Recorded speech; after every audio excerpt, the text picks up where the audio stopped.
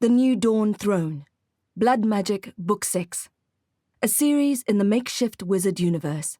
By J.T. Lawrence and M.J. Krause. Narrated by Roshina Ratnam. An audio shelf production. Chapter 1. The Mouse is Dead. "There's something else," said Morgan. My brain was spinning like the cup and saucer ride at the Goblin City theme park.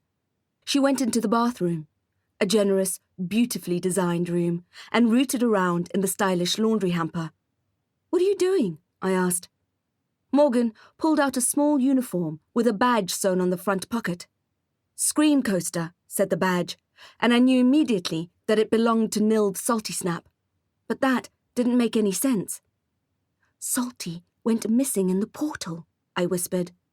"Only according to the person who owns this panic room," said Morgan. "Holy fex," I said. "Look," she said, "don't freak out. There's probably a reasonable explanation for this."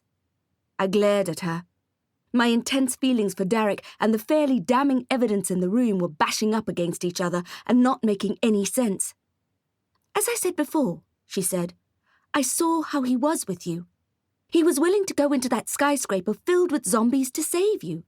When he saw you hurtling down to the concrete pavement, he literally stepped underneath you to save you, even though it would have killed him if you—" "What?" "Jax, do you know what I can't understand? If you had that cuff on when you jumped out of that window, then how did you slow your fall at the end like you did?" I sighed, closed the closet, and moved to the chest of drawers. "It's complicated," I said. "Usually, I wouldn't search through someone's apartment on a first visit." Oh, who was I kidding? Of course I would. The first drawer held some gadgets, a remote control for a hidden screen TV, an electronic reading device packed with books, a game console.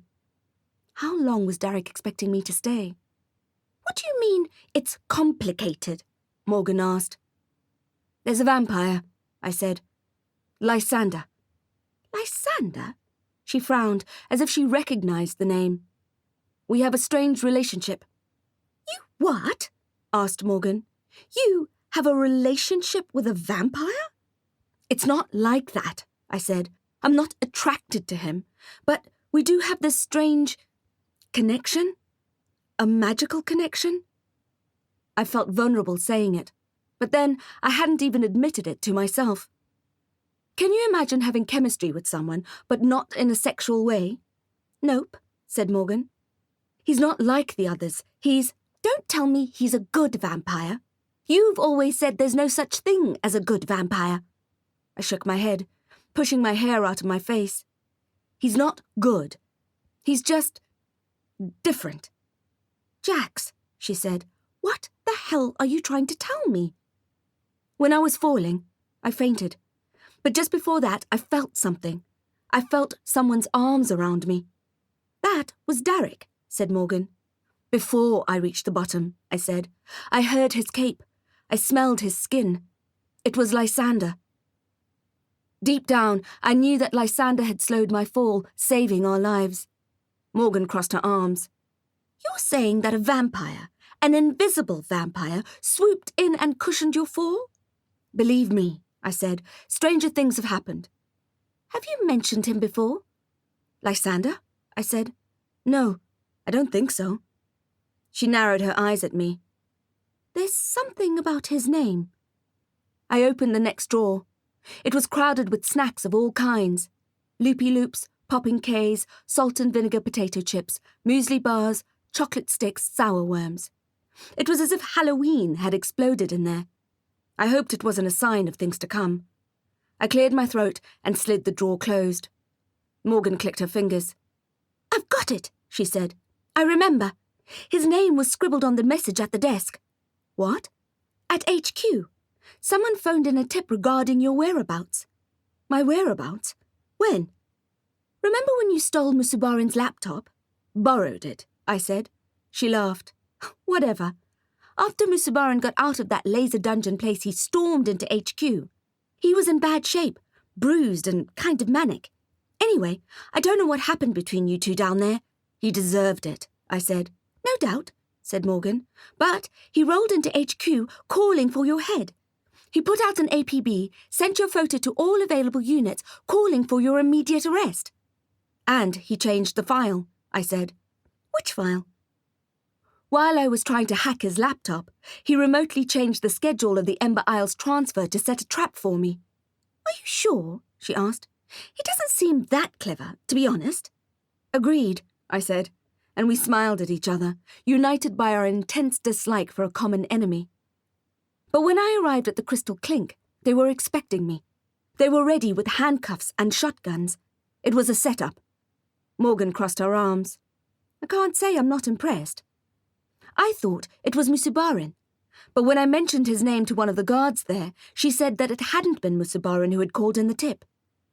"Lysander," said Morgan. The deception stung.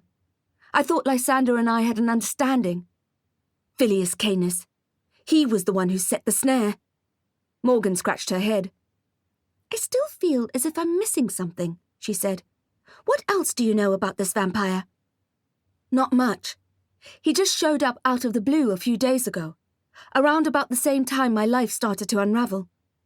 Absent-mindedly, my hand flew up to the tattoo on my neck. Morgan noticed. Morgan notices everything. It's the one drawback to having a detective as a best friend. "He knows you're a vampire slayer?" "As I said, it's complicated." "He knows your parents were killed by vampires?" "He knows more about my life than I do. He has this file." "How?" "I don't know. Because he keeps his friends close and his enemies closer? Sounds legit. He knows my parents' names, knows where I was born and what I weighed. He knows my freaking APGAR score." "Congratulations," said Morgan, crossing her arms. I frowned at her. "What?" "You managed to not only have one obsessed stalker," she looked pointedly at the locked door, "but two." "Ugh," I said, rubbing my face. "Help me to understand what's going on." "I'm just as confused as you are," she said. "But after Lysander tried to set a trap for you at the Clink, I'd go out on a limb to say that no matter how complicated your relationship is, he's not to be trusted." "Yes," I said. "What does he look like?" I sighed. "Tall, athletic, blonde, like a supermodel, really. Intense eyes, like burning coals." "Yep," said Morgan. "That sounds pretty complicated." "And cheekbones," I said, sucking in my face and pushing in my cheeks with my fingers. "Incredible cheekbones." Morgan stopped. "Say that again?" "Cheekbones," I said, "sharp enough to carve up a roast chicken from the copper cog." "Shut up," she said. "What?" "Shut up." She started to tremble. It was slight, but I could see it. "I've seen him." "What? Where?" "Walk of Shame," she said. "At my complex." There was a whipping sound in my imagination. Darrison's ghost may not be able to penetrate Darrick's enchanted security system, but she was in my head, dressed up to the max in her dominatrix gear. "Walk of Shame," I said. "Let me get this straight. There was a vampire supermodel creeping out of Liz Darrison's house, and you neglected to tell me?" "I didn't realize he was a vampire, and I didn't know he had come out of Darrison's house. I just saw him walk past. There was nothing suspicious about him." "Oh, my fex," I said. "Did you look into his eyes?" "I may have," she said. "He's kind of easy on the eyes." I rubbed my face again. "That's why you didn't report him. He mesmerized you." "No, he didn't," she said. "Did he?" "He planted the idea in your brain that there was nothing suspicious about him. So even though he was a complete stranger, and even though you found Darrison dead, you didn't think to interrogate him, or even bother to mention him in the case report." "Oh," she said. "That's how it works." "Yes, that's how it works," I said. I was irritated, but it wasn't her fault. Just because I've never been mesmerized didn't mean it didn't happen to others, and often. But more than the irritation was the flood of foreboding I was feeling. "Hang on. Are we saying that Lysander is the V-cult killer? I had invited the vampire into my home. Was I really that easy to fool? Maybe I wasn't impervious to mesmerization after all." "Bloody hell," Morgan delved into her handbag. She pulled out Liz Darrison's little black flint book and paged to the last entry. She breathed out a nervous sigh and smacked the page with her palm, then showed it to me. "Right in front of us," she muttered. "Red nasal," the book said. "It's all a bit backwards," the ghost of Liz Darrison had mused that last time I saw her, lying on the lawn. It was such a simple, classic code. Derek's words echoed in my head. When he gave me the password to the banking app on his phone, he had said, "The numbers are reversed." It's all a bit backwards. Red nasal. Lysander.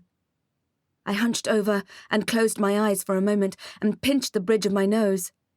I had been so close to him. Under the influence of vampire venom, I had offered my neck to him. I felt cold. Cold, cold. Usually shame burns, but this was different. This was a cold terror edged with a kind of guilt I had never felt before. A cold serrated blade against my skin. I remembered the photo he had shown me, of him standing in my kitchen. He had taken it with his phone. The same phone I was certain that he had taken the candid shots of me he had briefed Chuck Winnow with. The same phone that had my file. "Why, though?" I asked. "Why kill all those women?" "Psychopath," said Morgan. "Why kill them and not me? And why save my life when I fell from the Carlton Centre? Maybe he's obsessed with you. Maybe it's not fun to play cat and mouse when the mouse is dead." "The symbol branded on the bodies," I said. "I found it in a book on ancient vampiric lore." Morgan's eyebrows shot up. "It's the symbol for the new dawn. Hundreds of years ago, vampires used to rule the realm. This book tells of a legend that the vampires will rule again. They call it the new dawn." Morgan stared at me without blinking. "There's a group of vampires mobilizing. A powerful coven called the Silvano clan, who have been doing everything they can to restore that power." "I know of them. But why now?" she asked, "after waiting for centuries?" "There are 3 elemental fragments," I said. "If they manage to bring all 3 together, they'll have the Black Fire, a power like nothing the realm has ever seen. They'll be unstoppable. They'll probably wipe out every species apart from a few orcs for slaves and humans for bleed farms. It'll be the apocalypse." "One of those fragments," I said, "the Earth fragment, is the High Fire Crown." "Which they already have." "Exactly. When Estelar organised for the crown to be stolen, the word got out on the streets. The vampires jumped at the opportunity. If one of the elements were available, then they'd assume the other 2 were within reach too." "And are they?" "The air fragment is the chaos jar," I said, and I brought it out of my pocket and set it down on the table between us. "Oh," she said, her eyes wide. "Oh, we're dead women walking." I couldn't help but agree. "The third?" she asked. "The third fragment?" "I don't know. We didn't get that far, but I have to find it." I looked around my high-tech prison cell, wondering how to get out. It's the only way we can stop the prophecy from coming true. As if on cue, the locks on the door clicked open and I took a breath.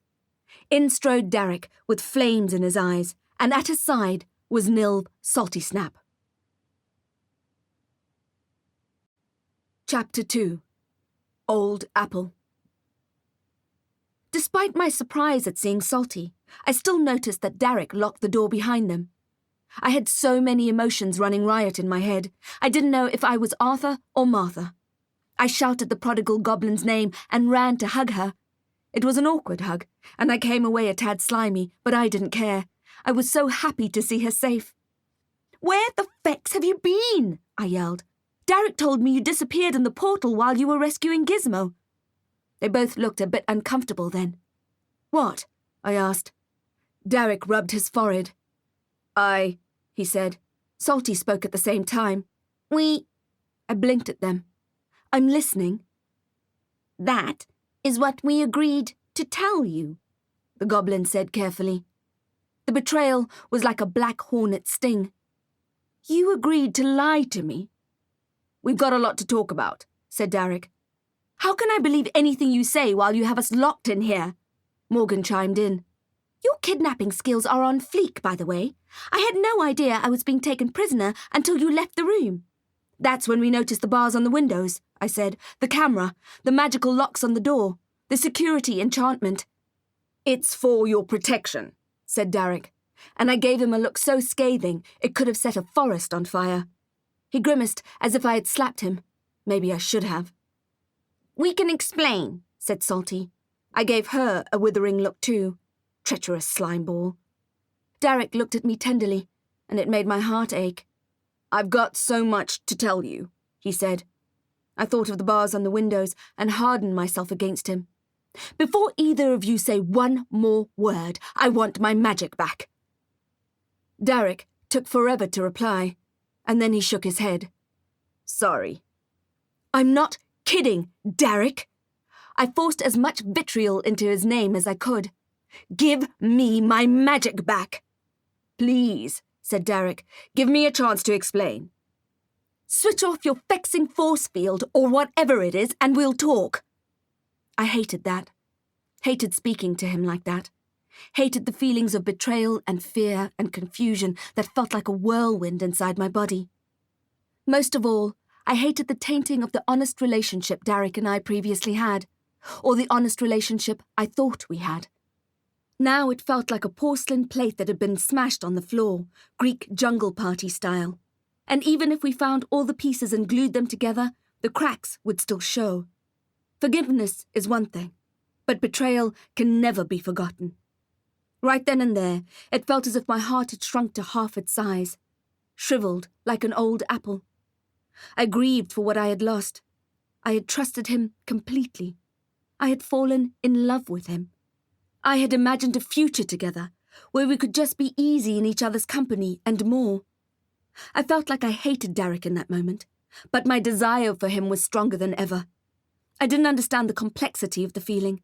All I knew was that I wanted him and I hated him, and I wish I could just cut through all the terrible things swirling around us and just be. The plate may be broken, but love doesn't break. Love is not that brittle. Derek, I said, but before I could finish my sentence, he spotted the chaos jar on the table, and he looked at me in horror. Salty Snap saw it too, and swore like a goblin sailor. Jax, Derek said. He grabbed me by my arms, his fingers digging into my skin. There was electricity in his touch. His eyes were alight. I looked back, startled. Jax, he said, what have you done? Chapter 3. 6 feet down. What have I done? I asked Derek. How dare you? I'm not the one holding 2 women hostage. I'm not holding you hostage, he said. I looked pointedly at the bars on the windows. Derek nodded. It's for your own safety. I'm sure that's what Joseph Fritzl said. I expected him to get angry or sigh in contempt, but there wasn't a trace of anything on his face but tenderness. His grip on my arms loosened, but he continued to hold me. I couldn't understand why, but my heart returned that tenderness.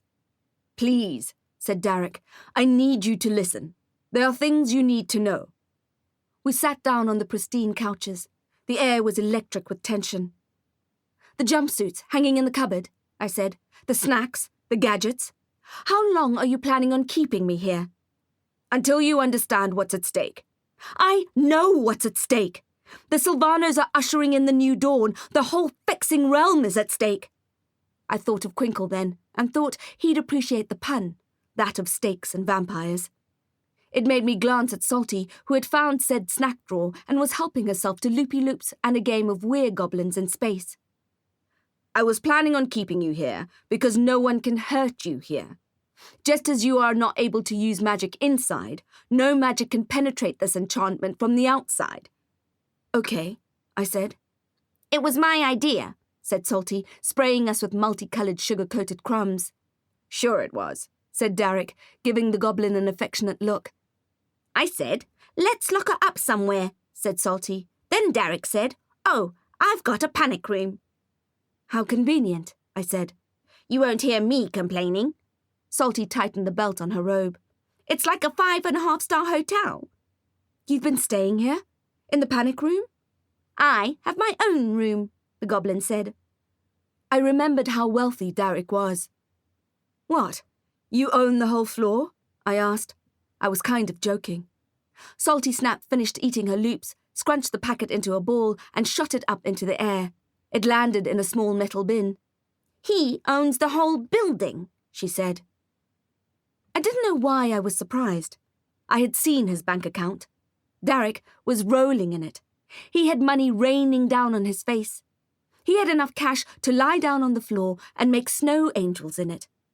I thought of all those large deposits I had seen listed in his banking app, all from the same benefactor. And finally, it started to make sense. "You're an assassin," I said. Derek nodded. "Yes, I work for the council." Again, the feeling of bereavement came over me. That patriarchal body I had respected my whole life had paid someone to kill me. It was difficult to talk past the lump in my throat. "If the council hired you to kill me," I said, "why am I still alive?" I'd seen Derek take people out. His technique was cold and clean and razor-sharp. If Derek wanted to kill me, I'd have been tripping into the afterlife. "Why am I still alive?" I asked again. Derek's stare was so intense, I found it hard not to look away. "I've been asking myself the same question," he said. "I've never failed to deliver on council directives." He broke eye contact then and looked around the room as if searching for a reason. "When the council gave the command, I was ready to do it. I was given your details, your picture and address, your routine. They must have had someone following you." "Yes," I said, thinking of the deadling Jinni, Alif Fazard. "But as I watched you, I knew you were stalking me. As I watched you, I felt something. I felt like we were connected in some way. Then, when you were attacked by those vampires outside Cucina or Capone, I couldn't help myself. I needed to protect you." "The council must have been unhappy about that," I said. "They soon stopped accepting my excuses. They wanted you dead, but I couldn't understand why. We were trained to follow orders and not ask questions. So when I approached them about your case, they were incensed." "They fired you?" I asked. An ironic smile played on his lips. "The council doesn't fire its agents." His meaning was clear. No one gets to walk away from the council. Alif Fazard could attest to that. There was one way out of the business arrangement, and that way was down. 6 feet down. Things were starting to make sense. "So that's why Musubaran's been so intent on getting you arrested," I said. "And that's why they were so adamant to get you on the Ember Isles ferry. Why they blew it up." Derek nodded. "Hold on," said Morgan, scratching her forehead. "Just hold on. The last time I checked, the members of the council were supposed to be the most ethical people in the realm." "They were corrupted," I said. "I saw it for myself." "But the whole point of the council is to be incorruptible, highly principled, beyond reproach, right?" I shook my head. "I know, but I tested them and they failed." "What do you mean?" "Wanting me dead is one thing, but when I gave them a notebook full of contacts of who were buying black magic market goods, they destroyed it, right in front of me." Morgan blinked at me. "I feel like my whole life is a lie."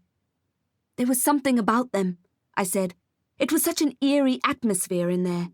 Like they weren't themselves. Like they were all the same person. A vacancy in their eyes. I'm pretty sure they'd been mesmerized." "That's what I thought too," said Derek. "Blimex Aberim told them he was well again and wanted to return to work, but they refused and closed ranks. That's not how the council should behave. When I went to the Winged Spire to give them the Chaos Jar, the city was in total upheaval, and there was a crowd of over 100 people waiting downstairs to see them. They were just hanging out in their suite, ignoring the phones and reading newspapers." Morgan looked scared. "But how? How did the Silvano clan mesmerize the whole council?" I shrugged. "They have the High-Fire Crown. They have gallons of mages. Their power is potent and growing stronger by the day. They have a zombie army at their command, plus whatever is left of the Hammerskins to do their dirty work. At this point, they can pretty much do whatever they like." Her eyes were wide. "What are you saying?" "We have to stop them," I said. "I just don't know how." Derek cleared his throat. My plan was to keep you safe here, while I went after Acheron. My anger flared up again. Phileas Canis, Derek, I said. I'm not your vexing damsel in distress. I know, he said. I'm not your princess that you can lock up in a vexing ivory tower. He shook his head. I know, Jax, I know. I just... Simmer down, wizard, said Salty. He was just trying to keep you alive. I appreciate that, I said, but... It's a moot point now, said Derek, gesturing at the room and the locks on the door. This doesn't matter. This won't protect any of us if we have the chaos jar. We all glanced at the jar at the same time. So, you're going to let me go? I said. I was always going to let you go, he said. I would have just preferred it if it weren't straight into the lion's den. Chapter 4. The Water Fragment. So, what's the new plan? Morgan asked. Talking of entering the lion's den, there's only one thing to do, I said, and that's to travel to the New Dawn Kingdom. Morgan's face paled even more, and I felt my own skin grow white and cold. It'll be like that volcano pocket realm, if you can imagine that domain in its entirety. The volcano was a splinter of it, a fracture, as was Obsidian Hill. What we'll be entering now will no longer be fractured. It'll be an entire dominion that is totally controlled by the Silvano clan. Their land, their rules. It's pretty much a suicide mission, said Salty, opening up a packet of popping Ks. Salted caramel scented the room. I agree, said Derek. It's a death trap. But if we want any chance of survival, we'll need to unite the fragments before they do. It's the only way we'll be able to harness enough power to defeat them. Morgan groaned and rubbed her face. Maybe she was thinking about her children, who would probably have to grow up without their mother. Look, I said to her, you never signed up for this. You can stay here and watch the fort. She laughed. No way, she said. No way, I'm not going with you. She patted her holster, but her gun was no longer there. I have weapons, said Derek. I have magic, I said, and a talented albino ferret. I'm the best portal magic goblin in the realm, said Salty Snap. It's an odd feeling, knowing you're going to seek out your own demise and the deaths of the people you love. It was made slightly less odd by the knowledge that we had no other choice. I've never been to a pocket realm before, said Morgan, much less one run by the most ruthless vampire clan in the history of ever. Nilv looked at her. As Jack said, it's going to be enormous. Usually, a pocket is a room or a house. Or a volcano, said Derek. But this is going to encompass Acheron's vision for his kingdom. A castle, then, I said. Most likely. Vampires do love their medieval kingdoms. I pictured a moat teeming with piranhas and ragged-toothed sharks and boiling oil in cauldrons being emptied from above. What else? I asked. A forest? The void knows I can't stand the idea of dark forests. Probably, said Salty. Derek leaned forward. It depends. On what? Asked Morgan. On what your experiences and fears are, he said. A pocket realm will be a different experience for everyone. It's not a solid reality, like this. He banged on the armrest of the sofa. It's fluid and open to suggestion. My guess is that this particular realm will be able to draw on our fears and then make them come to life. I felt sick to my stomach with nerves, and my mouth was dry. If I were to be 100% honest, I didn't feel up to this particular suicide mission, especially if it was going to play on my worst fears. There will be a blueprint, obviously. A base, the castle, for instance, and the people there. That won't change. But there will be other things. It'll be like an upside-down reality, said Salty. I don't really know what that means, said Morgan. You'll see, the goblin said. There's something else, said Derek. Something I read in your dossier. What is it? It's a bit of a bombshell, so I just want to prepare you first. It's good news, but it won't be easy to hear. Tell me, I said. A bombshell? I'm ready. It's going to take every ounce of perseverance to get that crown, said Derek. "So maybe this will give you the extra strength you need to keep going." "Oh, for feck's sake, Derek, tell me already." I realized I was cursing a lot, but if there was ever a time to swear, it was then. Derek took my hand in his and squeezed it, as if to anchor me before his next words knocked me sideways. "Your parents," he said. There was dead silence. There seemed to be no oxygen in the room. I forced myself to breathe, a long, slow, silent wheeze. "What about them?" I asked, my voice sounding nothing like my own. Derek squeezed my hand even tighter. His eyes and grip were saying, "I've got you. You won't fall. I've got you." I gulped and repeated the question. "What about my parents?" "I can't tell you if this is true or not, but it's definitely in your counsel file. Jax, your parents are alive." His words hung in the air, then dropped like a failed Volas spell. I shook my head. "No," I said. The void knew I wanted it to be true, wanted it more than anything in the world. But I saw them that day in their bedroom, saw them lying drained and dead in their beds. "I saw them," I said. I looked at Morgan for reassurance, but she just covered her mouth and her eyes welled up. "You were a little girl," said Derek. "It was an extremely traumatic event. You were in shock." I tried to wrench my hand away from him, but he hung on, despite the perspiration that began to cover my whole body. A cold sweat, clammy skin. "I know what I saw," I said. "They looked dead," he said gently. "They must have. Acheron was ambitious, even then." My head was spinning. Acheron? What does Acheron have to do with this? Then it was Derek's turn to look surprised. "You didn't know?" "Know what?" "The vampire that attacked your parents that day. What did he look like?"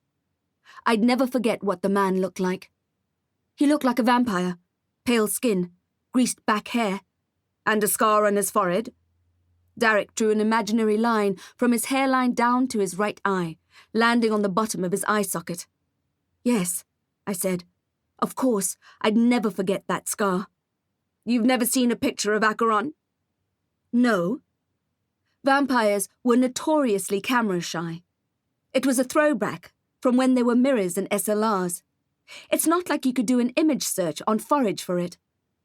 "Are you saying that Acheron killed my parents?" "They're not dead, Jax," he said. But I knew he was mistaken. I had known for 20-something years that they were dead. I had woken with the knowledge and gone to sleep with the knowledge, an ever-present vacuum in my heart. Orphanos. "Acheron was looking for the third elemental fragment," said Derek. "He found it in your parents." "What?" My head was spinning so fast I was glad I was sitting down. Derek never let go of my hand. "Together, your parents had a special combination of blood, a potency that Acheron had never experienced before. Instead of killing them, he took them with him so that he could—" "He kept them alive?" I said. "All this time? They're still alive?" My brain was not computing. My heart refused to hope. "I know," he said. "It's a difficult thing to wrap your head around." "Let's say you're right." It was almost impossible to fathom. "He's got them, and he's using them for blood magic." "Yes," said Derek. "That's what the file said. The council tried to track him down for years, but the magic he was siphoning from them kept him hidden. And he has slowly built on that invulnerability. He had a magic chamber, and he expanded that, room by room. He began to broadcast his ambitions, and he gained a lot of followers. The vampires have been maligned for centuries. They want the realm back, and they want free reign, and Acheron promised to deliver that. Acheron had the water element fragment, your parents' blood. So he began to search for the high fire crown and the chaos jar." "You said my parents have a special combination of blood. What is it?" "That's something only they can tell you." I stared at him with a mixture of tenderness and resentment. "You've known this all along?" Anxiety danced in my chest. Adrenaline, hope, fear. My parents are alive. My parents are alive. My parents are alive. Since I read your file, before I met you. And you didn't tell me? I knew what you'd do, said Derek. You'd hightail it to the New Dawn Kingdom and get yourself killed. I looked at Morgan, who shrugged. He's right, you know. And now, I said. And now you don't have a choice. But at least you won't be alone. Chapter 5. Just looking at the stars. Okay, I said, standing up. Okay, I'm ready. Let's go. Salty Snap chuckled. Oh, if only it was that easy. What are you talking about? You said yourself you're the best portaler in the realm. What are we waiting for? We need a location, said the goblin. We have a location, I said. The New Dawn Kingdom. Without some kind of address. I don't know how to get there. An address? I snapped. It's a pocket realm. It's in the sky somewhere, upside down, inside out. Then you see the problem, said Salty. My portal magic requires something slightly more concrete. I remembered how we had found the volcano realm. Salty had used an envelope of the Belor twins, which contained their savings and had their handwriting on the front. The combination of Gizmo's ferreting skills and Salty's gateway magic did the rest. Gizmo will be able to find it, I said. He just needs a clue. Salty smiled, showing me her rubbery lips and dirty needled teeth that I had grown to love. A clue would come in handy. I have my mother's wand, I said, and my father's pentacle ring. Good, said the goblin. It's a start. Derek shook his head. Acheron has Jax's parents wrapped up in so many enchantments. They're sure to throw us off. What about Lysander? I said. Who's Lysander? Asked Derek. He's Jax's vampire boyfriend, joked Morgan. What? Derek clearly wasn't in the mood for jokes. He's one of Jax's stalkers who just happens to be a serial killer, said Morgan. Can we be serious for a moment? Asked Derek. I'm not sure what made him feel on edge like that. The mention of a possible boyfriend or the fact that he was a serial killer. I am being serious, she said. It's how this whole thing started. A couple of weeks ago, I recruited Jax for a job that gave me a proper case of the creeps. I found my neighbour dead on her front lawn. She had a symbol branded on her chest. The New Dawn symbol, I said. And the weird thing was that she looked like Jax lying there, and I got the fright of my life. Also, there was this weird black mist everywhere, and it was cold, and the stars all disappeared. What did you say? I asked. The stars? The stars disappeared, she said. I told you that. I know. It's just... Something nagged at me. My restless fingers found the ugly star charm on the bracelet that Derek had given me. Stars, I said, and they all looked at me as if I was on crack. I was just as confused, but my instinct was telling me something and I was trying to listen. Stars. What about them? All wizards that graduate from the Copperfield Institute have to have a thorough, and sometimes thoroughly useless, knowledge of astronomy, astrology, and space physics. Even though it was 2019, it was expected of wizards to be able to navigate their way using the stars. I guess having a Garmin called Sally didn't have quite the same gravitas. The last time I had seen the ghost of Liz Darrison, she had been lying on that lawn again, her slowly decaying skin pale against the black grass. What are you doing? I had asked her. Just looking at the stars, she had replied. Then I understood that the bodies were not dumped arbitrarily. The stars were breadcrumbs. Morgan, I said, do you have a map of where all the V-cult victims were found? What? She said. Then, yes. She took out her phone and pulled up a bird's-eye view map of Johannesburg with red dots on it. I stared at it, trying to make sense of the shape of the dots. And then I saw it. It's a constellation, I said. I took her phone from her and enlarged the picture, drawing lines from dot to dot until I had the shape of Sagittarius. Only one star was missing. Nash. It's the centaur, I said. Like me, he was an archer, and he had drawn his bow. Here, I said, and tapped the screen where the star was missing, the point of his arrow. That was supposed to be my dead body, right? That was where I was supposed to go. I superimposed the constellation over the map of the city to see where Nash would be. Where is this?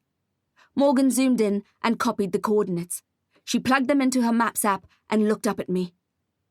The Copper Cog and Ale, she said. I swallowed hard. I was the final star, the final celestial body. Ferrer's steampunk-themed pub for magical creatures was my very favourite place in the realm. It was a poignant place for me. It was all about family and generosity and love and sustenance. The vampires had chosen the perfect place for me to die. Chapter 6. Crushed Caterpillar. Derek handed me a new pair of boots and fresh clothes to wear under my trench coat, then led us out of the panic room and down the passage to another door. From what I could tell, his apartment was huge and minimally but beautifully furnished. Simple and stylish, exactly what you'd expect from a wealthy bachelor assassin. It was like a fancy hotel, if fancy hotels came with whole rooms of weapons. Derek welcomed us to choose whichever guns we liked. He preferred a sleek pistol with a silencer, while Morgan was most comfortable with a Beretta, the same model she carried when she was captain of the Scorpions. They both inspected the weapons with practiced hands before holstering them. With a sparkle in her bulging eyes, Salty grabbed an AK-47 and slung it around her potbelly, then stuffed her fanny pack with boxes of ammunition. If she'd had a bandana and some mud makeup, she would have looked like a goblin version of Rambo. Rambo in a hotel bathrobe. Ready? I asked, and they nodded. Gizmo came running and leapt at me, giving me a hug before scuttling into my infinity pocket. I patted him through the Kevlar. I had the feeling he was going to come in especially handy on this trip. To save Nilv's magic, we used the skeleton key to get to the copper cog. We huddled together in a circle and placed our hands on the key, and it knew immediately where to take us, as the cog was where it originated. I closed my eyes, felt the comfort of the other's hands on mine, and I murmured the spell gently, hoping for an easy trip and a soft landing. Ainua sit, I said, and I felt the humming of the magic in my fingers and in my chest. It was so good to feel the sparks again that I almost lost track of the spell. I caught it in time and narrowed my focus, and soon we were all whipped up and away like paper dolls in the wind. We landed easily and without much of a bump. Salty Snap's eyes clicked open and looked at me. You're improving, she said, which was high praise coming from one of the most talented portalers in the city. My feeling of satisfaction only lasted a moment, though, because when we looked around and saw the destruction, our shoulders stooped. I felt as if all the burnt debris on the ground, all that was left of the wonderful pub and dwarf home, was actually inside my body, and my heart felt like a lump of cold ash. Morgan touched my arm, startling me, and I snapped back to reality. We had a job to do. This ruin, I promised myself, this devastation, would not be in vain. I showed Derek the trapdoor that led to the underground hideout. It was still in place, so there was a good chance that the Fanaks had survived the explosion, unless the gas leak got to them first. I pushed that thought away and looked up at Derek. Do you think we can open it? We can try, he said, and began to look around for something we could use as a lever. I'll try Fig's workshop, I said. I wanted to check on the lab anyway. I made my way through what used to be the sparkling copper kitchen, where I used to bump my head on the low archways and ceilings. Farah's lab had not been spared by the explosion. Her expensive equipment lay destroyed. Although the air was clear, everything smelled of circuitry and old smoke. At my feet was the framed copper wire embroidered quotation by Arthur C. Clarke. The frame was blackened, the glass cracked. I couldn't help it. Hot tears sprang to my eyes, and no matter how much I blinked, they kept coming. Irritated, I swiped them away. There was no time for weeping, no matter what we had lost. I could get rid of the tears, but not the heavy swollen feeling I had in my heart. The truth was, I didn't want to be at that trapdoor when it was opened. I was petrified of what we might find there. I wouldn't be able to cope with seeing the Fanak family lying on the compacted soil floor. Wouldn't be able to live with the idea that I'd never see Farah again, never feel one of her rib-cracking hugs again, or hear her call me Jinxie. I took a deep breath, forcing oxygen into my lungs to keep my mind on track. I was about to begin combing through the cinders when I saw in the corner, or what used to be the corner, some cabinets that were still standing. I opened them, not expecting to find much that hadn't been looted. But it turned out that no one had reached these one-touch doors. I didn't recognize most of the objects packed neatly in there, but I did recognize a gift that had been left for me. As the second drawer slid open, there lay a brand new crossbow. I think Farah had become so accustomed to me losing my bows that she always printed an extra to have on hand. I picked it up and kissed its lightweight frame. Thank you, Farah Fanak, I thought, dwarf surrogate mother, maker of magical crossbows. Thank you. I checked that it was loaded and clipped it onto my back. As always, feeling the weapon pressing up against my spine fortified me. On my way back to Darrick, I walked through Fig's bombed workshop and swooped to pick up a metal shaft. I was trying to save my magic for the battle, but if the lever didn't work, I'd sling a fiat fulgur at the trapdoor to open it. Instinctively, and despite my reservations, I knew that the door was our way in and our way out. Darrick had found his own tool and was using all his strength to lever open the trapdoor. I joined him, and with our combined strength, we managed to break both levers and the door stayed put. She's put an enchantment on it, I said, reaching for my wand. Goblins are good at disarming dwarf enchantments, said Salty. She was looking more and more like a rebel jungle soldier, now that she had soot on her arms and cheeks and had swapped her robe for the camo pants. Now you tell us, I said, stepping back with a sigh. Her lips crimped into a skewed smile. Salty muttered a counterspell in goblin vernacular, and there was a neat clicking sound, as if a key had been turned. I stepped forward to try the trapdoor again, and this time it opened on command, as if it wanted us to enter. I was afraid to look down, and a flashback froze me in my tracks. The memory of stuffing Raguk Magra's body down the trapdoor in the bedroom at Alcazar. I heard the sharp crack his skull made as it hit the flagstone floor, and a shiver ran through my body. I can't look, I said to Darrick. He stepped forward and stuck his head through the opening in the ground. Dark, he said. That wasn't a good sign. If the bulbs had exploded or the lights had burnt out. Darrick held onto the edges and lowered himself into the foxhole. Morgan stood next to the hole and called out, then threw down a flashlight to him. I heard him catch it and turn it on. I still felt frozen. I heard him swear, and my knees turned to jelly. No, I thought. No, please, no. I clutched at my chest and found my father's pentacle ring there. I held it in my clammy fingers, hoping it would give me strength. Please. And? Called Morgan, crossing her arms. We're getting old here. What can you see? Is anyone down there? He swore again.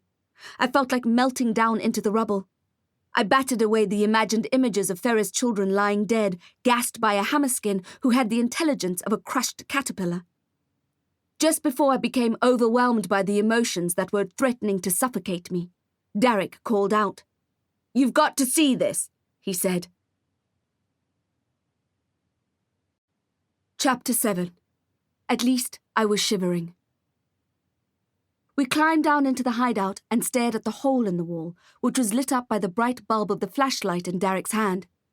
All evidence pointed to the theory that the Fanaks and the Baylor twins had burrowed their way out of the den before the gas leak had reached them. How?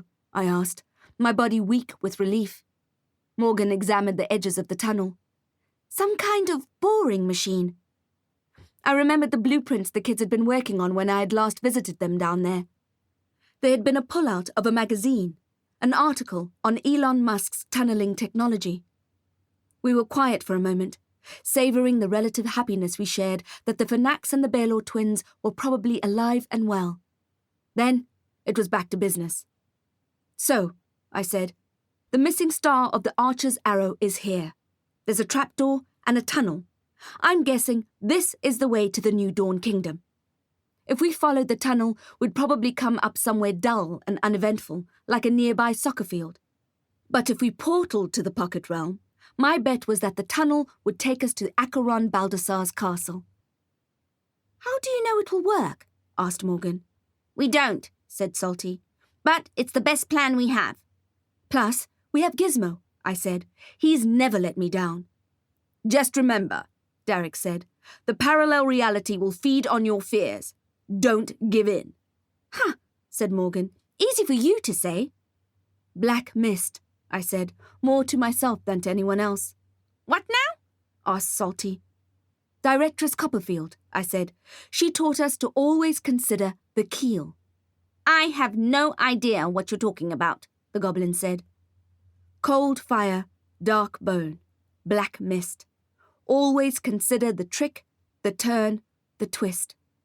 "Still confused," said Salty. "Are you speaking in tongues?" "She just meant nothing is as it appears. We should always remember the flip side, the is that isn't." "But this whole pocket realm is the flip side, right?" asked Morgan. "Yes," said Derek, "so be on your guard." "But how will we know what's real?" asked Morgan. "Nothing," said Derek, "and everything." "That's helpful," said the goblin. "I know it sounds like a nonsensical riddle," he said. "It may feel like a dream, but it's not. If you die in a pocket realm, you die in real life too." I heard Morgan swallow hard, and Salty shuffled her feet. "Anyway, what do you say to friends before embarking on a suicide mission?" "Arrivederci," said the goblin, saluting us. "I'll keep the portal open for as long as I can. My personal record is 2 hours and 46 minutes, so try to be back before then." That would be virtually impossible. Time was not a solid construct in pocket realms. It stopped and started and yawned according to its own rules. "We'll try our best," I said. Salty Snap put her forearm out and we all grabbed onto it. Morgan and I exchanged a terrified smile, and Derek looked at me in a soulful way, as if he knew our time together was limited. Before I had time to say anything else, the gateway spell was cast and we were hurtling through time and space. The air smelt of ozone. The northern lights flashed around us and the pressure squeezed our skeletons. The no-man's land spectres that were usually glued to the invisible portal tube were gone. Perhaps they'd found their way to the fracture in the void and escaped their lives of infinite banishment. Stars sparkled in my vision and my skin turned to braille. Usually, that is where the trip slows down and ends. But suddenly, the trip turned cold. Arctic cold, and so dark I couldn't see my freezing fingers in front of my face. My whole body started to shake, and I lost feeling in my hands and feet, and then in my arms and legs. I could no longer move my fingers, and there was a kind of shooting pain in my face I'd never felt before. I was sure the blasting cold would stop my heart if I couldn't warm up soon. If I couldn't get some kind of break, my body would shatter like a falling icicle when I landed on the other side. That's when my lungs began to freeze from the inside. I could feel them hardening with ice dust like snowflakes, could feel them stop working as the cold shut them down branch by branch. It became more and more difficult to breathe, and then it became impossible. I tried to wrap my arms around my torso. I tried to cough to wake my lungs up, but neither worked. I couldn't see my skin, but I knew it was blue. "Breathe," I told myself, "breathe." But my lungs were frozen slabs, no longer capable of expanding or absorbing oxygen. And just as I felt my consciousness fading, I was slamming into the ground. I had arrived. I looked down at my body. It had not shattered. 2 things to be grateful for, I thought, as I lay on the hard floor, clutching at myself and shaking. At least I was shivering, I thought, my teeth clacking together. People dying of hypothermia stop shivering. Once I had regained some small amount of body heat, I was able to move my previously paralyzed limbs and dragged my body up into a sitting position. I blinked into the darkness. I was in the hideout, all alone, and the tunnel gaped before me, like the mouth of one of those banished spectres. I hated that I was alone. There was a camaraderie I felt when I was with the others, a feeling that everything was going to be okay. Of course, one of my greatest fears was being alone. Dying alone, and the New Dawn Kingdom knew that. The The pocket realm knew that an orphan's deepest desire is for love and companionship, and it had stripped me of that. I was also keenly aware of the fact that my friends would be going through a similar rite of passage, facing their own fears, and my heart went out to them. This wasn't going to be an easy ride, but my desire to find my parents pushed me forward just as Derek thought it would. I stood up, my rigid muscles screaming in protest, and stumbled over to the mouth of the tunnel. The dark maw loomed before me. It was a promise that I wasn't ready to hear. I climbed in anyway and started crawling. Chapter 8. Giant Sharks and Sniper Bullets. I crawled through the tunnel for what seemed like hours. If the Silvano clan's plan was to exhaust me before I ever got to the castle, it was working. As I crept and dragged myself along, forced into repetitive thoughts because of the sensory deprivation, my mind looped over and over, a spiral of dark ideas and flashing memories. Mostly, it was me struggling to accept the notion that my parents were alive. My memory of finding them dead was so clearly imprinted in my brain. Was it possible that I was wrong? And if they were indeed alive at that moment I found them, would I have been able to save them if I hadn't run away? Instead, I had slipped my dad's ring off his finger and my mother's wand out of her hand, robbed them while they were just clinging to the edge of life, fleeced them and ran away, an act of cowardice I'd never be able to forgive myself for. You were a child, I argued, a young traumatized child in an impossible situation. You thought they were dead. There's no need for guilt or forgiveness. And yet, I had spent my days killing vampires in an attempt to spare the lives of their intended victims. I had spent years grasping at redemption. Did killing vampires make me feel better? Sometimes, fleetingly. But the vindication was never complete. It was never something I could tick off my list, and I was just as lonely with or without it. My bed was as cold. Finally, there was the faintest lick of light in the distance. My knees were bruised and burning, shredded by stones, but I sped up and it got brighter and brighter until I reached the end and climbed out. The destructive thought loops were stopped in their tracks by the warm sunshine and the sound of waves crashing on the beach. Golden sand and palm trees glittered under the brilliant blue of the sky, and I could smell the salt on the warm ocean breeze. It was an island paradise, but it would not fool me. I was in Acheron's lair.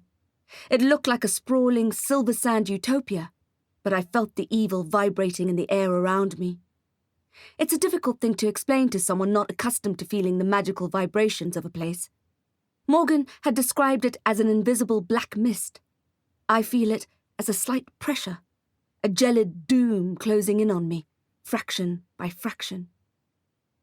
When I had stood outside Slyden Aberim's house, I had experienced a similar feeling, the knowledge of the darkness that is waiting to swirl around you. I had described the house as having been turned upside down and dipped in evil. Acheron's pocket realm felt the same. It looked like a paradise, but I knew better than that. I was not going to let my guard down. I shielded my eyes from the glare of the sun and looked up. I saw something that made me realize that this wasn't any old island I was standing on. A huge tower loomed before me. The pocket reality resembled the world I knew, and that was scary enough without it echoing the very worst parts of the realm. I stared up at the black tower, dread cascading like cold water inside my body. I was standing on Ember Island. I didn't want to approach the building. I knew full well that interlopers were shot on sight by a band of marksmen with sniper rifles. But I didn't know what else to do. I didn't know why I was there. I felt Gizmo move in my pocket and felt a small measure of relief. He would show me the way. His head appeared and I stroked him.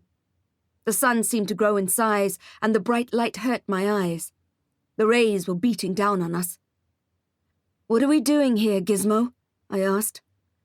Wasn't it just the way the pocket realm was designed?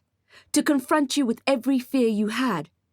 As if on cue, I looked out toward the ocean and saw a giant shark fin cutting through the water. It looked like a megalodon was swimming determinedly back and forth, waiting for me to enter the waves. "It will feel like a dream," Salty Snap had said, and it did. But if you die in the pocket realm, you die in real life too. Giant sharks and sniper bullets. Basically, it was like a nightmare, but worse, because the stakes were real. I started heading in the direction of the tower, following Gizmo's nose even though my body was saying hell no. I needed to move, and the albino compass was never wrong. I needed to gain ground and get to Acheron's castle. I began to walk toward the center of the island, which bristled with sharp rocks and palm trees. It was good to get away from the sun. I could feel the heat of the sand through my boots, but the steaming jungle air was hardly a relief. I took a closer look at one of the large black outcrops and recognized the form. They were volcanic rocks, and the prolific plants racing around them and all over the island were the same kind of plant that had eaten my kitchen whole. Of course the Ember Isles were volcanic islands. It all tied together with the fractured realm we had visited to save the kidnapped Belor twins. Acheron had spent decades constructing this neat little reality for himself that stacked together perfectly. Neat for himself, that is, and his clan. Deadly for us. I kept going, fighting the heat and the tendrils of the plant that seemed intent on tripping me up. I wasn't sure if they were being spiteful or trying to save my life. Eventually, the plants got their way and I stumbled and fell. It was a soft landing. The beach sand had given way to moist soil churned up by roving plants and animals. I stood up, dusted myself off, and continued in the direction of Gizmo's snout. It felt then as if the island was alive, that it had its own consciousness and agenda. I wasn't sure if I was imagining it, but it began to feel as if it were tugging at me. Perhaps it was just anxiety or exhaustion, but it soon felt as if the earth was sucking at me, pulling my shoes down into its soft soil. Now, I had watched enough 1980s horror films to know that sinking sand was a common threat, so I didn't ignore the signs. I picked up my pace. Perhaps if I was fast enough, I could outrun the danger. The tower was a massive building, and there was no way it was built on shifting sand. The land would be solid there. It became like one of the dreams where you run and you don't get anywhere. I kept going, but soon there was more quicksand than there was anything else, and I hopped onto a black rock. While I caught my breath, I wondered what the hell to do. It felt pretty hopeless. I was hot and thirsty, and my calves were burning. That's when the Komodo dragons showed up. Chapter 9. Barbecued wizard for breakfast. Seriously? I thought. Komodo dragons? If there ever was an animal that suited vampires, it would be the vicious blade-toothed Komodo. They're cold-blooded carnivores who eat their young. At first, there was just one, and it shuffled toward me on its reptilian legs, swiping its tail from side to side in a sinister way. I thanked the void for the rock I was standing on, but I knew my advantage would not last long. More hungry lizards appeared, and they all moved toward me as if I was the tastiest-looking turkey they'd ever seen. The closest one, the first one I had spotted, was at the base of the rock now, trying to climb up. More than 20 others followed it from all directions, and soon I was surrounded by the sweeping black-tongued reptilians.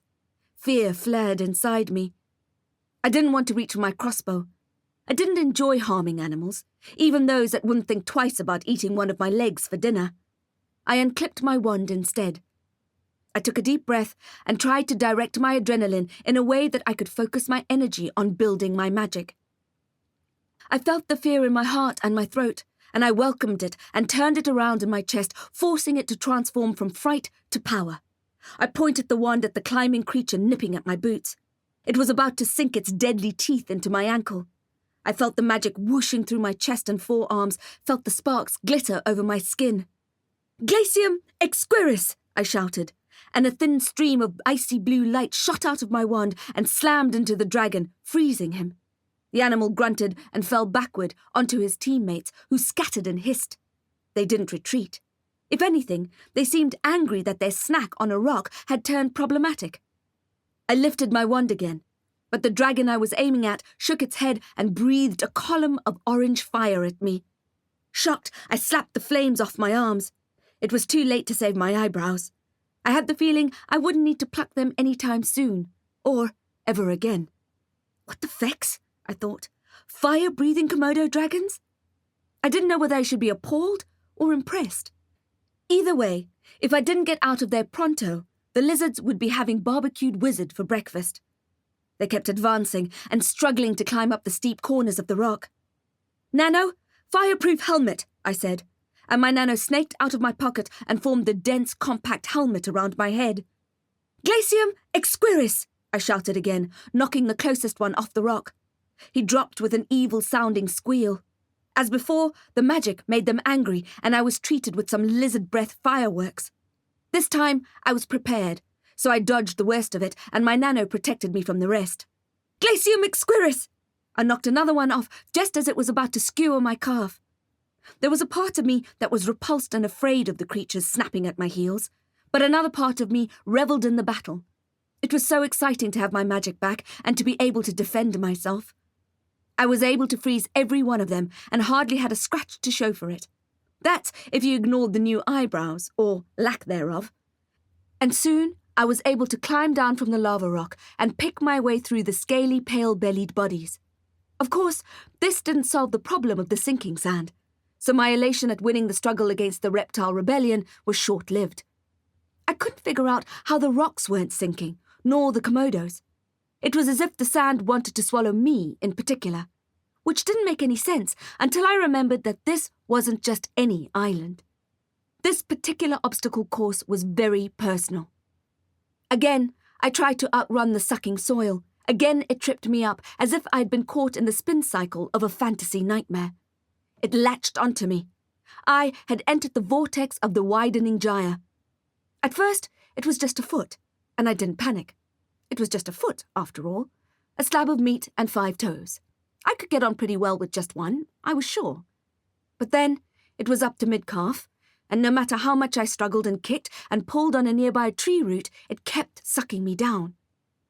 Then it reached my other foot and swallowed my leg just as quickly as it had the other, and before I knew it, I was waist-deep in the sand.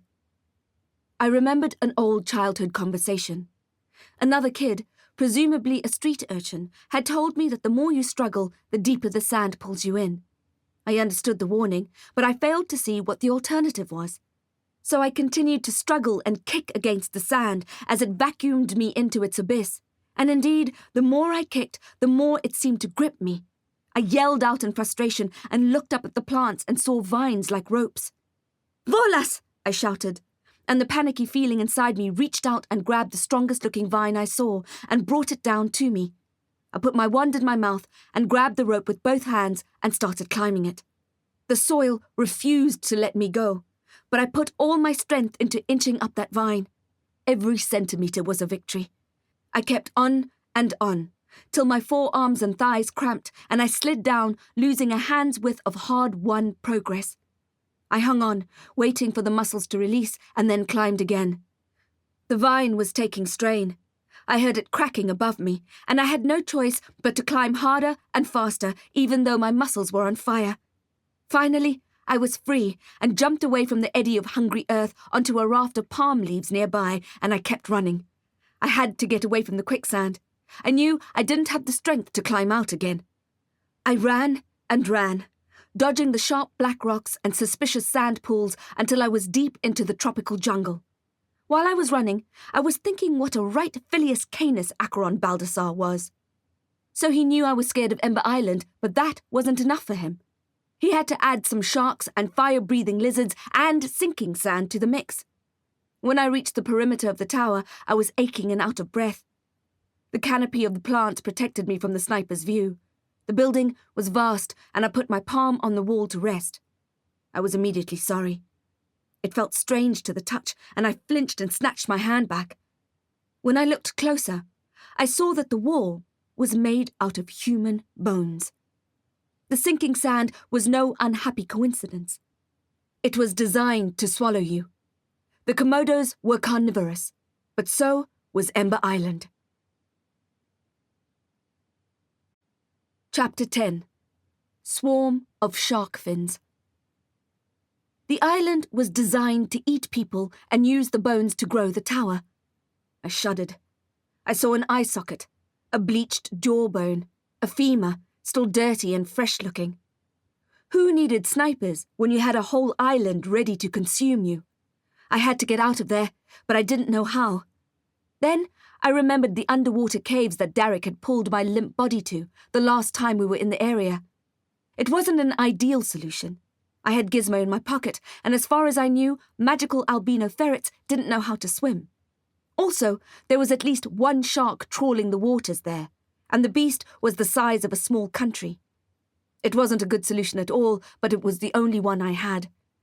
I walked past the tower and kept going, happy to leave the hungry lizards behind and hoping no new surprises were waiting for me on the other side of the island. I saw evidence of more nightmare fuel.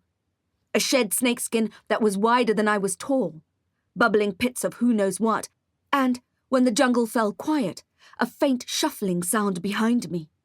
Paws on leaves, panting. Somehow, I knew the sounds did not belong to a border collie that had come to save my life. I fought my way through the jungle, sweating and itching, looking forward to the cool relief of the seawater that would soon be on my skin.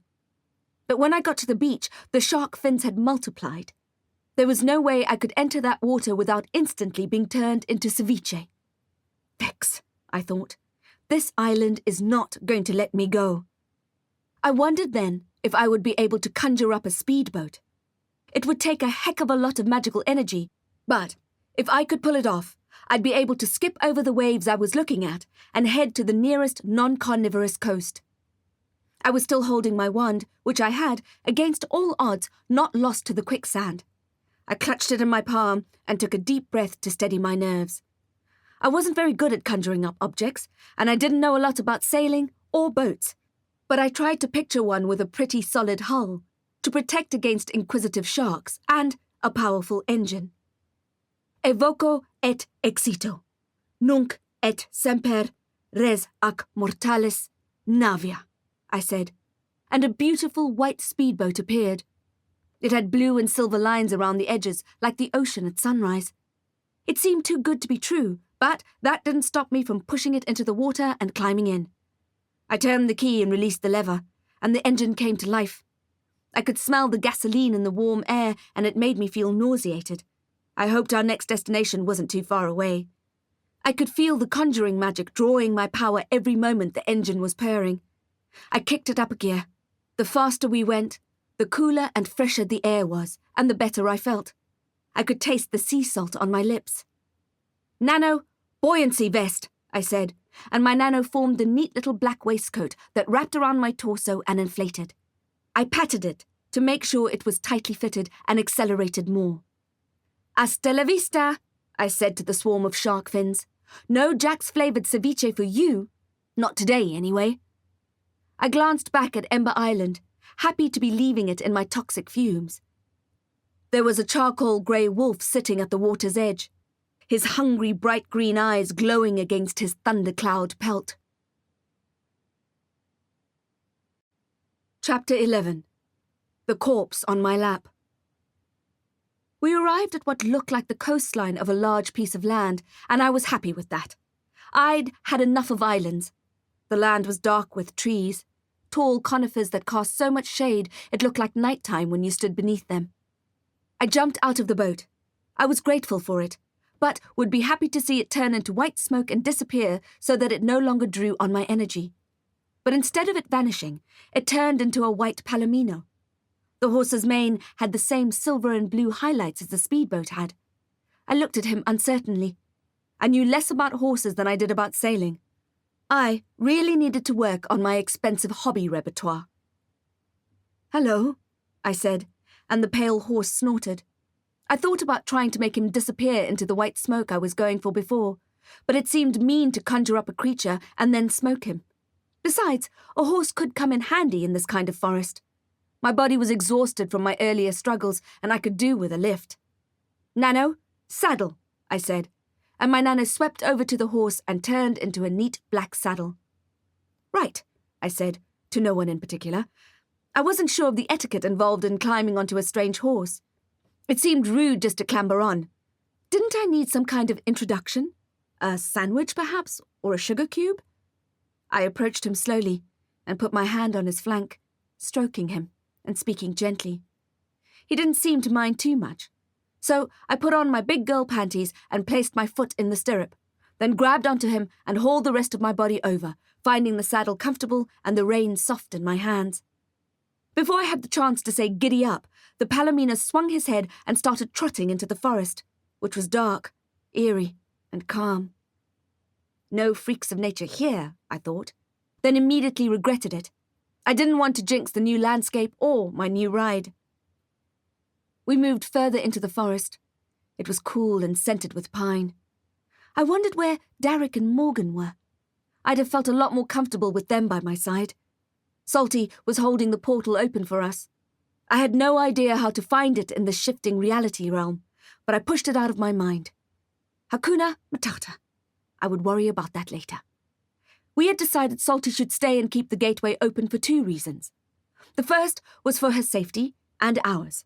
If something happened to her in the New Dawn Kingdom, we'd never be able to get back to the realm. The second was that an open portal was like a siren to other magical creatures. There was the chance that friends of ours would hear the call and come through to help us. The Cargols had done this when we had been trapped in the volcano pocket, and I hoped that at least some of them would come through for us again. We travelled further into the woods, and I enjoyed the sensation of being higher up than normal and appreciated the horse doing the work while I rested. My hips moved in that lazy way horse peoples do when they're out for a stroll in the saddle. The woods got darker, and I had the intense feeling of déjà vu settling on my shoulders like a cold mantle. What was it about sinister forests? And then I came to a clearing and understood the feeling of familiarity of these particular trees. The slate-coloured gallon rock stood in the middle of the circular glade. It was Brimware Grove, where the Stardust Coven were tricked into coming for their spring equinox Hexenwald. Hazel Shackleton had been hanged by the neck from the top of the trees that formed a huge birdcage around the sacred rock. The memory turned real. Suddenly, I saw her body hanging there, her limbs heavy, her face slack. Her chalky skin was blistered with the beginning of putrefaction. I tried to blink the disturbing memory away, but could not. The spectre remained. Something touched my shoulder, and I jolted. I spun the horse around expecting to see the face of Ophelia Knox, but instead I saw a flash of black. I turned the horse around again and saw Shackleton open her eyes. I blinked again, trying to see clearly, trying to see the forest for what it was, instead of a bad dream forged from my memory that day. But Shackleton's body remained strung up. Her hands travelled to her neck, and she kicked as if she were trying to break free. I knew she was dead, could see she had been dead for days, but I scrambled off the horse and ran to the rock. I climbed it and reached out for her, expecting my hand to come away empty, but her body felt as real as mine. Once I had a grip on her full black skirt, I pointed my wand up to the rope and shouted, "Ignem exquiris!" The fear in my body focused into a white laser and quickly cut through the noose, bringing Hazel's body slamming down onto mine. I absorbed the hit, only just keeping my balance, and then slowly and carefully carried her down to the ground. I saw the flash of black again, and this time I was not frightened. A raven landed on the top of the rock, and I knew it was Kresnik. "Bron!" I said, and the bird nodded and quooked. His head twitched from side to side. I was so happy to see him, even if he was still stuck in his avian form. Bron screeched, making me jump. I looked down at the corpse on my lap, and instead of seeing Shackleton's face, it was Ophelia Knox. She smiled at me, then smashed her wand into my face, swiping me sideways onto the forest floor. My wand disappeared into the carpet of leaves. It happened so quickly I barely registered it. All I knew was that Ophelia was standing above me in that spooky wedding dress of hers, and I was at her mercy. Or at least she thought I was at her mercy. The raven flapped his wings and flew around us, trying to distract the witch. Ophelia swatted at him, but he was faster than her and managed to draw blood from her face. She cried out and wiped her dead-skinned cheek, and her fingers came away black. Her eyes widened and her mouth shrank in fury. Instead of wiping the blood on her dress, she put it on her other cheek so that she looked like a warrior. A black feather lay at her feet. She bent to pick it up. I imagine she wanted to put it in her hair to save it for later, when she could use it for some kind of cruel, contagious magic. "No!" I said, scrambling forward and getting to the feather first. I sprang up, and with trembling fingers I shoved it into my pocket. "Change him back," I said to Ophelia. "You've had your fun. Change him back to his human form." I hated asking. But as the issuer of the original spell, she was the only one who could release him from it. She looked amused. "Why would I?" she said, and then her features darkened. "I asked you for help the other day. You didn't oblige. So why would I do anything to help you now?" Ophelia and Dylan Knox had been on the ferry that was bound for Ember Island. "I didn't know," I said. "I didn't know it would blow up." "Oh, it's all right," she said, smoothing the decaying flesh of her cheek back in place. "I never did worry about the little things." Chapter 12. Giant Birdcage of Fire. Bron landed on the ground and called loudly to me. He spotted the silver of my wand peeking out from the leaves. I twirled and scooped it up, then found steady footing. I pointed the wand at Ophelia, or Ophelia's ghost, or zombie, or whatever she was in this strange nightmarish kingdom. She laughed at my wand. "Do you think your magic is a match for mine?" "No point in guessing," I said. I could feel the current building in my arm. "You don't belong here," the witch said. "Nor do you. You're dead," I told her. Not that she needed me to point it out. I'm sure she could feel the way her skin was sliding slowly off her skeleton. "In fact," I said, "I don't understand why your exploded bones are not lying at the bottom of the ocean." She hissed at me then, like a snake. I wasn't expecting it, and it sent my heart racing. Her lips and eyes were shiny black, and her hair turned into a nest of baby vipers. The Palomino spooked and galloped into the forest, taking my Nano with him. I began to feel cold and stiff, as if she was freezing me with the sibilant sound that was coming from her. My body felt numb, like I would never feel or move again. The magic shot out of my wand almost of its own accord. "Fiat Fulga!" I shouted, and my words joined the streak of magic just in time, slinging the lightning bolt into Ophelia's chest. She screeched, a sinister, otherworldly sound, and the squirming snakes died away into ash, a grey powder that dusted Ophelia's shoulders. Her mouth was wide open, a screaming black vacuum that threatened to swallow me. "Fiat Fulga!" I yelled again, and sent another bolt of lightning into her, cracking open her chest with its hot white light. She fell backwards, arms out, palms up. She landed hard, scattering decaying leaves in a halo around her. A black cloud of bats erupted from her open ribcage and flew up in my direction, screaming in the same way as Ophelia had before I skewered her with my lightning. The bats attacked me, tearing at my face and tangling my hair. Bron tried to protect me, but there were too many of them. I screamed and dropped my wand again, and heard my shriek echo in the dark forest. I felt their dirty claws needling my skin, and I felt like they were inside my body too. Because I couldn't get a grip on my thoughts or my magic, I couldn't see the ground, couldn't see anything except the flutter of the leathery wings and menacing eyes. I wrapped my arms around my head, trying to protect my face from the worst of it, worried they'd damage my sight. Fire, I thought at last. Fire should scare them. "Ignem exquiris," I shouted, and the ground before me caught fire. It didn't seem to bother the bats, who kept dive-bombing me and lacerating my neck and cheeks. "Ignem exquiris," I shouted again, and a new patch of ground lit up. I dropped down, desperately searching for my wand. I had to take my hands away from my face, and I felt the animals all over me, even brushing my lips and inside my ears. A new boost of adrenaline kicked in. I found the wand, warmed by the flames. "Ignem exquiris." This time the flame shot out like a comet towards the creatures, and a good portion of them screeched and fell to the forest floor. The fires on the ground were spreading, and one had reached the natural gazebo, licking at the base of its trunks. The fire grew, and finally the bats flew off into the dark. I realized too late that I was surrounded by fire, the same fire that was slowly consuming Ophelia's broken open corpse. When would I learn to avoid using magic when I was not in control of my emotions? It had almost killed me a couple of weeks ago, battling Quinkle, and now I'd painted myself into a corner of flames. Question: what is worse than a spooky forest? Answer: a spooky forest on fire. I could feel the heat of it then, like a waterfall of lava, and I was reminded of the volcano realm and the speeding steam train that had careened into the mountain. The bonfire where Ophelia had tried to burn Crow and I alive. Was I destined to die in a fire? Surveying my surroundings, it certainly looked like it. It was gaining momentum.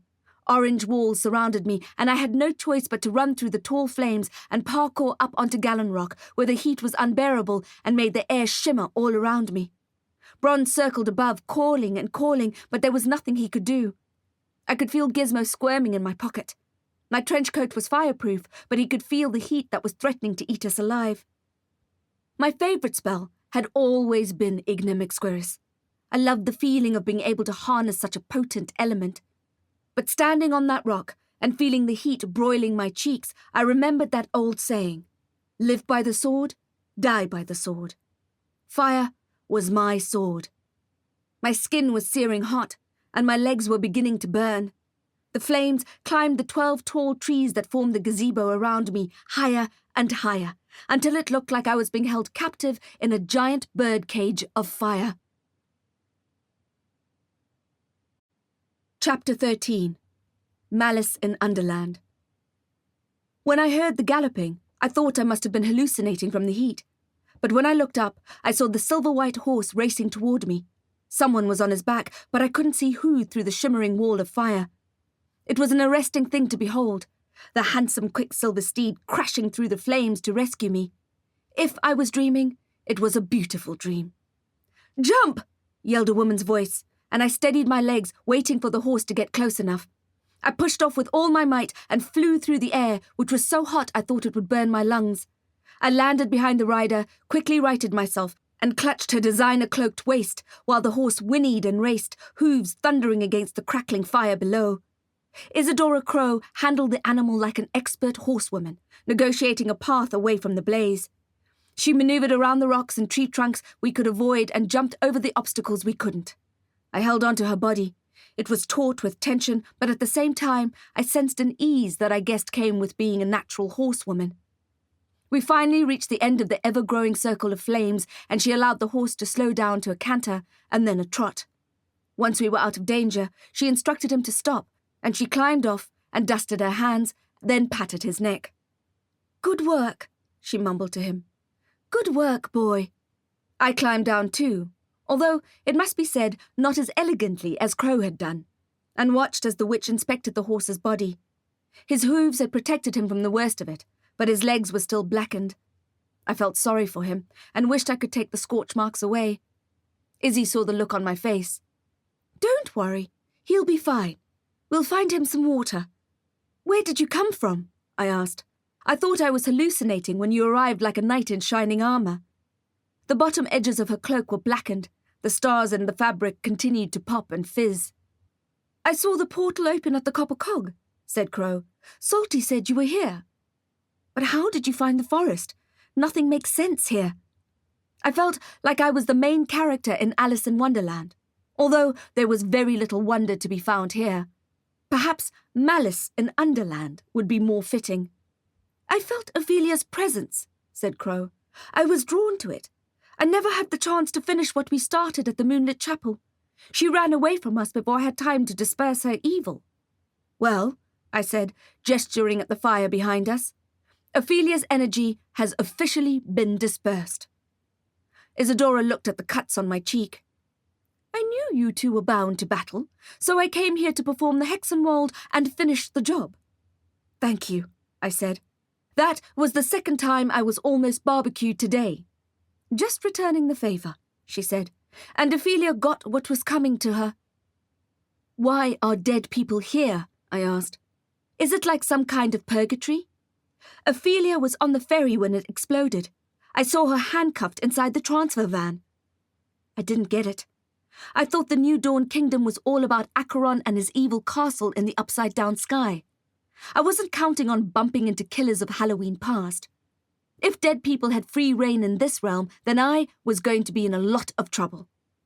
I already had enough breathing people trying to kill me, thank you very much. I didn't need to add the undead to that list. The idea of a zombie Quinkle or Slyden Aberam sent fear zipping through my body. Crow shrugged. "I don't know. Maybe Ophelia made some kind of deal with the devil. Let's hope that's the case, I said, or I may as well march right back into that fire. The horse whinnied and pranced. The flames were approaching again and he wanted to get away. We'd better get out of here, I said. Crow agreed and gently held onto the Palomino's reins, driving him forward into the cooler air.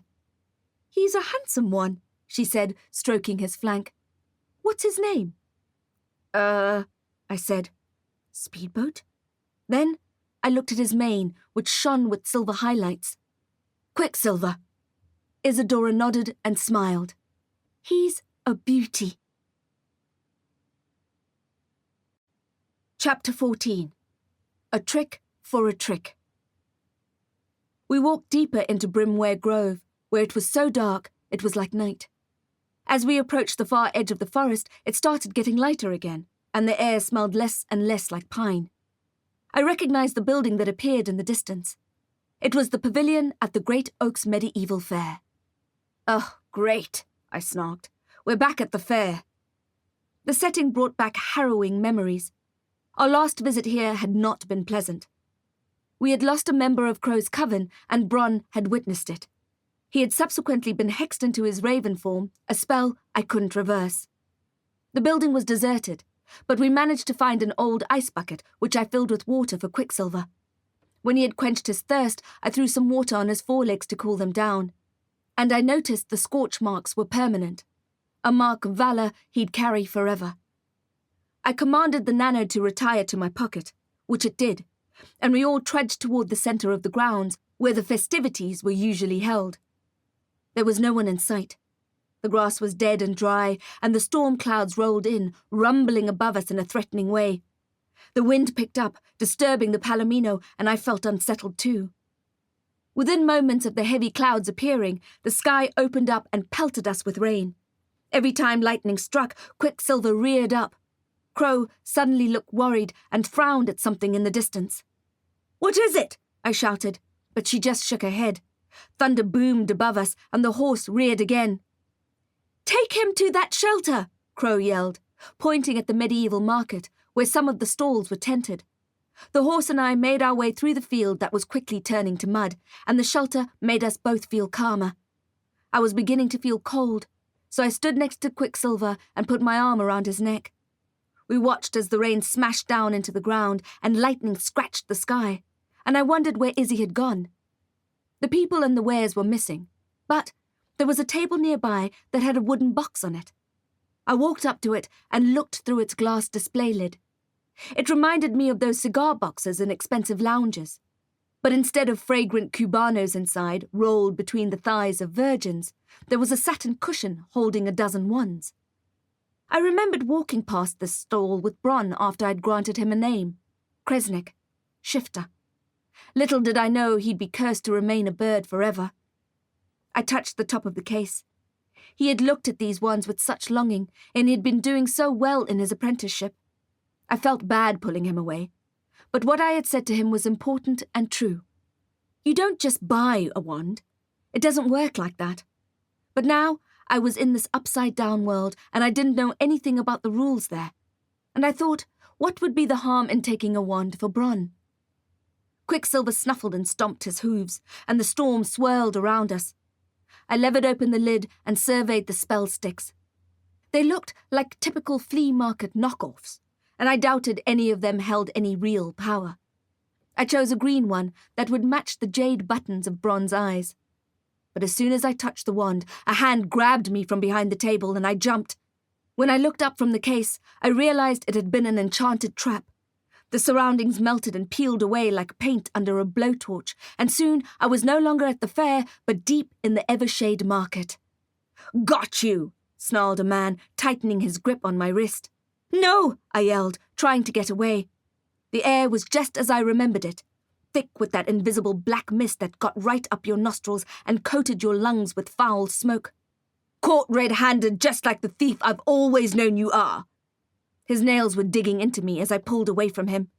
I looked around for help, for Crow or Quicksilver, but only evil masks stared back. I looked at my captor. I had recognized his voice, but what was he doing here? He moved his mask up, revealing his sneering face. My skin was painted cold with dread. "Musubaran," I said. "Jacqueline Denner Knight. You put an enchantment on that case." Honestly, I wouldn't have expected such advanced magic from him. But we were, after all, in a parallel reality. "A trick for a trick," he said, no doubt alluding to the conjuring spell I had caught him out with the last time we had seen each other. "This time, you won't get away so easily." Chapter 15. The Dream Drinker. Tilexen hauled me away from the market and forced me into the cabin of a nearby vehicle. When I noticed Officer Tabalala in the back seat, I felt relieved, remembering the kindness he had shown to the untouched woman who had slammed into their car. He didn't smile back. His eyes had the silver lenses of the possessed zombie army, and I screamed and flailed as he lunged at me. He held me down and pushed a white gauze cloth over my mouth. It had a sweet chemical smell. Chloroform. I don't understand the rules here, I thought, as my consciousness leaked away.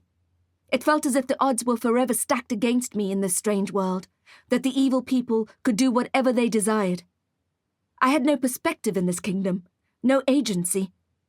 I felt chilled, thinking that this is how the whole realm would be under the reign of the Sylvanos. It was not a world I wanted to live in. I considered fighting against the cold, wet pad pressed up against my lips and nose, but I knew I didn't stand a chance. I didn't have the energy to lift my arms, never mind hand-to-hand combat with an officer who wore his biceps like Captain America. The sweetness seeped into me, cold turning warm, and my thoughts faded to a static screen and then to a blip, and everything went dark and numb. I woke up in a small grey cell. My head was pounding with the mother trucker of all headaches, and my first thought was that Musubaran had finally managed to get me locked up in the Scorpion sub-T cells. But I was wrong. There was a small window with bars on it, and when I looked outside, I saw the overcast sky. I was high above the ground, in some sort of turret. It was surrounded by tall, straight trees. It reminded me of Darrick's panic room, which, oddly, made me want to cry. The only decoration in the small, round room was a pattern etched into the concrete walls. I walked up to it and placed my palm on the grooves. Something about it felt familiar. I stepped back, trying to look at it properly, but all I saw was swirls and lines that swooped around each other. My skull ached, my eyeballs spiked with pain. I felt in my pocket for Gizmo to see if he was okay, but it was empty. Oh no, I thought. No! My heart raced and my stomach cramped with terror. Tilexen had taken Gizmo again, and this time I knew he wouldn't hesitate to kill him. I had to get out of that prison and find him before it was too late. There was a movement at the window and a shuffling of feathers. "Bron!" I said, my own loud voice making my temples blaze. He quooked at me and nodded. "Can you get help? Crow's around somewhere. So are Morgan and Darrick." The raven stared at me, then nodded and disappeared in a snap of black wings. Only the void knew what kinds of nightmares Morgan and Darrick were being put through. How many hoops would we have to jump through to get to the castle? I trusted Gizmo, but I worried that we were being sent on some kind of wild goose chase. Volcanic islands and fire-breathing Komodos, and speedboats and palominos, and battles with zombie witches and spooky forests. Acheron was keeping us occupied while he was putting his final touches to his new dawn throne. The problem was there was nothing I could do about it. I didn't know the rules or where the hell I was going. All I could do was focus on staying alive. It was infuriating knowing he was toying with us. He was preparing for his final coup de grace while I was just scrambling to survive. "Sink or swim, baby," I said out loud, just so that I could hear something other than the claustrophobic closeness of the air around me. I tapped my pocket. I still had the chaos jar, so Acheron Baldassar would have to deal with me eventually. I sat down on the screed floor and stared at the writing on the wall. As I looked at the curves and slants, I recognized the pattern. Or rather, I recognized the handwriting. Of course, the words were in Latin. Set out on the wall all around me was the fairy tale that Slyden Aberam engraved into his brother's skin. The Dream Drinker, Oh, holy hex. Salty Snap had not been exaggerating when she had said this evil parallel reality played on your fears. I had been so spooked by this children's story that I hadn't even opened the beautiful gold-embossed book that Blimix had given me in thanks for saving him from Slyden's contagious magic. But I knew the story. 2 rabbits, one naughty, one nice, had always wanted someone to love them. They squabbled a great deal, but then they had to overcome their differences in order to save a girl wizard from a tower, who was being held there by a powerful older wizard so that he could drink her dreams and in that way steal her magical power. Because of this, his magic grew potent, almost to the point where he was indestructible. But the rabbits worked together to trick him and free the young girl, and she adopted them and cared for them for the rest of their lives, and they lived happily ever after. Now, I was never the star pupil in the Fey literature class at Copperfield, but I was guessing that the fairy tale could be applied in the following way. I was the wizard trapped in a tower, and Musubaran was the evil wizard intent on stealing my magic. What I didn't know was how I was going to find a pair of rabbits to save me. I sat there on the floor and ran through the various plans of action in my head. I could attempt to conjure up the rabbits. The problem with that was my conjuring magic was still being fed to Quicksilver, wherever he was, and I didn't think there'd be enough left over to create 2 extra creatures. Also, let's be honest, what were 2 little fluffy bunnies going to do to trick Telexan? I didn't see it having a happy ending. I could destroy the bars on the window, but then what? Plummet to my lonely death down below? I'd been there, done that. But this time, Derek wasn't here to pull me back from the brink. I pulled out my portal key, but before I tried it, I knew it was a lost cause. It felt dead in my hands. There was no energy in it, no promise. Ainua, sit, I said. As I had guessed, I remained where I was. I sighed and put it back in my pocket. I was getting really sick of men putting me in basements and panic rooms and towers that cut off my magic. Really, really sick of it. Anger boiled up inside me, and to add insult to injury, there was no magic that accompanied the fury. I felt like punching the walls, but I didn't want to hurt myself. I needed my hands in perfect working order, so that I'd be ready for my battle with the Sylvanos. Then I heard something, someone calling my name from outside, and I went to the small square window and peered out. Standing on the carpet of grass below were my twin rescuer rabbits. Chapter 16. Volas. Efaris and Pepin Belo shouted and waved at me. Okay, so they weren't really rabbits, but they were definitely there to rescue me. Jax! The twins shouted. Jax! I wanted to ask them how they found me, but then I saw Gizmo in Pip's arms. He must have escaped when Musabaran had grabbed me at Evershade. I was so relieved I felt like crying. I had so many questions for them, but there was no time for catching up. Knowing Telexan, he'd be lurking somewhere close by. I was sure he'd love to lock the twins up too. In fact, by now, I was pretty sure that the Scorpion Captain was on Acheron's payroll, and he'd probably be getting a generous sum for each of our heads. It had always puzzled me that Musabaran was so intent on grabbing me. But then, of course, it all made sense. He had been appointed to captain the Scorpions by the Council, and the Council had been mesmerized by Acheron. Aleph Fazard had been hired to spy on me, and Derek to assassinate me. The Sylvano clan had pulled out all the stops to bring me under their control. When Derek failed to kill me per their instructions, the plan changed. Derek was to be killed, and I was to be brought in alive. They knew I had the Chaos Jar in my infinity pocket, and they knew how infinity pockets worked. Only the will of the owner could extract objects. They could not be stolen or forced out. They needed me because I had the final fragment, the last puzzle piece needed to complete the new dawn. The Bello twins stood below, and I was 50 feet up and behind bars. We needed to move quickly if we were to avoid Musabaran's greasy clutches. Effie, I shouted, can you rumpus these bars? They may have been children, and mostly unskilled in their magic, but when they combined their power, it became potent. I had seen them in action. Together, With the help of their father's dragon eye amulet, they had unleashed one of the most elegant death spells I had ever seen, destroying the murderous morning-lark harp and taking out the evil vampire Deadwing. Suffice to say, novices or not, I was glad we were on the same team. The music still haunted my dreams. Ephorus threw his hands up to his mouth and called out to me. "Too dangerous!" Dear damnatus, I thought. He was probably right.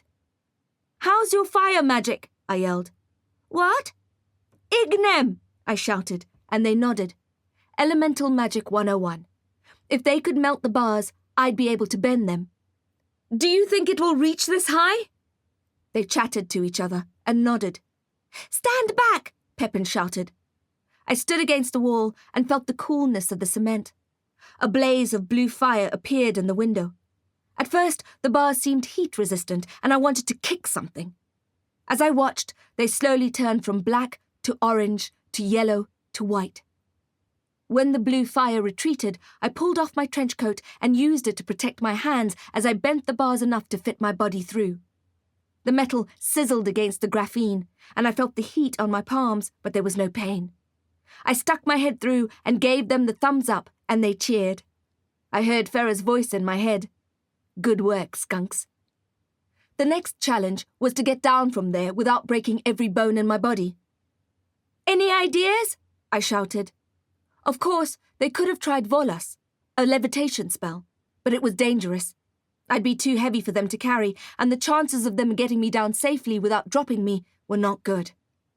Pepin said something to her brother. I saw him nod. Then she looked down at her jeans and unbuckled her belt. She held it out in front of her, and Ephorus started incanting a spell I couldn't hear. The belt grew longer and longer, until it was like a coil of rope. Having reached its full potential, it stopped growing, despite Effie urging it on. The twins wouldn't have learnt this yet, but you can't stretch an object beyond its inherent potential. "Volas!" shouted Pip, and threw the belt up towards me. I caught it and unravelled it outside the window. The belt was very long now, but not long enough for me to climb down Rapunzel style. The kids looked up at me, frowning, not sure what to try next. "I have an idea!" I shouted. I unclipped my crossbow. I tied one end of the belt to the coolest bar, and the other end to an arrowhead. I aimed the bow halfway down the closest tree and pulled the trigger. The bolt whooshed away from me and found the trunk of the tree and slammed into it with a satisfying thunk. I tightened the belt from my side and pulled it taut and climbed out through the bent bars. I threw my coat over the belt, grabbing hold of it on either side of the makeshift zip line. I swallowed hard, hesitating for a second before leaping out, my heartbeat crashing in my ears. It wouldn't be the first time I had jumped out of a window, and I hoped it wouldn't be the last. I took a breath and stepped off the ledge, and immediately went rushing down. I had to let go at the right moment. Too soon, and I'd be too high up. Too late, and I'd smash my skeleton to smithereens on the trunk of the tree. I zipped down fast, too fast, and tried to keep my nerve despite the speed and the fact that I seemed to have left my stomach behind in the tower. As I got halfway, still too high up to survive the fall, the belt snapped and whipped backwards, and I plummeted. The twins were ready. They both pushed their arms out toward me and shouted, "Volas! Volas! Volas!" While their quick-thinking magic wasn't strong enough to hold my full weight, they slowed my descent. I landed with a bang, and the air was knocked out of my lungs. I dragged in a couple of breaths, then inspected my body. I was uninjured. The twins raced up to me with pale faces. "Are you okay? Is anything broken? Is anything not broken?" I looked up at them, shielding my eyes from the glare of the overcast sky. "Some good spell-slinging there, skunks," I wheezed, and they smiled. Chapter 17. Fang. "Thank you for coming to rescue me," I said, shaking my coat back on as we hurried away from the tower.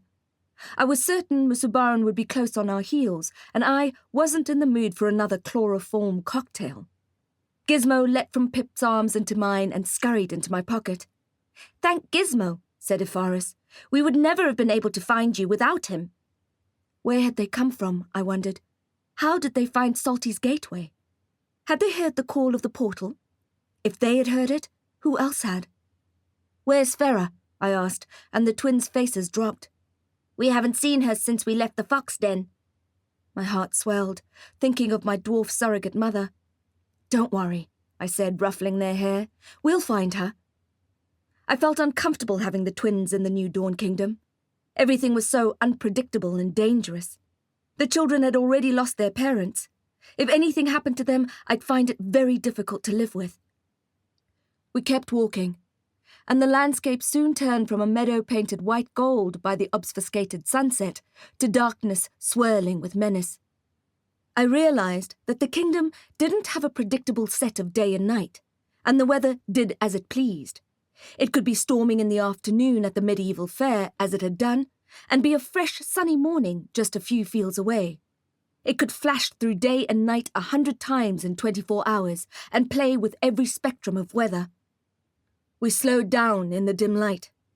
It was difficult to see until we'd lit our wands, and the soil was soft. We came to a wrought iron gate on which hung a destroyed padlock. Uh-oh, I thought. I recognized the gate and the lock that I had previously melted. I held my wand up and read the sign above. Obsidian Hill Cemetery. "Oh," I said, and the twins both blinked at me, their eyes mirroring the gloom that surrounded us. "What?" they both said at the same time. "I don't think we should go in there," I said. "But there's nowhere else to go," said Pepin, frowning. It was true. There was nothing else around us. The cemetery was the only way forward. I looked around, desperate to find a way around, but there was nothing there. Just the giant iron gate and what lay beyond. This wasn't real life. This wasn't a choose-your-own-adventure book where I could skip to page 89. This was Acheron's lair, and he was going to make this as painful for us as he could. Dio damnatus, I swore under my breath. He may think he was breaking me down with all this. That was probably his plan, but it was actually making me feel stronger. It was making me angry, and with the anger, my resolve strengthened. I had feared the Sylvanas before, but now a new emotion was blooming in my chest, one I knew I could use to fight Acheron. This pain and fear he was dishing out to me would only make my magic stronger. I'd known since my days on the city streets that pain augmented my power. On the days I was homesick and missing my parents, I could feel the magic bubbling away inside me. Over time, I learned how to harness the pain and transform it into power. It's called blood magic, and it is my superpower. Dark arts practitioners use blood magic to harm others, and the pain they cause is then fed into the loop to fuel their spells. They are able to build it until their magic is far stronger than their natural ability, which causes havoc with all kinds of delicately balanced magical systems. Slyden Aberam used his brother's pain to augment his magic, while he sold his magus and his soul to Acheron. I didn't even want to know how much magus Acheron had banked over the decades, but it was enough to create this mad, bad, dangerous world. I knew it was up to me to take it all away from him. I took a deep breath and opened the gate. The hinges creaked, and it felt like the sound travelled into my body and into my bones.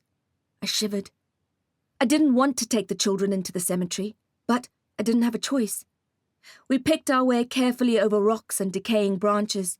We reached the tombstones, which looked like dragons' teeth planted in the ground. With every step, I felt more dread, until I was sick to my stomach. I held onto a gravestone and put my hand to my chest. Bile rushed into my mouth. I was afraid to spit it out, afraid that my body would think that it was a green light to vomit. "What is it?" asked Pip. "You don't look very well. Are you ill?" asked Ify. How could I not feel ill? When the last time I was here was a nightmare of giant suffocating spiderwebs and the rat Fang shredded corpse of their beloved father. I closed my eyes and tried to swallow my anxiety. I didn't want the kids any more traumatized than they already were. "Get your wands out," I said, wiping my lips with the back of my hand. They frowned at me. Their wands were out. They were lighting the way. "Get ready to use them," I said. "And be careful. Be very careful." The soil was, as last time, too soft for comfort, and it made me wonder how many wizards' bodies were buried there. I heard the hooting and howling as before, and I prayed that nothing would attack us. I wondered where Bronn was, and Morgan, Derek, Quicksilver. It felt so isolated there on Obsidian Hill, as if we were the only humans for miles. Silently, we traipsed through the graveyard, shoes sinking into the humus and leaf mould. Every now and then one of us tripped and found our footing again and gestured to the others that we were okay. The unengraved tombstones were a constant reminder of how quickly the Reaper could snatch you, how quickly you'd be forgotten. Dust to dust, blank slate to blank slate. I knew as well as anyone how quickly a flame could be snuffed out. We stumbled on. Chapter 18. Dead Hologram. Pepin cried out. I thought she had fallen, but when I looked at her face, there was wonder there. I turned to see what she had spotted, and my blood ran cold. "Dad!" she cried, and she started to run to him. A man sat on a small bentwood bench that had magically surfaced from the dread dark that surrounded us. "No!" I shouted. "That's not your father!" I desperately looked at Ifaris for backup, but his face was lit up too. Amatrix Baelor stood up, his face glowing, his arms outstretched. "It's a trap!" I shouted, but the children could not hear. Pepin ran straight into the spectre's arms, and he hugged her to him, only letting go to welcome Ifaris with his other arm. I clutched my wand, ready to fight, ready to protect the twins. "Leave them alone," I said, and Amatrix looked at me, his face blank. "Who are you?" he asked. "The wizard who's going to kick your ass if you don't leave those kids alone." "Jax, don't," said Pip, who had tears streaming down her face. "Can't you see? It's Dad." "No," I said, shaking my head. "This isn't real. None of this is real." "I don't care," she shouted. Ifaris started crying too. I heard the howling in the distance again. I could feel the danger lurking in the dark. I wanted to get out of there. The children were sobbing, and my eyes pricked with tears too. It was so close to home. My heart swelled and ached for them and for myself. "We have to go," I said. "I'm staying," said Pippin. Ifaris nodded too. "Me too." "You can't stay here," I said. The realm wants to eat you, I thought. It wants to swallow you up, and then you'll be just a blip in the void. But I knew that sounded crazy, so instead I said, "We need to stop the people who did this to your family." There was a sound behind me. Someone walking, shoes crunching on dead leaves. I whirled around. It was Frances Baelor, and she was carrying the morning lark harp. "Mom!" the twins shouted together, and they ran to her, almost knocking her off her feet. She had the same blank expression as Amatrix. She held the harp in one hand and embraced the children with the other. The kids were hiccuping and wiping their faces. Amatrix stood up and joined his family, and they stood there, together, the four of them. "I have a song to play for you," said Frances. "No," I said, holding my wand out at her, but the children stood between us. "Cover your ears!" Frances began to strum the instrument, and the wood carvings on the side began to dance. "Cover your ears!" I shouted again, but it was too late. The twins also had those scary blank expressions. Their relief was gone, as was their sorrow.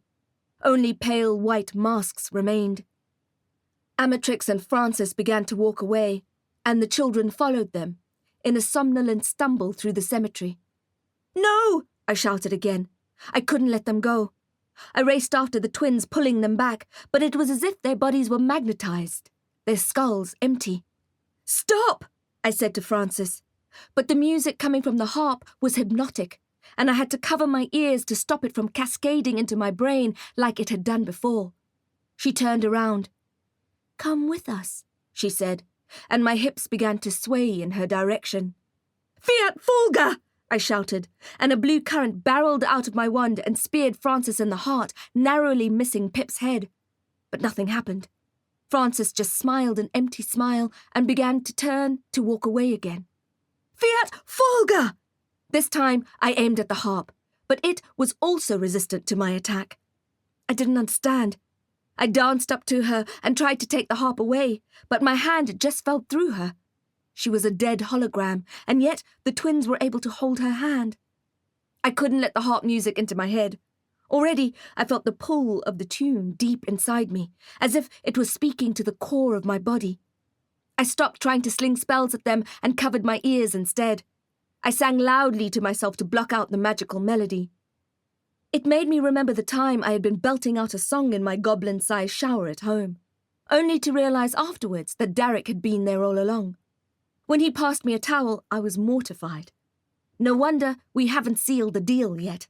He's probably afraid for the well-being of his ears. The Baylor family continued to walk away from me, stumbling over the uneven soft soil and dodging the dragon's teeth. I didn't know what to do. Death was literally marching the children away from me, and I was out of ideas. There was a growling, a deep, dangerous sound that cut through the harp's music and my own abysmal singing. I flinched and clutched my wand again, ready to defend myself and the children. A wolf leapt out on the Baylor's path. He snarled at them, showing all his sharp teeth and black gums. I ran through some spells in my head, but the sudden appearance of the wolf had shocked me into some kind of brain malfunction, and I came up empty. "Away!" I shouted at him, moving closer. I lit the end of my wand with a proper flame and waved it at him. "Away!" I wanted to get between the wolf and the children to protect them, but he had other ideas. Before I could do anything, he leapt at Pepin, snarling and growling, and knocked her to the ground. Chapter 19. When you're dead, you see everything. Shock almost knocked me down. I held tightly to my wand and screamed, "Fiat Fulga!" A lightning bolt travelled toward the wolf, but he deftly ducked it. He was standing with his paws on Pepin's chest, who had lost consciousness, and he looked up at me. There was something about his eyes. It was dark, but there was something. I got ready to sling another current, but then the wolf spoke. "Jacqueline Knight," he growled. "We've been waiting for you." Amatrix and Francis had disappeared. Ephorus blinked a few times and then looked at me, his face stamped with confusion. "Jax," he said, in a voice that sounded younger than his years. "What happened?" Then he looked at the wolf. "Rusty? Is that you?" The werewolf transformed before us into the human form we knew so well. He still wore his Copperfield Institute security guard uniform. "Rusty!" I said. I wanted to hug him, but just moments ago I'd seen his snarl, and I still had adrenaline pumping through my body. "What are you doing here?" He looked at me, flashing his canines in the moonlight. "You have no idea what you've done." My blood ran cold. "Me? What? What do you mean?" "You fractured the void," he said, leaning to pick up Pepin and hoisting her over his shoulder. "Oh, that." "I didn't mean to," I said. "I thought destroying the Chaos Jar would be the only way to stop Acheron from taking over the realm." "There is no way to stop Acheron," he growled. "Don't say that."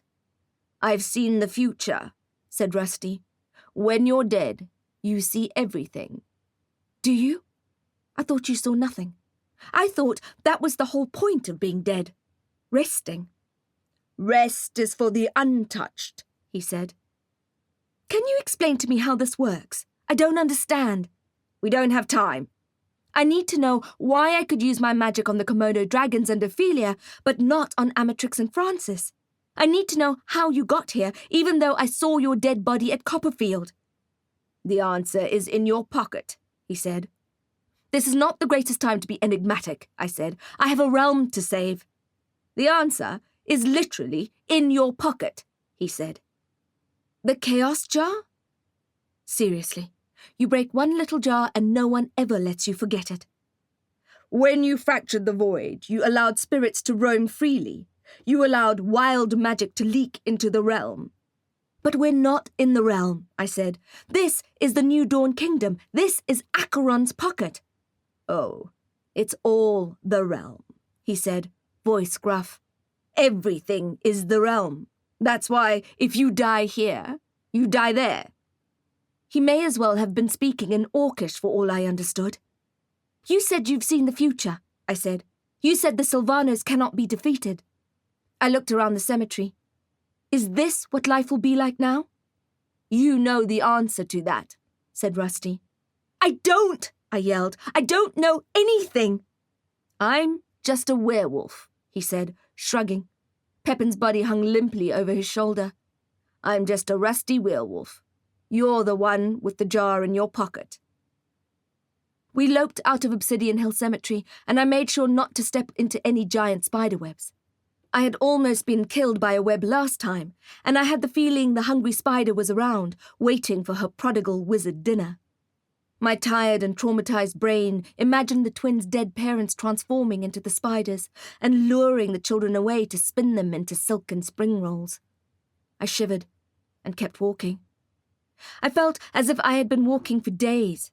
Maybe I had been walking for days. I had passed through so many dimensions, my thoughts and memories were tangled up. I didn't let my anxiety get the best of me.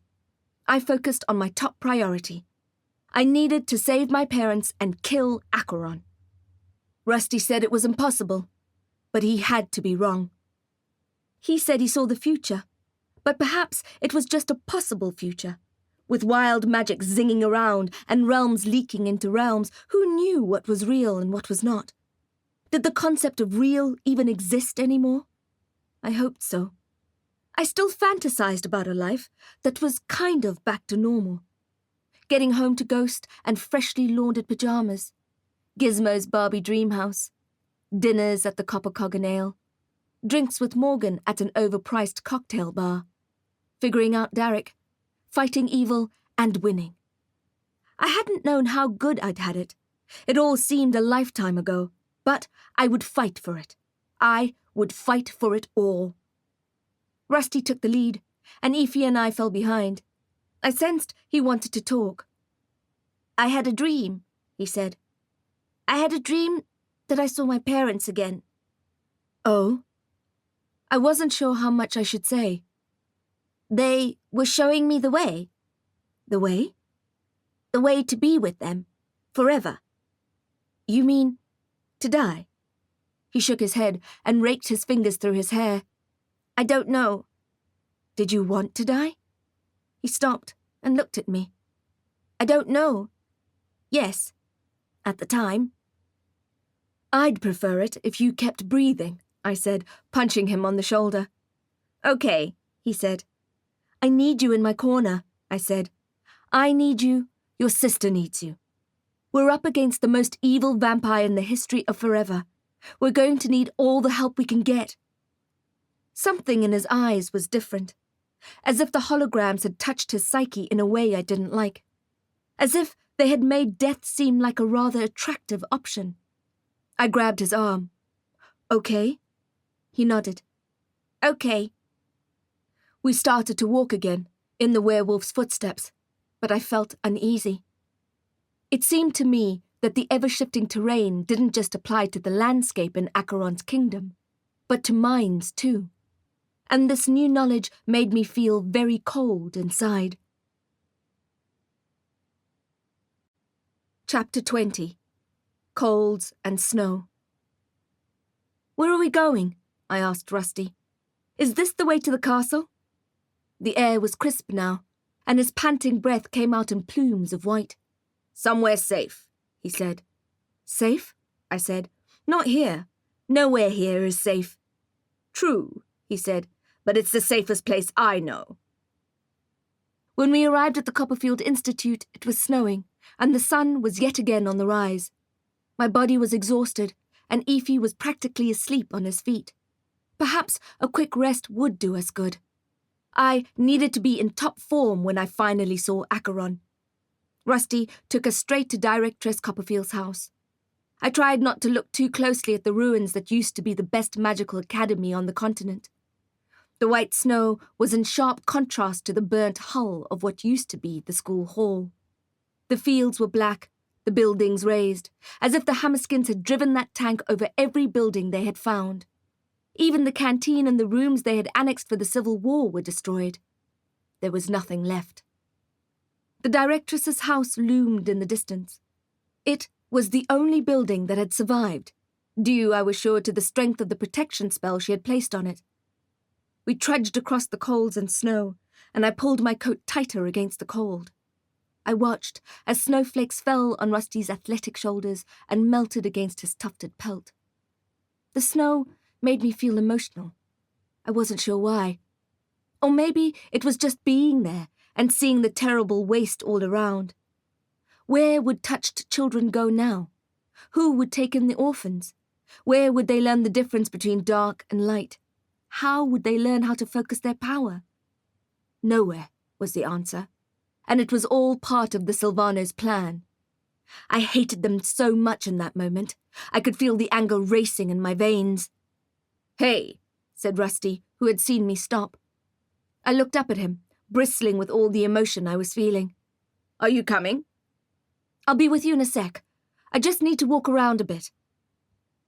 "We've been walking for hours," said Rusty. "Why don't you come in with us? We can grab a glass of water." A glass of water did sound good. "I'll be right behind you," I said.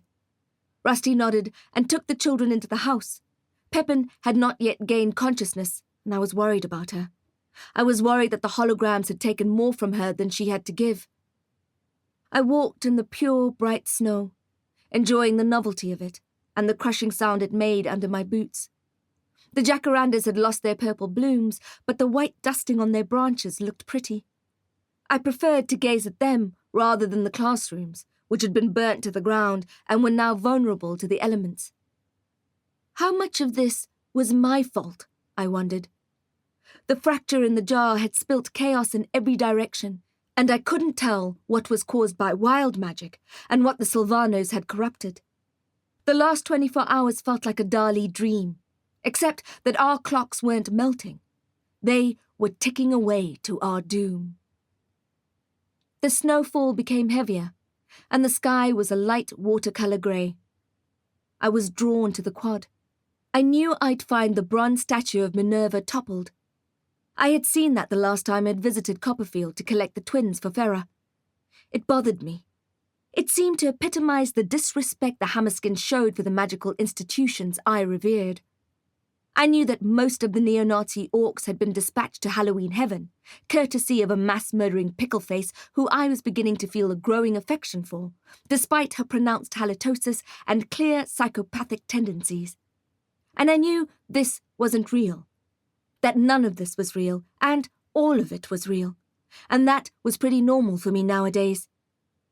When you're hired by vain, sneaky elves with Dorian Gray complexes, and women who are haunted by their dead husbands and assassins repeatedly save your life, you get to know your new normal, and none of it is normal. The wind picked up again, making the snow flurry around me. I tightened my coat again. "Nano, scarf." My nano leapt out of my pocket and wound itself around my neck, offering instant protection from the icy wind that had begun to howl around me. I saw the statue of Minerva lying on the frozen ground, covered in snow, and I padded over to it. The quad was silent. The only sound was the crunching of my boots on the icy powder. I rubbed the snow away from her face, which was freezing to the touch. I scraped it away from her hip, where I had once found her stray owl, and was delighted to see the bird again. It was the same owl I had seen that day as a teenager. But then, kneeling in the snow, I saw it in startling detail. His eyes were wide and beautiful, old and wise, but alert at the same time. Each individual feather was visible, and his beak looked powerful and sharp, like a lethal weapon that could snap a lemming's neck just by virtue of its existence. I would have gazed for longer, but the blizzard became so powerful that I was forced to hunch down and lean on the statue for support. The sky darkened, and I realized that I wasn't dressed for this kind of Arctic weather. A nano scarf was one thing, but I could already feel my feet freezing and my ankles stiffening as the cold travelled up my body. I'd need to get inside with the rest of them if I didn't want to turn into a wizard popsicle.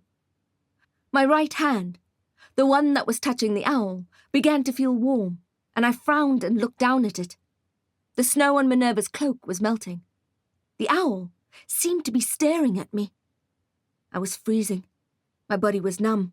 I felt if I didn't break for the house right now, I'd lose a couple of limbs to frostbite. I took my hand off Minerva's owl, and it immediately froze up again. I put it back, touching the owl's head, and it defrosted again, leaking snow broth to the ground around it. Any flakes falling in it immediately melted away. I pushed harder, wondering what would happen, and as I increased the pressure, I found myself falling forward and into the cloak. I was tumbling through some kind of portal at such a speed it took my breath away. No, I thought, I couldn't leave the twins. But I didn't have a choice. I was hurtling through a gateway I'd never seen before, and there was no turning back. Chapter 21. Hot, sour stink. I hit the ground hard, sending a shooting pain through my knees. My palms smacked the concrete, and I just managed to stop my skull from hitting the pavers. I didn't even look up at first, just stayed on my hands and knees, breathing to get through the pain. Slowly, it faded, and I was able to begin to take in the details around me. It was a grimy city pavement, and the shoes that marched past me were not contemporary. I guessed at 1980s or 90s. When I lifted my head, I saw that the clothes matched the shoes. I was on a busy city sidewalk, or what a busy city sidewalk would have looked like 20 years ago. I stood up and dusted my stinging palms, my aching knees. That's when I noticed the size of my hands. They were small and tender, and my fingernails were edged in dirt. And I was short, really short. The adults towered above me. I touched my face and I looked down at my body. I was a child. But not just any child. My clothes were grubby and I could smell the hot, sour stink of the street on my skin. The odour I had come to know so well when I was a feral. A woman carrying shopping bags bumped into me and kept walking without apologising. Her message was clear. I did not belong there.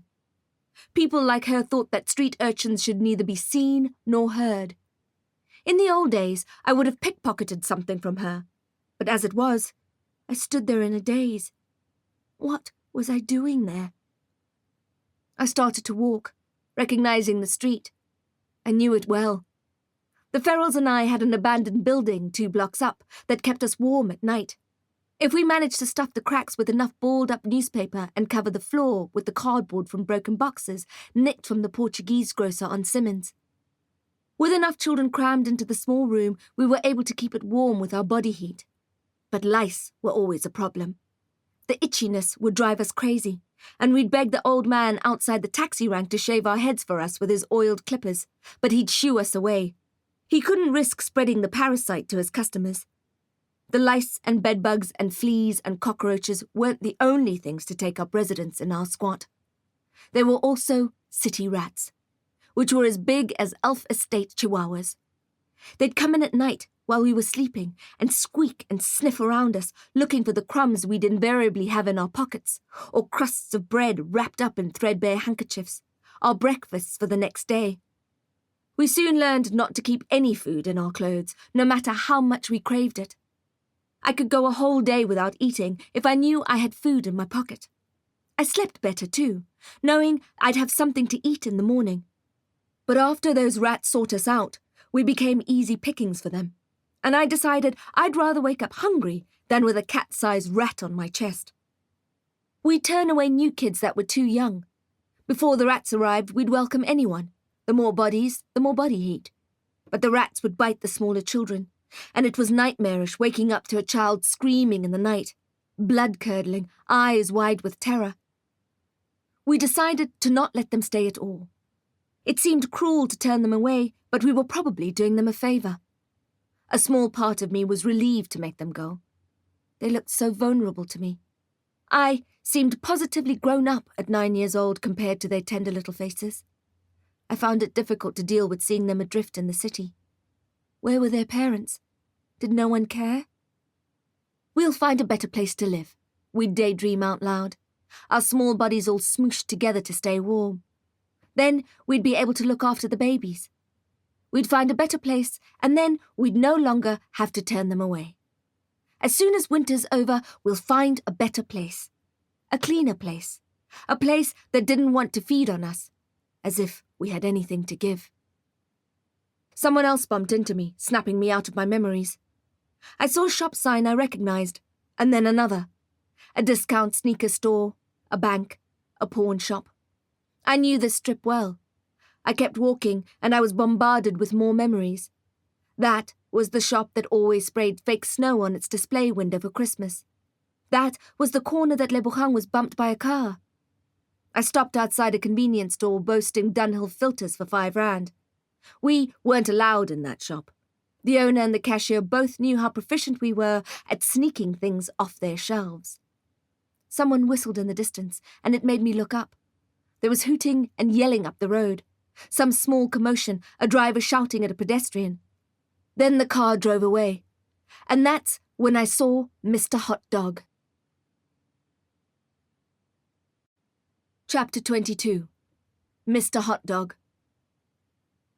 I was 9 years old and living on the grey streets in downtown Joburg. I looked down again at my palm and saw the 20 rand note.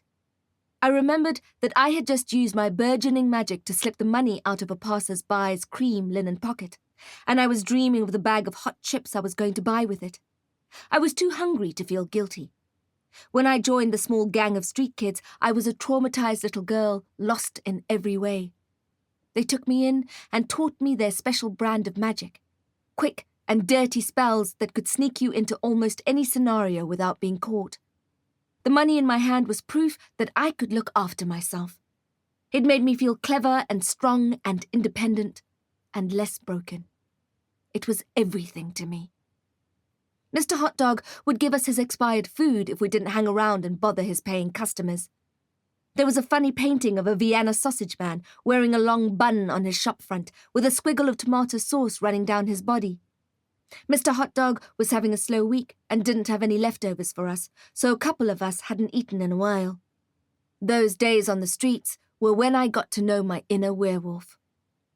I clutched the cash in my small hand, black-nailed and grubby, and set my sight on Mr. Hot Dog's greasy service window. It was one of my favourite places in the world, especially in the cold of winter. Hot kitchen air would billow out and keep me warm in quick stolen snatches of walking past. No hanging around, though, to breathe in the old sunflower oil deep fryer smell, or the aroma of swollen frankfurters in their warming drawer. No loitering to defrost blue fingers, or we wouldn't get our scraps. But this time, I had money, and I'd be able to stand in the short queue and feel the steam on my face and my icy hands as I waited with the other paying customers. I knew Mr. Hot Dog would stuff my packet with as many extra chips as it could handle without splitting down the sides, so I'd be able to share them with my fellow ferals without feeling much anguish.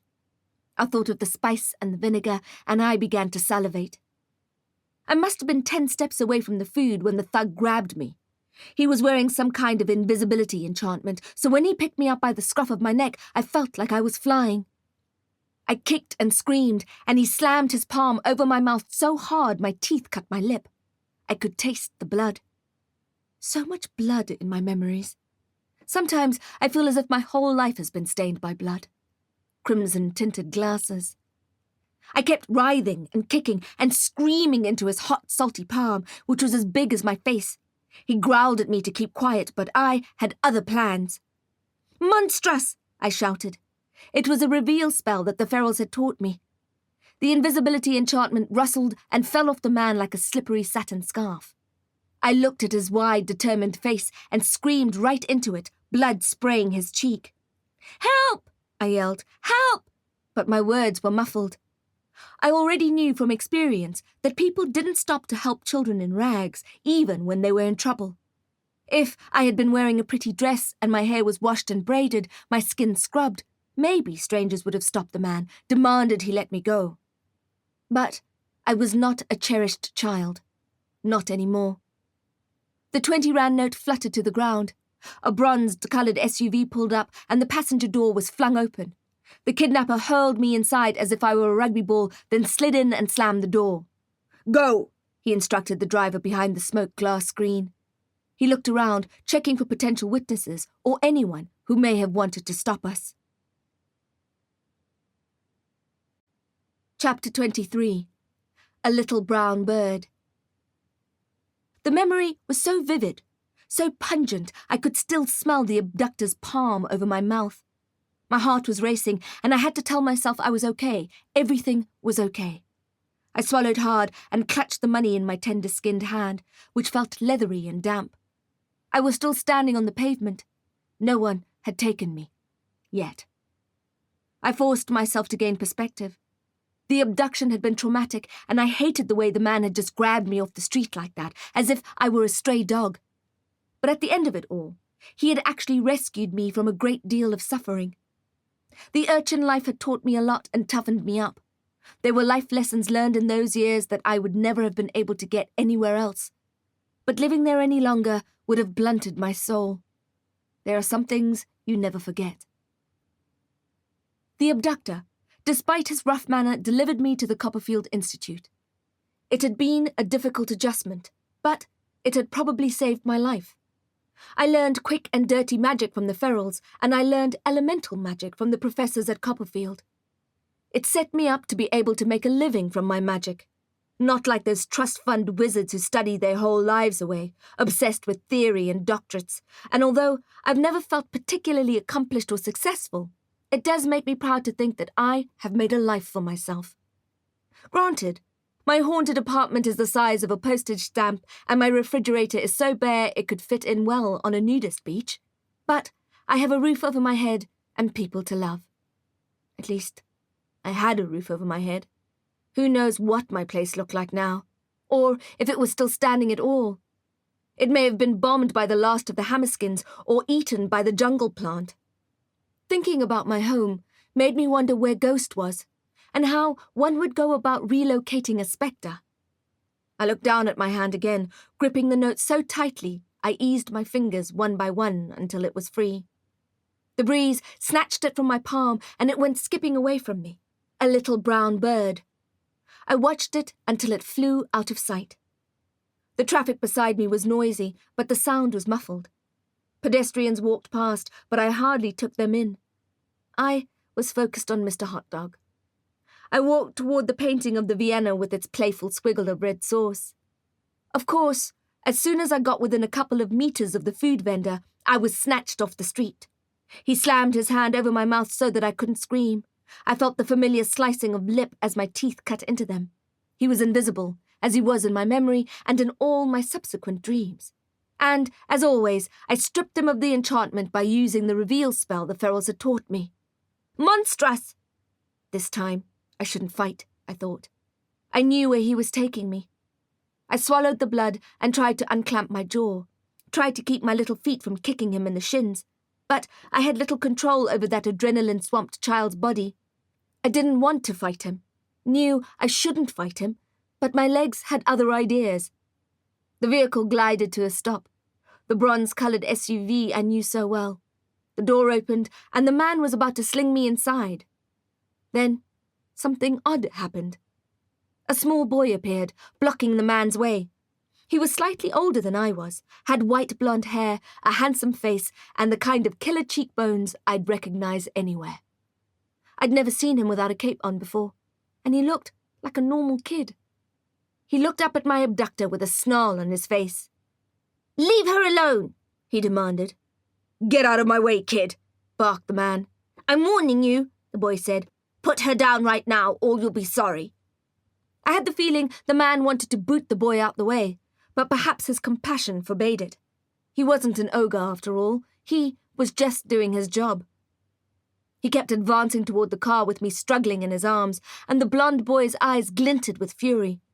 He rose up in the air and smashed his hand into the man's neck, causing him to drop me on the hard, hot pavement. The boy dropped at the same time and grabbed the invisibility cloak that was lying there. We huddled together as he quickly covered us with it, and we both disappeared. Chapter 24. A Fate Worse Than Death. As we crouched under the invisibility cloak, I looked into the boy's intense eyes that mirrored my own. It was only for a moment, then he pulled it off again, and we were no longer on that Joburg city street, and we were no longer children. Mist swirled all around us, and there was a chill in the air. Tall, dark conifers, black-needled, and a dark grey sky. I pulled my coat tighter and buttoned my collar. I could feel that we were close to the nexus of the Silvano pocket realm, except that from what I had seen so far, it was no pocket. The New Dawn Kingdom was huge and sprawling, and it seemed infinite and infinitely dangerous. The castle loomed in the distance, as huge and menacing as I had expected it to be. My cheeks and fingers were cold. The blond man never took his eyes off me. He was wearing his teal-lined cape. "Lysander," I said. "I've always regretted that," he said. "Regretted what?" "Not saving you that day. Letting them take you away." "What?" "I should have taken you before they did." My head was spinning. "You knew me when I was 9 years old?" "I've always known you," he said. I couldn't make sense of that. I didn't need saving. They took me to the Copperfield Institute, and it was the best thing that could have happened to me. "No," he said, "you don't know that." A bolt of lightning flashed across the sky, which was turning darker with every beat of my heart. "What was the alternative?" I asked. "Freezing on the inner city streets? Starving to death?" "You're shrewd, crafty, cunning. You would have survived. Besides, I could have taken you to—" "Oh, I understand now," I said. "You didn't want Copperfield to kidnap me, but you would have had no problem doing it yourself." He shook his head. "Jax, there's so much you don't understand." "Ah," I said, acting amused. I was not. "That old chestnut." Fury burned in my chest. I was so damn sick and tired of being told that I didn't know the truth, that I didn't see the whole picture, that I didn't understand. "We kept the truth from you to protect you," he said. "It was the only way to keep you out of danger." "Who the fex is we?" "If I had told you the truth, you would have sought out Acheron." "Ah, well," I said. "Guess what? I'm here now." "I tried to keep you away." Is that why he set that trap to get me arrested at the Crystal Clink? I can't really hold that against him. He was trying to keep me away from the ferry he knew would explode. Still, there's plenty I could hold against him. The thought that had been pressing in on me, demanding to be addressed, blurted out of my mouth. "You killed those women!" I shouted. Lysander didn't deny that he was the V-cult killer. I was following orders. "Spineless bastard!"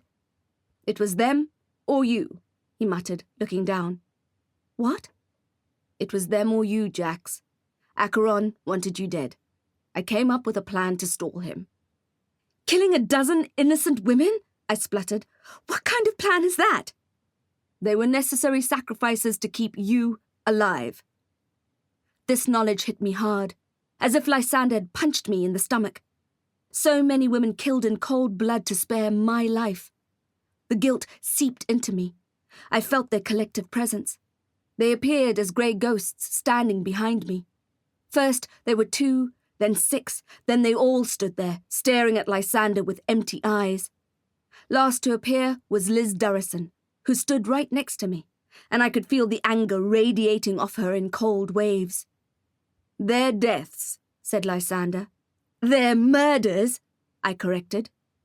"They distracted you from finding the elemental fragments for long enough for the Silvanos to finish creating the New Dawn Kingdom. And when Acheron demanded you be brought in, the body served as a trail of breadcrumbs to lead you here." Dread coursed through me. So much for the element of surprise. "Acheron wants me here?" "At the beginning, Acheron had you spied on through the council he corrupted. He knew you posed a threat. When he had seen enough, he gave the order for the council to take you out, but the council assassin failed. Yes, as did Deadwing. Acheron lost patience and said he'd do it himself, but I told him you'd be more valuable to him alive. He knew I was right. When Demetrius couldn't bring you in, I was tasked with the job." The ghosts standing around me were getting restless. As one, they let out a low moan, and their mouths were black holes. Liz Durrison was trembling, and her groan reverberated inside me. I tried to step past him, and he said the same thing again. "I tried to keep you away." "Well, it didn't work. You can step aside now." "You can't, Jax. You can't go to the castle." I unclipped my wand, and Lysander's face paled at the sight of it. I can, and I will. So I would advise you to step out of the way. More lightning lit up the sky. I'm not going to let you go in there, Jax. I tried to push past him, but he grabbed my forearm. Let me go, I said. Let me go. I tried to wrench my arm away from him, but he didn't relinquish his grip. As always, when we touched, there was a current flowing between us. A connection so deep and intense that I didn't understand it. There was no romance in it. I practically hated the guy, and he scared me. But there was a feeling between us that was unshakable. What did he know? Don't get distracted, I told myself. I was trying to ignore the emotions welling up, but it didn't work. The wave threatened to engulf me, and something in me gave way beneath it. Leave me alone, I screamed, battering his chest with my free fist. I lost control of my emotions and felt my magic threatening to leak out of me. He pulled me close. I'll let you go. Listen to me. I'll let you go, but I won't let you go in there. I pushed away from him, and he finally lost his hold on me. I wiped my mouth, and the back of my hand came away red. My lip was still bleeding from where my teeth had cut into it. You think I take directions from a vampire? I said. I injected as much vitriol as I could in the word vampire. I knew it would hurt him, but I didn't know why. Maybe he had seen my bedpost, with its hundreds of notches of vampire kills. My magic was flowing freely through my body, and I struggled to keep it under control. I needed to be careful. I knew that. I couldn't afford a pyrotechnic show out here within viewing distance of the castle. I also couldn't afford to use up my magic before the main event. The emotion was so strong, I felt I was covered in water up to my chin and fighting the rising tide to breathe. Get out of my way, Lysander, I said. My voice was as cold and terrible as I'd ever heard it, and Lysander registered the danger in it too. But he refused to move. I'd rather die than have you go in there, he said. Don't make me, I said. Don't make me kill you. The void knew I had enough reason to. But killing someone you know, someone who is willing to die to protect you... Damn it, Lysander, I shouted. Get out of my way! My wand was hot in my hand, almost too hot, and my eyes filled with tears. The most irritating tears, the most infuriating. I refused to cry for a vampire. I swiped at them, trying to clear my vision. I will not cry for a vampire. I will not cry for a vampire. I will not cry for a vampire. I tried for the last time to walk around him, but he stood his ground. I won't let you kill yourself, he said. I won't let you walk in on that which waits for you there. What waits for me? I demanded. You know who's waiting for me? My parents. Lysander's face paled further. Yes, I said. I know they're alive, and I know you knew but didn't tell me. He pushed his hair out of his face. How could I? He said. You would have done exactly what you're doing now, which is committing suicide. I don't care, I shouted back, almost doubled over by my mixed-up, rushing feelings. You should care, he said, because it's actually worse than suicide. What's waiting for you in the New Dawn Kingdom is a fate worse than death. And if you never believe anything else I ever say, so be it. But believe that. The tears weren't going anywhere. A fresh wave stung my eyes. How am I supposed to do that? I demanded. Even if I wanted to? How am I supposed to leave them there? You don't know what it's like. I started sobbing and hated myself for it. You don't know what it's like, losing your parents like that. I do, yelled Lysander. Do you think you're the only child orphaned by Acheron? Now there were tears in Lysander's eyes, and he clenched his teeth. Oh, I thought. Poor Lysander. That's the connection. That's why we're forever bonded. We feel each other's pain. Orphan us.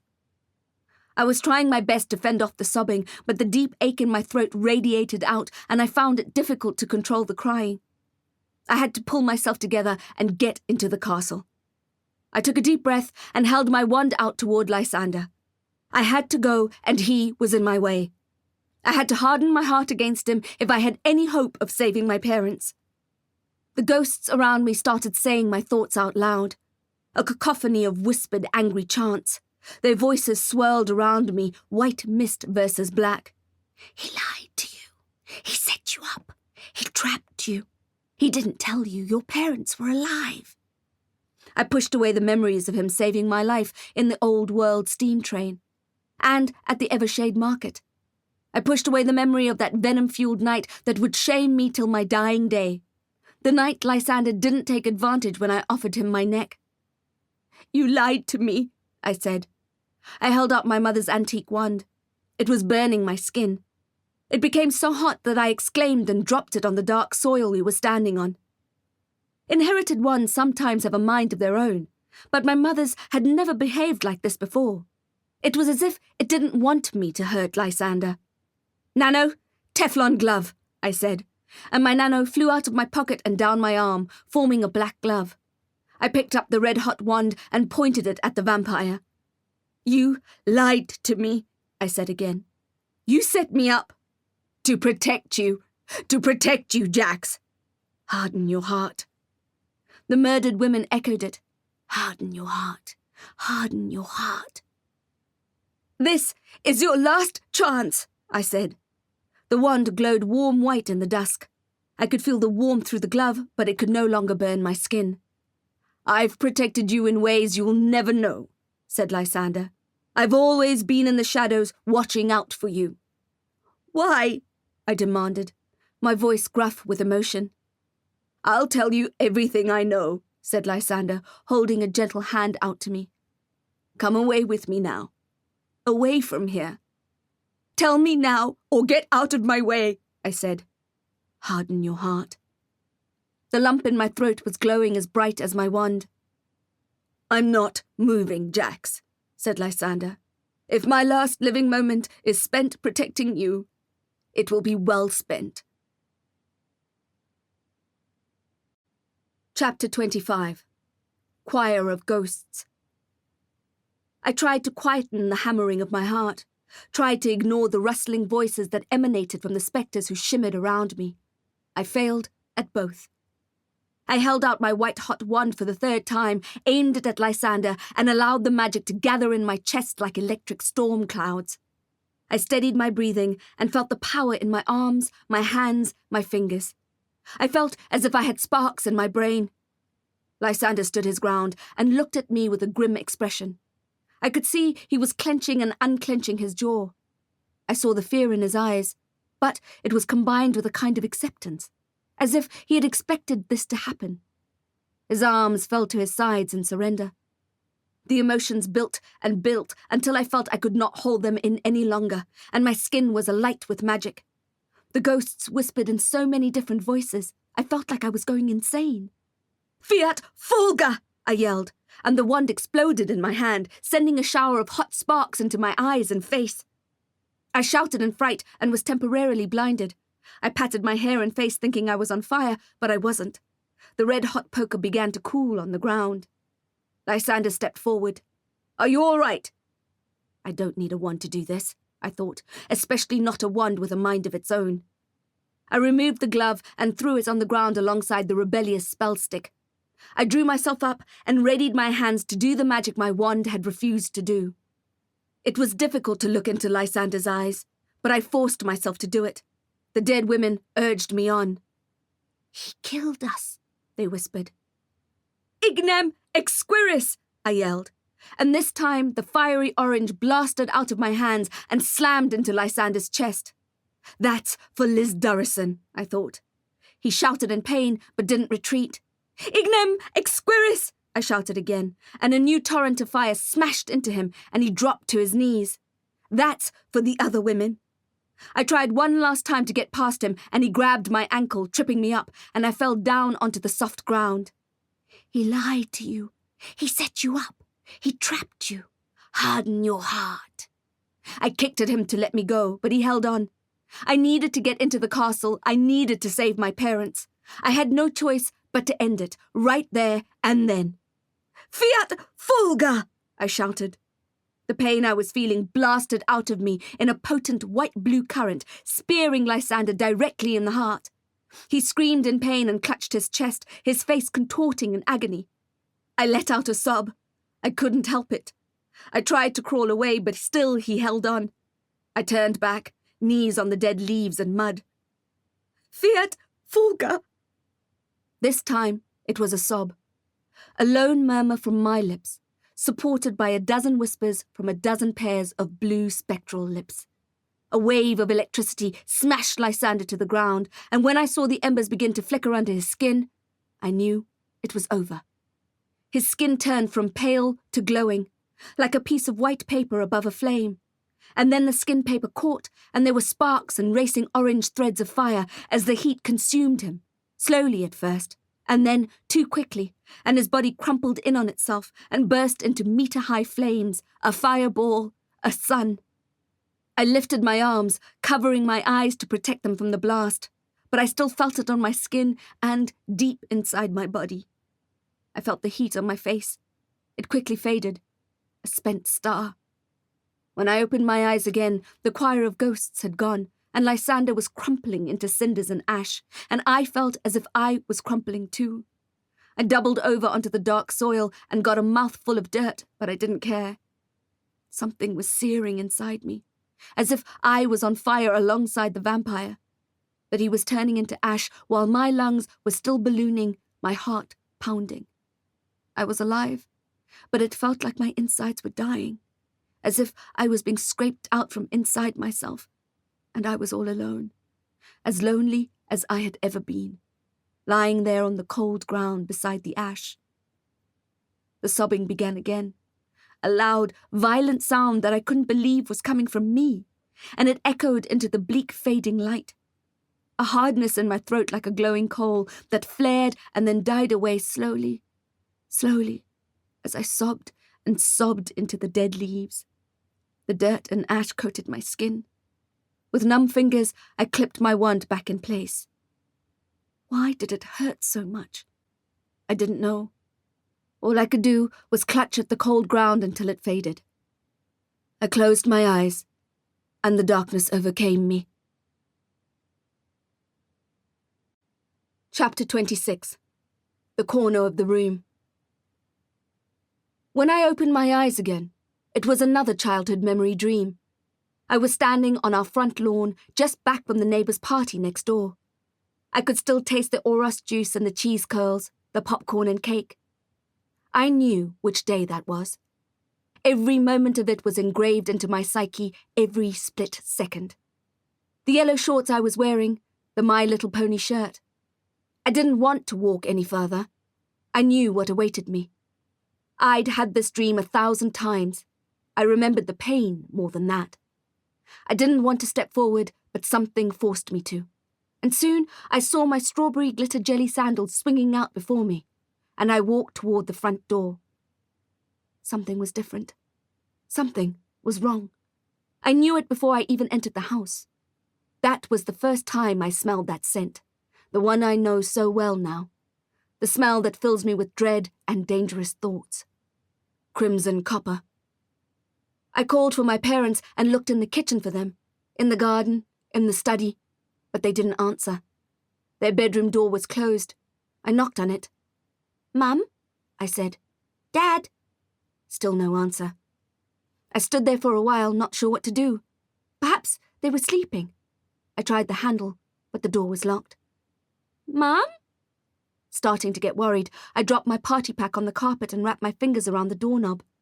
The metallic blood smell was much stronger now, and I knew for sure something was wrong. I had never melted a lock before. Mum and Dad had told me that I was only to do it in an emergency. I wasn't sure if it was an emergency, but it felt like one. "Ignem exquiris," I said, and the heat from my hand softened the metal of the lock just enough for me to push the door open. No child should have to see what I did when I opened that door. My parents lay there, lifeless on their bed, their skin as pale as paper. There were red blooms on their pillows where their wounds had stained the cotton. I didn't understand. My mind raced and stumbled. I couldn't make sense of what I was seeing. I stepped closer, took my mother's cold hand, and searched her face for some kind of answer. She had 2 dark holes in her neck, a thin line joining them.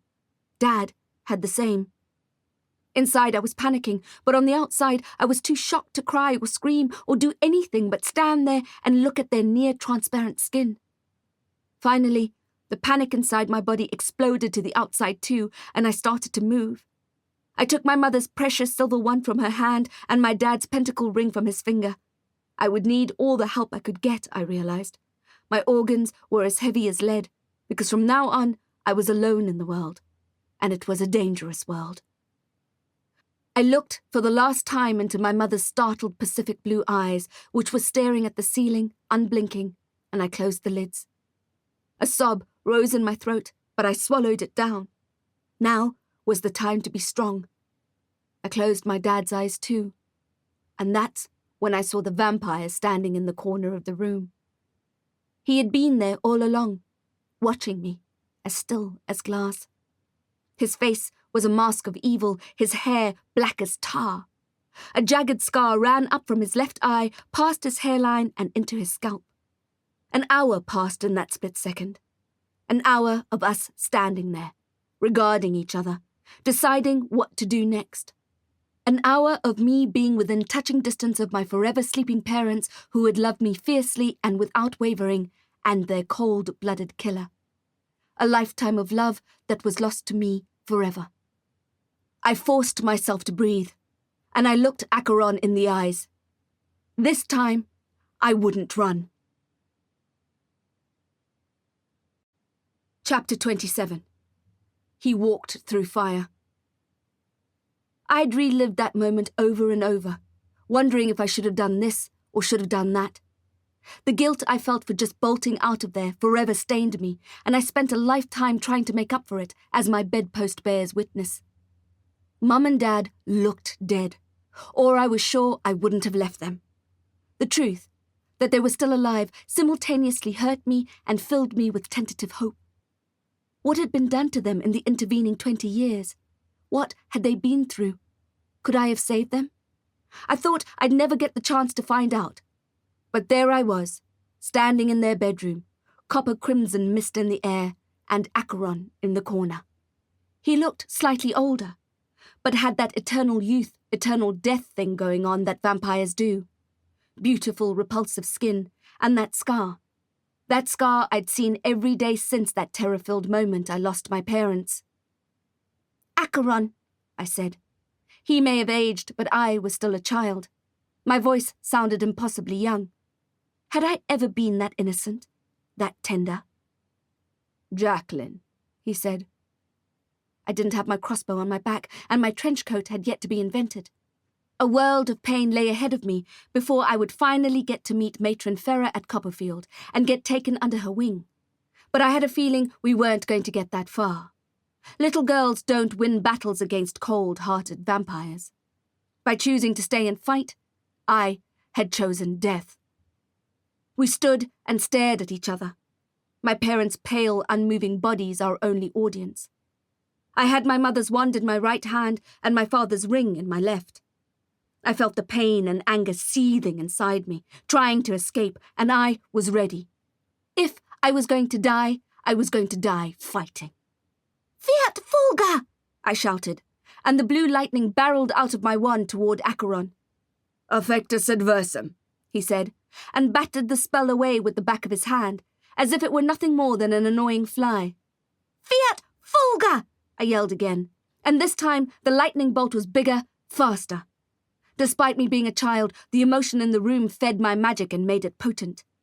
The vampire swatted it away again, as if he were playing a rather boring game of table tennis. He stepped forward, and my heart raced. He was going to kill me. Ignem exquiris! I shouted, and a comet of yellow fire rushed at him, blasting him in the face, showering his whole body and cape with yellow and blue flames. Acheron didn't bat an eyelid. He walked through fire as if it were air. I screamed as he came toward me. My childish instinct was to run to my parents seeking their shelter, but the sight of their white sheets blooming with blood made me freeze. Ignem exquiris, I rasped, my voice almost lost in terror. Another comet smashed into Acheron, but he didn't feel it. He kept coming. He was a meter away from me, half a meter. Fiat Fulga! I shouted. But he smashed the spell back at me, and at such close quarters the lightning spell hit me hard, electrocuting me where I stood. My body radiated with a white-hot pain.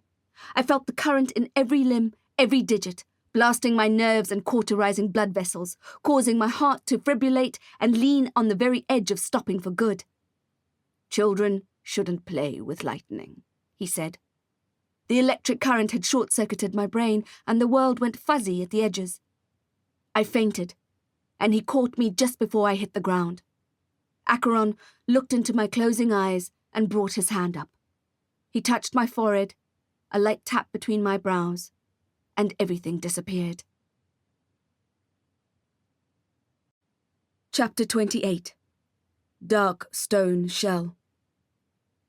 When I woke up, every part of my body hurt, and my mouth was so dry I could hardly swallow. I checked to see if Gizmo was okay, but he was no longer in my pocket. I got a fright, thinking that he may have taken the brunt of the lightning spell. But then, I remembered I hadn't been wearing my trench coat when Acheron had turned my magic against me. Turns out that a My Little Pony shirt did little to fend off the attack of the most evil vampire in the realm. Gizmo had probably been spared. At least that was something, I thought, as I blinked at the dark stone ceiling above me. The air was frigid, and there was the sound of dripping water. I guessed I was in one of Acheron's dungeons.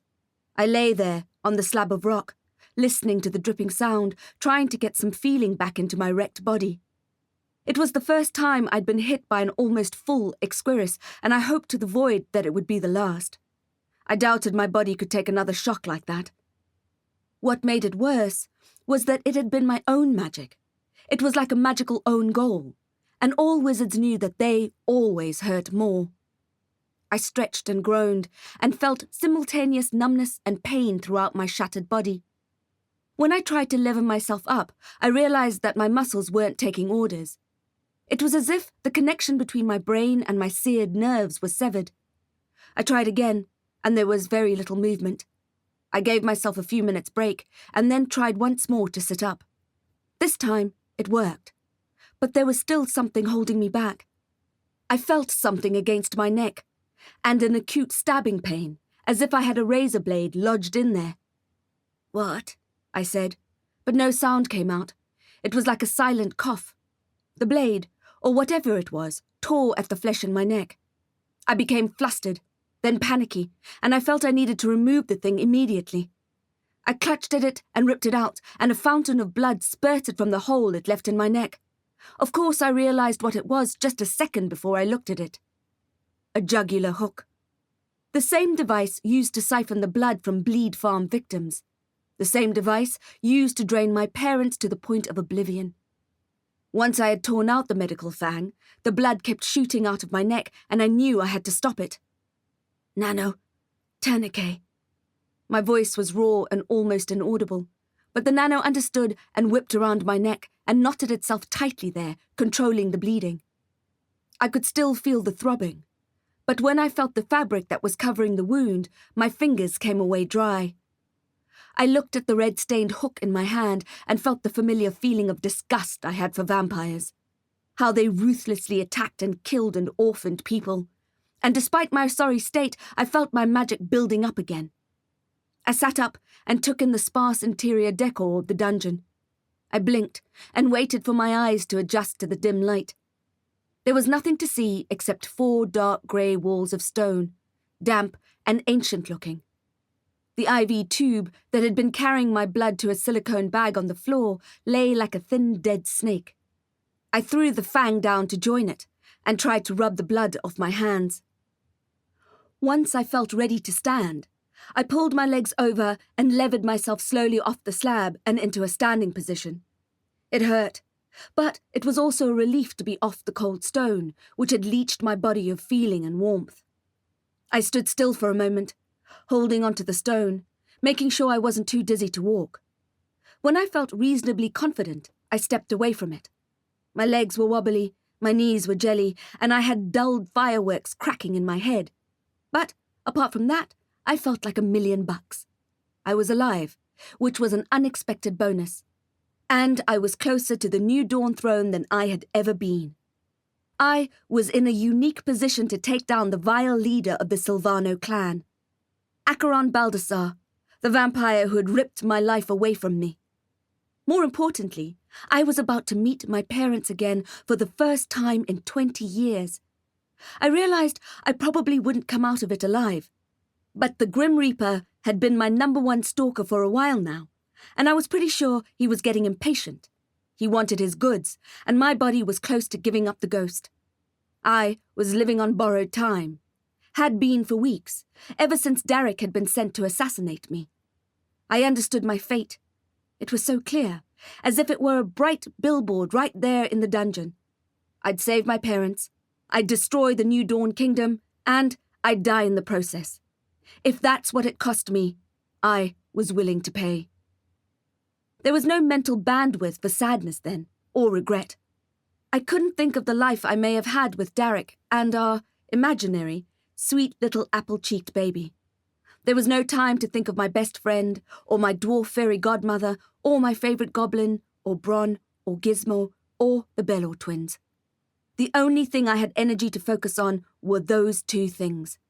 My parents, the throne. I had a job to do. This would sustain me. I looked around at the dungeon again. No windows. Just a black metal door, which undoubtedly had a security enchantment on it. I stepped up to it and ran my palms over the cool steel. Orc steel, I said, practically unbreakable.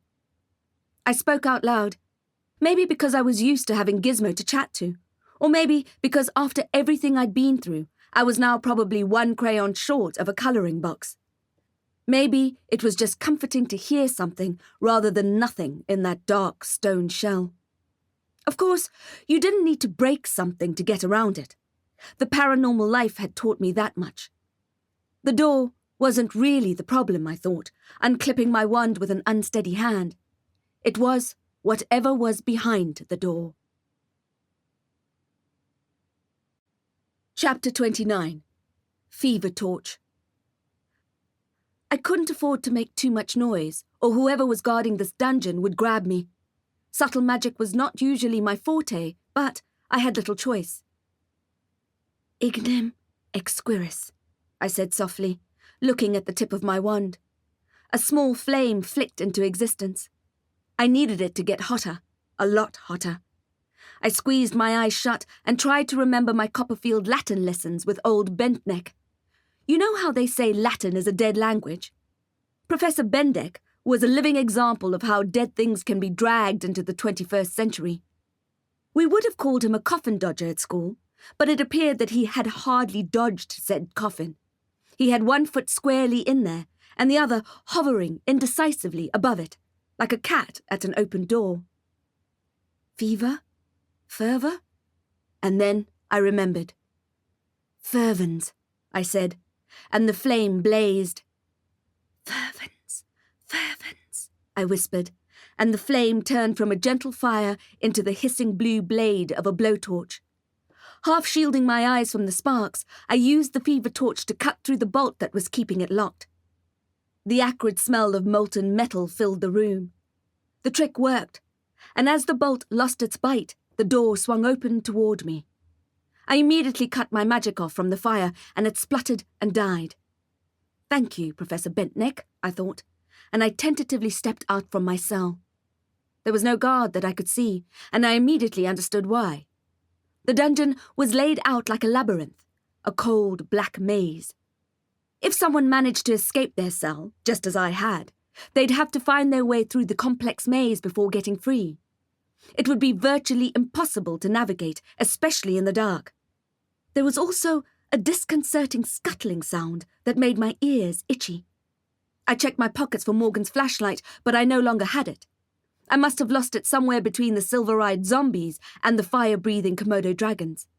I'd have to use my magic to light my way, which I was hesitant to do, because I wanted to save it for the battle. I also didn't know how much mages they had drained from me. Lumos, I said. My still warm wand flickered on with a glowing light. I thought the light would make me feel better, but I almost yelled with fright when I saw the walls, which were alive with scrambling black insects. A shiver ran down my spine, and my wand wobbled. It's okay, I told myself. It's okay. Just don't touch the walls. I gulped down my revulsion and fear and started walking, taking the path to my right and keeping my arms glued close to my ribs. There was a heavy scraping sound, and when I stopped to look back, the maze had shifted its walls, rearranging itself behind me. Insects scuttled and shrieked. I never needed Gizmo like I needed him at that moment. It felt absolutely impossible to make it through the maze. WWGD. What would Gizmo do? I kept walking, turning left and right when my instinct told me to. The stone walls shifting around me all the time.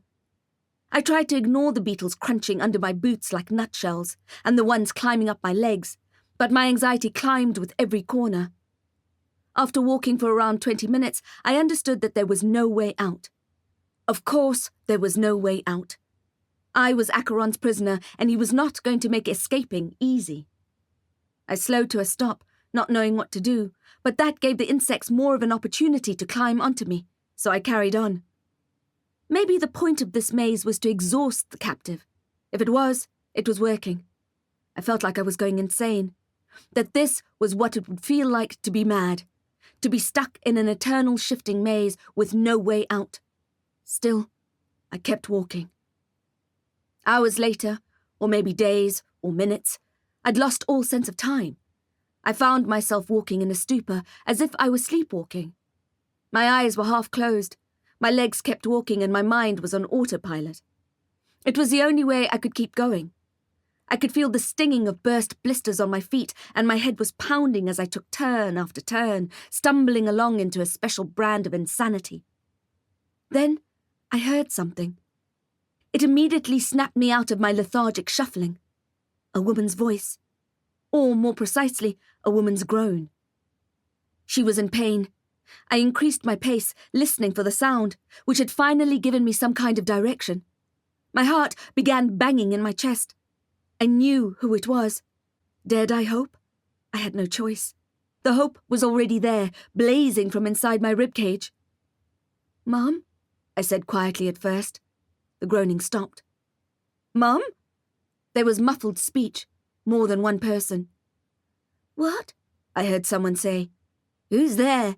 said the other. "Mom!" I shouted. "Dad!" I heard a sob, and the sound hit me hard in the throat, and I sobbed too. It might not be them, I told myself. Easy, easy. It might be a trap, a trick. I ran toward the voices.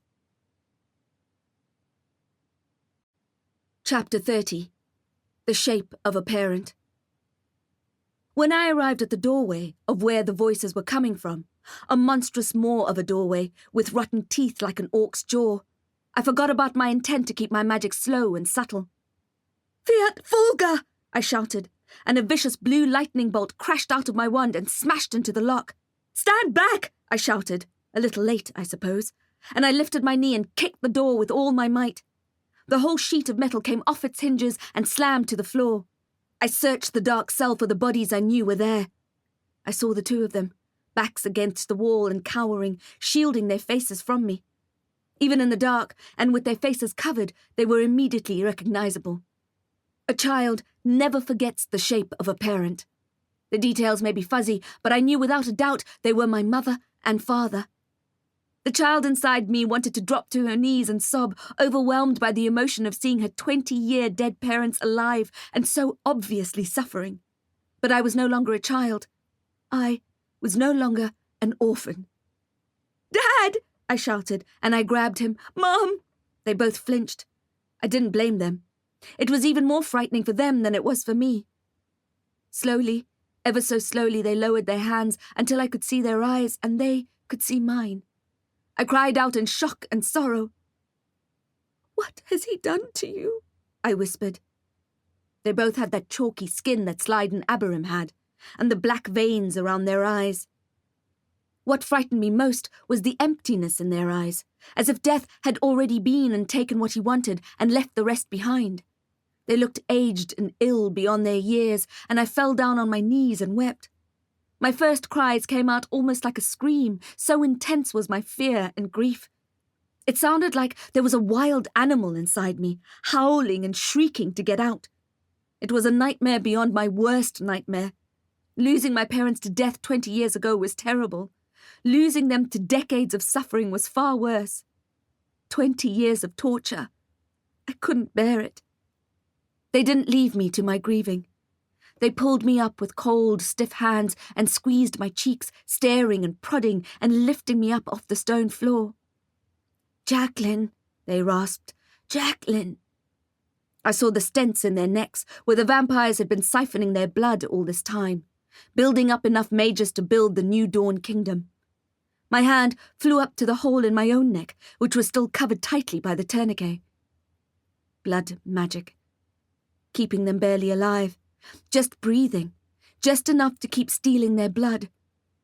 They were painfully thin, and as pale as the moon. Their empty eyes kept shocking me, as if they carried a small electric currents in their gaze. "I would have looked for you," I sobbed. "I would have spent every minute looking for you if I had known you were alive." Perhaps a small part of me had known they were alive, and I had always dismissed it as childish denial. Perhaps that was the reason I became a detective, driven to find people and things. They just kept uttering my name and touching my face, and as my crying subsided, I felt their hands grow warmer and their faces flushed with the slightest tint of colour. It could have been hope or imagination, but I thought I saw a flicker of emotion in their formerly stagnant eyes. They were dying. That was plain to see. But they were also coming back to life. "You must leave," said my mother. "You must leave before he does to you what he did to us." "I will leave," I said, "and I'll take you with me. I'll take you home." I didn't know where home was, but I'd be happy to take them anywhere but that cold, scuttling dungeon under the shadow of Acheron. Suddenly, I didn't feel up to battling the vampires. All I wanted was to steal away from there and set my parents up somewhere warm and safe. But I knew that would be impossible for as long as Acheron existed.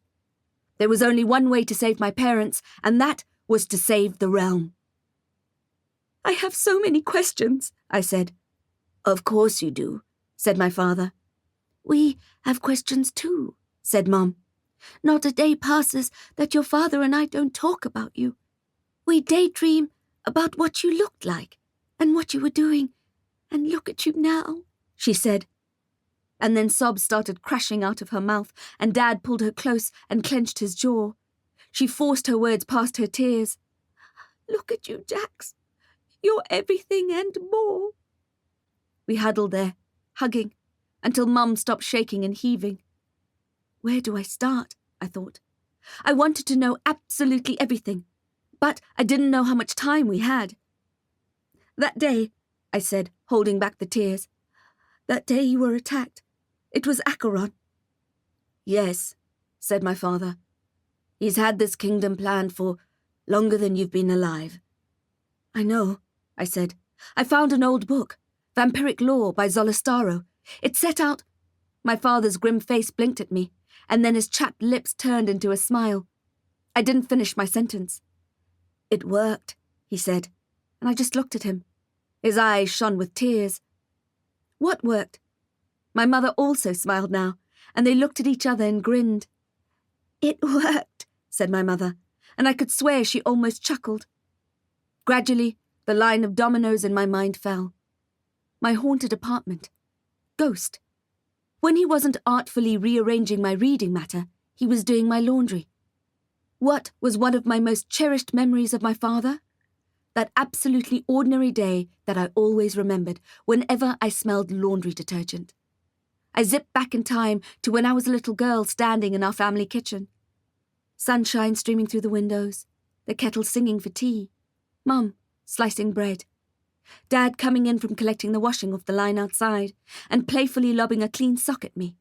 It landed on my head, and as I tried to grab it, I missed, and it dropped down to the floor. I looked up at him, and we both giggled. My apartment may be destroyed, but I hadn't lost Ghost. I had found Ghost. He was standing right in front of me. "That was you?" I asked. "All that time?" He was still smiling. "It was the only way I could look after you." "How?" I asked. How did you do that? Wizards couldn't teleport their spirits like that, especially sick wizards without their magical instruments. Wizards can't do that. Their smiles faded. Pure-blood wizards can't do that, my mother said. Your father is different, he said firmly. Different? My only memories of them were as wizards. Different how? Half djinn? Half werewolf? Half... No, I said, as the reality sunk in. I shifted backwards, away from him. There's nothing to be afraid of, Jax, said my mother. Not in here. I swallowed hard and tried to calm my heart, which had decided it had very much wanted to beat itself all the way out my chest. No, I said again. I couldn't believe it. I didn't want to believe it, but it made sense. I covered my face with my hands as the cold dread clung to me. My father spoke gently. Do you know, he said slowly, do you know what a dhampir is? Chapter 31. Wax paper on skeletons. I flinched, as if the word was barbed on my skin, barbed in my heart. Of course I knew what a dhampir was. Don't say it, I begged him, speaking through my fingers. Don't say it. I had the feeling that if he said it out loud, my whole world would crumble. Sometimes your destiny unfolds before you and you just want to set it on fire. Every vampire slayer worth their wooden stake and garlic wreath knows what a dhampir is, because dhampirs are the original vampire slayers. A dhampir is half human and half vampire, he said. It's no wonder you chose the profession you did. No wonder you're so strong and resilient. No wonder I can cope with very little sleep and food. No wonder I can step out of windows and fly from building to building. No wonder I am immune to mesmerization. I was crying again. I couldn't help it. I felt as if I'd been kicked in the stomach. How could my father, the most revered human in my life, be a vampire? How could I? No, I mumbled, my face and hands wet with hot tears. No, no, no. Impossible. Impossible that I was forever tied to the creatures I hated more than anything. It's difficult to hear, I know, said my mother, but it's a good thing, really. I took my hands away and looked at her, demanding an explanation. The blend of our blood, your father's and mine, is extremely powerful, she said.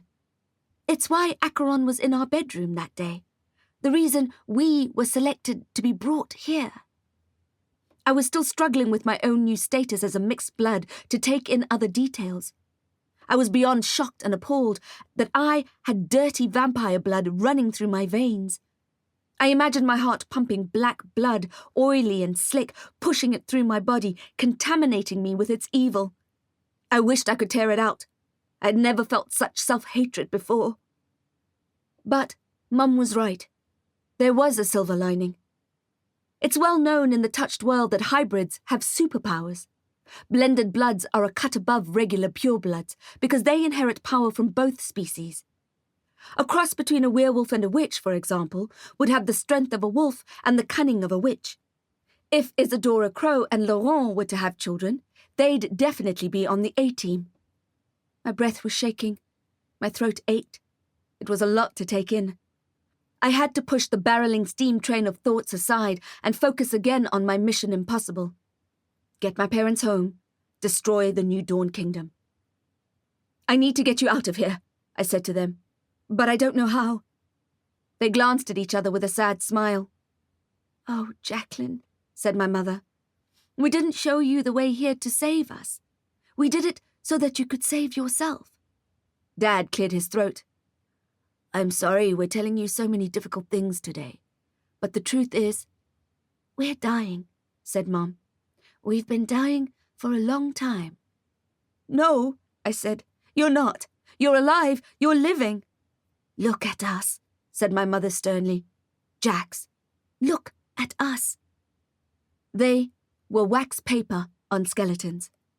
It was plain to see that there was nothing left of them, but I refused to give up.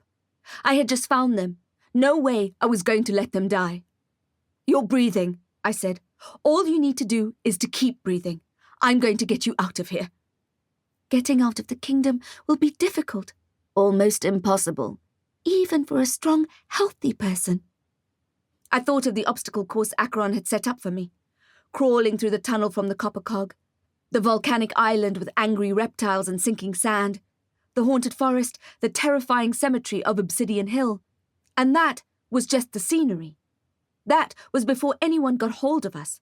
Vampires, orcs, grey-skinned goblins. "We've been hanging on for years," said my father. "Hanging on in the hope of seeing you again." My mother looked at me with her dull, pained eyes. "We spoke about giving up, about never seeing you again, and we couldn't let that happen. We even wondered if we should die to cut off the Magus supply to the kingdom. But then we realized that if we did that, you'd be the one they'd replace us with." I wasn't going to tell them what they wanted to hear. That I would leave them to die in peace. It wasn't going to happen. My mind whirred with ideas about what to do next. How would we get out of this dungeon? "You've tried to escape?" I asked. "Everything," said my father. "Everything you could think of. And we've had a lot of time to think." My parents shared that wry smile again, and I realized where I got my knack of joking in even the worst situations. I also saw that I had my father's eyes and my mother's hair, my father's jaw, my mother's shoulders. I could stare at them all day, seeking out the nuances of appearance they had passed down to me, along with their potent magic. "I want to know everything about you," I said. "We want you to tell us everything about yourself too," said Dad. "I was only able to get a vague sense of you when I visited your apartment. By the time we were finally able to get the spell right, our magic was very weak. It took a whole day for us to gather the momentum to push that bloody book off the shelf," said Mum. There was humour in her eyes. I hugged them both and cringed inwardly when I felt their knobby bones and wasted away flesh. There would be no time for the kind of discovery I wanted. I craved to know every detail about them, and about our family home. I wanted to tell them about the Ferals and my days at Copperfield, and about Ferra's steady wing and her steampunk pub for magical creatures. There was so much to talk about. We all jumped when we noticed the shadow in the doorway. The silhouette of a towering orc was inspecting the ripped hinges. When he walked into the dim light of the cell, I recognized the skinhead. It was the Hammerskin Commander General, in full uniform. He looked directly at me with his evil yellow eyes. When he opened his mouth, the ferocity of his death breath almost bowled me over. "Jacqueline Denner-Knight," he drawled through moist lips. "I've been looking for you." Chapter 32. Moving Maze. "You'd think an old fortress like Alcazar wouldn't have security cameras," the Hammerskin Commander General said. He didn't have to conclude his sentence. The repercussions were clear. The teetotaling general had played back the videos of what had happened the night of the Margra Kargol wedding. He'd seen Shagar and I drag Rauguk's body along the flagstone passage and dump him into the basement below the hidden trapdoor. He'd seen my glamour potion wear off and my body transform from orc wetness back to wily wizard. And he wouldn't have needed the security cameras to see the purple tinge on the bottom of the champagne corks, the sign of indigo violent being injected into each individual bottle, apart from the wedding couples, which had been specifically marked with a heart on the label, to work out that it was that poison that had killed most of his army in the great banquet hall. "I thought you might find me," I said, "but unfortunately for you, Acheron Baldassar wants me alive." The general grunted. His face was pulled into an ugly sneer. He couldn't touch me, and he knew it. "Come," he said, curling his hairy bratwurst fingers at me. "I'm not going with you," I said, shaking my head. "No way." "You don't have a choice, wizard," he said. "Come, all of you. Baldassar's orders." I spotted more movement at the door. More orcs. No wonder there were no more Hammerskins left in the realm. Most were dead, and the ones who weren't were guarding the New Dawn castle. The general's presence came as no surprise. He knew which side his bread was buttered. "We can do this the hard way, if you like," he said, and whistled for his men, who stepped into the cell with barbed baseball bats and crudely fashioned knives. I wasn't going to give him a reason to rough me up. I lifted my hands in surrender. "We'll come with you." "Take them to Baldassar," he told his second-in-command. The orc nodded, but looked nervous. "You're not coming with us? I'm going ahead to brief the squad at the castle. We weren't expecting the wizard to arrive so soon." "Yes, sir." "What?" grunted the general. "You're scared? Of a girl wizard?" "No, sir," he said, but the hammerskin eyed me warily. Of course, there would be stories about me, shaking up the orc grapevine. Some may be truer than others. A wizard who slew the hammerskin army single-handedly with some kind of poisonous magic. A wizard who also happened to be hanging around when the orc godfather had been killed. A wizard who barbecued orc nipples and fed them to her pet ferret for breakfast. Orcs were suspicious and paranoid at the best of times, and I could see that this one didn't like the idea of spending quality time with me. The Commander-General left the cell, and I saw the maze magically move around him as he walked, as if he was an opposing magnet and the black rocks were made of steel. It was a nifty spell, and I was actually glad to be escorted out of there, because I'd had no clue at all how to escape on my own. My parents hesitated leaving. They looked around at the blank walls of the cell. It looked like nothing to me, but it had been their life for the last 20 years, and we all knew they'd never see it again. No fewer than 6 guards walked with us, 1 in front, 1 at the back, and 2 on either side to keep us from running. My parents' walking was painfully slow, and I ordered an orc to help them. Surprisingly, he agreed. I looked at the back of their greasy skinheads as we walked. They all bore the same tattoo, the one I had come to know so well, the symbol of hatred and division, and cold-blooded violence. It took 10 minutes to navigate the moving maze, and then a huge door scraped open, and the cool night air cascaded over us. It was such a relief to me, who had been imprisoned for hours, and it was overwhelming for my parents, who I guessed hadn't breathed fresh air for decades. I could hear them breathing it in, could hear the rushing sound of it.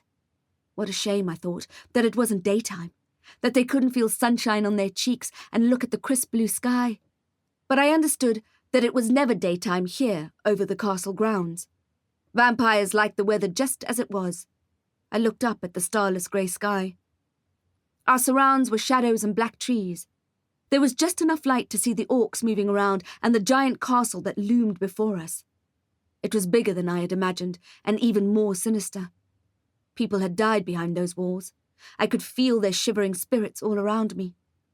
It was medieval looking, and I could imagine it held torture rooms and an execution deck in the square. I had thought that the dungeon we were being held in had been dug below the castle grounds, but it turned out that Acheron didn't want his prisoners under his feet. The guards were going to deliver us into the lion's den. I was hoping for an arrival more on my own terms, but I wasn't about to fight 6 orcs with nail bats and prison shivs. Just as I had resigned myself to being presented to the most evil vampire in the land like a just-roasted chicken on a silver platter, I saw something that made me look twice. The orc walking in front of me looked familiar. Granted, I was just looking at the back of his head, which you could argue looked exactly the same as the others. Skinheads were like that. But the way the orc moved, the slight stoop of his posture, something about him rang a bell. Then I noticed something even odder. His hammerskin tattoo seemed to be flaking off. It wasn't real ink. What? I thought. What? But before I could guess what was going on, the imposter drew a small pistol from his hip. It looked like a toy in his huge hand, but the glint of gunmetal was real. It had a silencer screwed on the end of the barrel, so the gunshots sounded like lasers firing instead of gunpowder exploding. What was louder than the gunshots was the surprised yells of the hammerskins, who didn't realize what was happening until it was too late. One by one, in quick succession, and before they could run or retaliate, they each took a bullet to the head and fell backwards. The imposter was an excellent shot, This was no neo-Nazi hauled off the street and given a stolen weapon. This was... Gnaw, I said. I was in wonder and in shock. 5 bodies lay on the ground around us, and his bullets had just missed my parents, who stood impossibly pale-faced and trembling. Is that you? I'd recognized the cargo loyalist anywhere. He'd been camped outside my apartment for weeks after Don Vito had promised me protection. He hadn't been the best security guard, but he seemed to be a talented marksman. He tucked his pistol away and rubbed at his scalp, further degrading the fake tattoo. Erg? What are you doing here? I whispered. Apart from killing neo-Nazis, I meant. You released me from duty when your life was in danger, he said. I couldn't believe he could speak so well. He was using prepositions and everything. He had certainly been hiding his light under the proverbial orc bushel. The fact that he was A, awake, and B, speaking English was nothing short of a paranormal miracle. I released you to protect your family, I said. I had expected him to run away with them, leave the country and never come back. Gnaw dragged one of the bodies into the bushes. I am protecting them, he said. Chapter 33. Dim grey light. After dragging the rest of the corpses into the surrounding black-leafed flora, Gnaw explained how he'd been able to shave his head and infiltrate the Hammerskins. They were always greedy for new men and had recruited him without a backward glance or a background check. They'd sent him to the kingdom along with the rest of the remaining soldiers, and all he had to do was wait for me to arrive and volunteer to be on my detail. It was surprisingly easy, he said. After the Indigo wedding, the word spread. They're afraid of you. It was all Shagar, I said. I can't take the credit. That may be so, but they're still scared of you, he said, and smiled. I thought his mossy tombstone teeth looked particularly pretty in the dim grey light. Gnaw knew a way into the castle around the side, a servant's entrance that was submerged in stagnant moat water. It stinks, he said, which was rather alarming, to be honest, coming from an orc. Even my mother's mouth fell open a little bit. I took a minute to enjoy the moment. The future was looking pretty damn black, and I probably wouldn't live to see it. I had more than 99 problems, but at that moment I was standing alongside my parents. My parents, who were alive and who loved me, and no matter how difficult the next few hours would be, I'd always have the memory of this moment. "You all right?"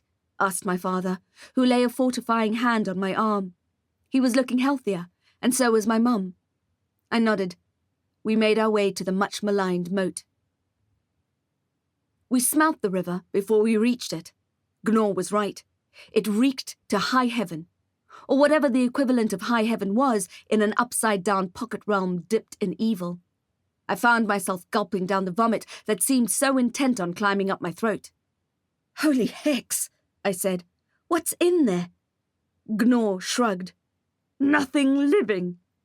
No skinny-snouted crocodiles, no razor-toothed piranhas, not even mosquito larvae. So toxic was the sludge. "You want us to walk in that?" I said, wrinkling my nose at the prospect of getting my boots full of the bubbling slime. Look, I really wanted Acheron off the throne, but I had to draw a line somewhere. A wizard has to know her limitations. "Not walk in it," Gnaw said, and I was relieved. "Swim in it," he said. "Have you done this before?" I asked Gnaw. He shook his head. "Ah, well," I thought. Best to get it over with. I was about to take my first step into the quagmire when I felt my mother's hand hold me back. "Stop," she said. She picked up a stone from the bank and held it up. It was smooth and reminded me of the adder stones I had seen in the stardust-covered case. She lobbed it into the moat, perhaps to try and ascertain how deep it was. But the stone didn't make it to the bottom. As soon as it hit the slime, it dissolved with a hiss and a popping sound. Gnaw took a step backward. Perhaps he hadn't thought this through. "Okay," I said. "I guess we'll have to go through the front door." So we might get shot to smithereens by the guards there, but at least we didn't have to add our skeletons to the simmering sludge soup. Another thing to be grateful for. "Look at me," I thought, counting my blessings all over the place. I looked at my parents. You okay? They nodded. I was relieved to see they were looking stronger. I unclasped the chain around my neck and removed my father's pentacle ring and gave it back to him. He began to refuse, but I put it in his palm and closed his fingers over it. I unclipped my mother's wand and gave it back to her. We were going to need all the magic we could get. I turned to Gnaw. You need to pretend you're a hammerskin again and take us in as your prisoners. Hopefully, that way we'd avoid being shot at first sight. The general will be wondering where we are. Gnaw nodded. So we'd lose the element of surprise, but we'd avoid being pumped full of lead. We were winning. Gnaw slapped a hammerskin sneer onto his usually placid face and grabbed my arm. Easy, Tiger, I warned him. The last time he had touched me, he had dislocated my shoulder by accident. He looked ashamed and loosened his grip. Sorry, his eyes said. I was just getting into character. I remembered the flaking tattoo on his scalp. It was a dead giveaway. Dead being the operative word. Wait, I said. I felt my neck. I was sure it had stopped bleeding. Nano, I said. Gnaw, cap. My nano untied itself from my neck. I felt the blood rush back to my skin, but the wound did not bleed. The nano pulled itself into a cap and landed neatly on the Kargol's head. We trekked along through the swirling black mist, stumbling over fallen branches and spiteful rocks. As we approached the behemoth building, I couldn't help but be awed by it. The palace was larger than any building I'd ever seen, and its spires reached right into the clouds. The grey exterior had a gradient to it, as if it had been standing for centuries against wind and storms. Every flagpole had a teal silk ribbon flying from it, and large swathes of the fabric hung from the sides too.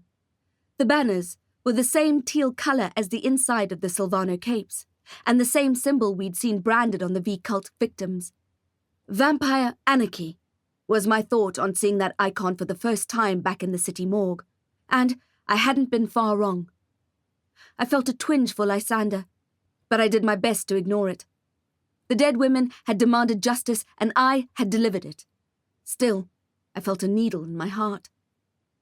When the guards at the front of the castle spotted us, they yelled and waved their AK-47s, trumpeting to the others that we had arrived. They looked more like a ragtag band of Somali pirates than royal palace guards. The Commander-General stepped forward with folded arms, his military uniform glinting with pins and badges. What took you so long? He growled. And where are the others? We heard a noise, said Gnaw, gesturing behind us with a flick of his head. The others went on patrol.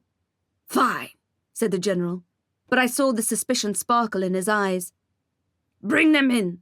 Baldassar is waiting. Walking through the castle reminded me of being in Alcazar, and I shuddered. I'd had enough of medieval fairs and fortresses and citadels. The interior of the palace was even spookier than the outside. Countless vampires silently swarmed the walls. They watched, wordless, as we passed. Greek and Roman sculptures lined the halls, and they watched us too. The castle was draughty, and I could still smell the vampires and the orcs and felt sickened by it. My nerves were scratching into me, making my hands perspire and my stomach cramp. I wished we could walk a little longer, so that I could get a handle on my anxiety. But the general stopped outside a giant carved timber door. It had beasts carved into it and tortured people. It reminded me of the Morning Lark harp and that 15th century painting of hell by Hieronymus Bosch, and the silver-eyed zombies. 2 armed orcs stood on either side, and the general nodded at them. They removed the plank from the doors with a clank and pushed them open. Chapter 34. Bold Blood Arrow. Acheron Baldassar, most ruthless of vampires, leader of the Silvano clan, king of the New Dawn Kingdom, slouched regally on his custom-built throne. It was fashioned from wizard staffs and witches' wands, elf femurs, dwarf gold, and stolen fey jewels. A huge pair of black wings stretched out from the back of the chair as if about to take flight, and its charcoal-coloured griffin feathers vibrated almost imperceptibly in the draught. It was a terrible thing to behold, grand and cruel. The high-fire crown was sparkling on Acheron's head, and his facial scar was still visible, but faded, thanks to the crown's healing magic. He was larger than life in every way, as if he had grown inflated along with his ego. Teal banners hung from the walls, and a glorious red carpet, like a bold blood arrow, showed us the way to walk and to kneel. I could smell him, his particular scent of copper crimson mist. "Ah," he said, his voice sounding like the purr of a post-kill jaguar. "Finally, you've arrived."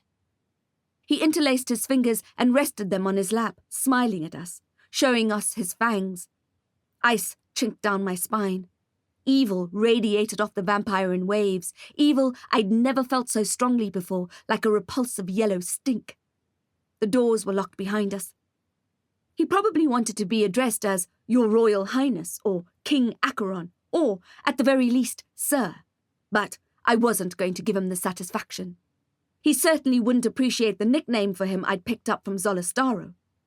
I wondered briefly what his reaction would be if I yelled over at him, "Yo, bald ass, what you gonna do?" Acheron snapped his fingers, and one of his men appeared by his side. Not a neo-Nazi minion, but a rather distinguished-looking vampire. I recognized him immediately. I'd know that greased-back Dracula hairstyle anywhere. "Demetrius," said Acheron, "please reveal to Miss Knight what we have for her." He was definitely putting on a show. I'd never in my life known a vampire to say please or thank you. Demetrius stared at me for a moment, and then, with a flick of his wrist, he removed an invisibility curtain and revealed a woman strapped to a chair. Morgan. It was as if Acheron had somehow been able to access that nightmare I'd had, where Morgan had been gagged and strapped to a chair just before Demetrius had bitten her. I saw the same hungry look on his face as he gently touched a strand of her hair, and my adrenaline climbed as I realized what he was planning. I wondered when and where they had captured her, and where Derek was. I could really do with an expert assassin on my side, I thought. It would make it extra satisfying if the man Acheron had hired to kill me was the one to get us out of there. Morgan's eyes were wide and glassy, but she wasn't struggling. My guess was that she had been trying to escape for hours and was now virtually comatose from fear and exhaustion. I hated seeing her like that, so terrified, and my anger began to crowd out my fright. All the people this man had killed, all the lives stolen. My fury grew and grew like a stoked fire. The presence of my ill parents behind me shored me up and made me feel stronger. "You utter bastard," I wanted to say. "I grew up bereft because of you. I grew up aching and cold." The fury and the pain swirled within me, and I began to feel potent power rippling in my arms and fingers. I was a Dampier, I reminded myself. A blended blood. I would not be ashamed. I would use it to my advantage. I had magic beyond measure. I could defeat this evil. Of course, it was all bluster. I was as scared as anything, and I knew that Acheron was sitting on mountains of stolen magic. He had enough magic to sustain this entire upside-down realm and all the awful creatures in it, dead and alive. I was nothing on his danger radar. I was nothing but a buzzing gnat flying into his electric force field. But dear damnatus, I was going to try anyway. "You have me now," I said to Acheron. "Let Morgan go. Let my parents go. You have what you wanted. You don't need them anymore." "You know nothing about what I need," he said. "You need the rest of the elemental fragments. You want the jar. You want my blood." "I want more than that." "I have nothing more to offer." "You're wrong." Oh, I thought, remembering his massive ego. "You want me to kneel?" "On the contrary," he said, and I frowned. "You still don't know who you are, do you?" "My identity was stolen from me the day my parents were," I said. "You should know that. You were the thief." Acheron stared at me. "Your brother didn't explain your lineage?" "I don't have a brother," I said. I felt, more than heard, my parents shuffle uncomfortably behind me. "I don't have a brother," I said again, more for my own benefit. I would know if I had a brother. I stood there, searching through every childhood memory I had. There was no sibling, I was absolutely certain. Interesting, said Acheron, his lips turning up at the edges, an icy smile. Mom, I said, turning just slightly toward her. I didn't want to take my eyes off Baldassar. I know just how quick and treacherous vampires can be. I searched my mother's face, which looked pained. Dad's looked worse. Dad, I said. We decided it was for the best, my mother said. I could see she'd never forgiven herself for it. Her skin looked like waxed paper again, and the deep hole in her neck for the stent made me cringe. You decided what was for the best? I asked, not looking forward to the answer. I was married before, said my father. To a pureblood. To a vampire? Yes, a Silvano. The puzzle pieces slowly started spinning into place. When I met your mother, I realized there was a better way to live, a less violent way. I left the clan and I left the woman. She never recovered from the failed marriage. She ended her own life. My father, overcome with emotion, clamped his lips shut. My mother continued. Later, we came to understand she had been expecting a baby during the breakup. She had the baby without our knowledge, and when she died, the clan took him in. He was a dear little thing. When we learnt of his existence, we wanted custody, but he was already settled there. And you had been born by then, so we decided it was best to leave him with his kin. A little boy who had always been watching over me.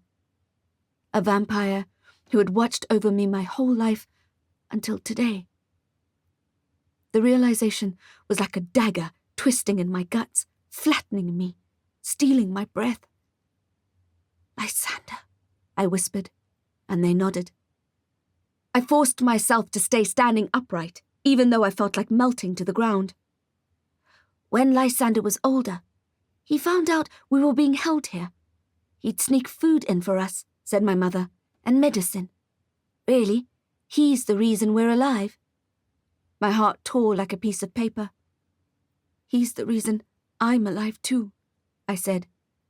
Memories came crashing into my mind. The blonde boy that day on the street when I was sure I was going to die of the cold. He put what I thought was a blanket around me, but then I realized it was his cape. The same boy, a year or so later, who passed me a takeaway container of food when I was so hungry I thought I would faint in the parking lot outside the discount liquor store. The teenager, who I saw watching me at the Copperfield Archery Championship with burning coals for eyes, who cheered when I won. The adult, who saved me from Slide and Aberim on the steam train from hell, saved me from the exploding ferry, tried to save me from Acheron. How many times had my half-brother saved my life? I'd never know. I've always been in the shadows, he said. My eyes burned with fresh, hot tears. Chapter 35. Crimson Gold. I don't know where he's gotten to, said Acheron, with a knowing glance in my direction. It's a shame he's not here. You four could have had a little family reunion. The Commander-General smirked. Demetrius stroked Morgan's hair, and a tear rolled down her cheek. The roving wallpaper of silent vampires trembled in my peripheral vision. We could have discussed your rather unique lineage, said Acheron, and the reason you're here today. I talked past the molten lump in my throat. I know why I'm here. Acheron stood up and took a few steps toward us. Then he turned to Demetrius and said, Bring it in. The Dracula look-alike reluctantly left Morgan and slipped out of a side door, returning with another throne as vulgar as the one Acheron was lounging on. It was only slightly smaller, and the wings were not cut from a griffin, but a phoenix, giving me the impression they were about to burst into flames at any moment. You can't be serious, I said. Deadly, he said. You're delusional on so many levels. Why would I agree to that? I stared at the throne, and the disgust must have shown on my face. Acheron was still calm and confident. Because it's the only way your family's lives will be spared. We'd rather die than see Jax on that throne, said my father. No one's dying, I lied. Acheron snapped his gaze to mine. So you agree? Every king needs a queen, said Demetrius, although he didn't seem too keen on the prospect of me filling that position. He still hadn't forgiven me for winning the battle in the moonlit chapel. You'll rule the realm beside me, Acheron said. You'll have everything you need, riches and magic beyond measure. I blinked at him, my mind whirring away. Murderer, torturer, destroyer. Did he really think I'd agree to it? I thought you were power-hungry, I said, but now I see you're actually insane. He was expecting that answer, but was irritated nonetheless. You're turning down the position of Queen of the Realm? He asked. Of wealth and power like you've never dreamed of? I was going to say wealth and power are overrated, but I had experience of neither. If I need to choose between committing to you or the Grim Reaper, I said, the Reaper gets my hand. Acheron clenched his jaw and blinked hard. Fine, he said. It's what we assumed. He clicked his fingers, and the phoenix-winged throne burst into flames behind him and burned with orange and purple flames. Light grey smoke rose and caressed the high ceiling. It's a shame that you're so myopic, he said, that you can't see past our differences for long enough to see the advantages it would bring to the realm. I don't see any advantages, I said. When I look at you, all I see is pain and destruction. Stupid girl, Acheron said. I was offering you a way out, a way for you to help the people, a way for your family and friends to live. Life under the Sylvana rule will not be worth living, I said. So you nip that problem right in the bud. I'm not offering you a chance to die, he said. Of course, he was going to keep me alive. He was going to keep me in the dungeon and siphon my blood as he had done to my parents. I looked at them again, weak and wasted away. I imagined what I'd look like after 20 years in the maze, being farmed for my blood. What had Lysander said to me? He had been trying to convince me to leave the kingdom. I wasn't afraid of dying, I said, and he replied, it's a fate worse than death. Tell me about my lineage, I said. Acheron shrugged. It doesn't matter anymore. I'll decide that, I said. I'm sure he knew I was buying time, but he also knew that there was a band of ogre-like hammerskins guarding the palace with AK-47s. Even if Derek was out there, there was no way he would be able to get in. Have you ever wondered, Acheron said, why I singled you out? Why I singled your parents out that day? They told me. I'm a Dampier. Even then, I felt the taint in my blood. He smiled, but his eyes were empty. Yes, but you're not just any Dampier. Land the plane, Acheron, I wanted to say. Spit it out already. Instead, I bit my tongue and waited. You're an Aberim, he said. I frowned at him. What? I looked at my parents and they nodded. Your mother's name is Simone Aberim, daughter of Blimex and Elise. I know Blimex, I said to my mother. He hired me on a case. He's still alive? My mother said. Her chest swelled and Dad held her hand. Alive and well, I said. I thought of when I had visited his house and was taken in by how warm and homely it had felt, despite its size. I felt a rush of tenderness toward the old wizard, who I now knew was my grandfather. And again, I felt the searing loss of years and years gone by and love lost. I imagined playing as a child in the Aberim Manor gardens, making daisy chains, eating ice cream on the generous veranda and napping on the old stately couches. You destroyed an extremely valuable asset when you killed Slyden, Acheron said. Good, I thought. At least I'd done something right. There I was, counting blessings again. The Aberim family has always been well respected, I said. Blimex was on the council until Slyden attacked him. Yes, said Baldassar. But he has no blue blood, so why the harping on about my fancy lineage? You really know nothing about your family, he said. How could I? I demanded. I grew up an orphan, a Copperfield chess piece.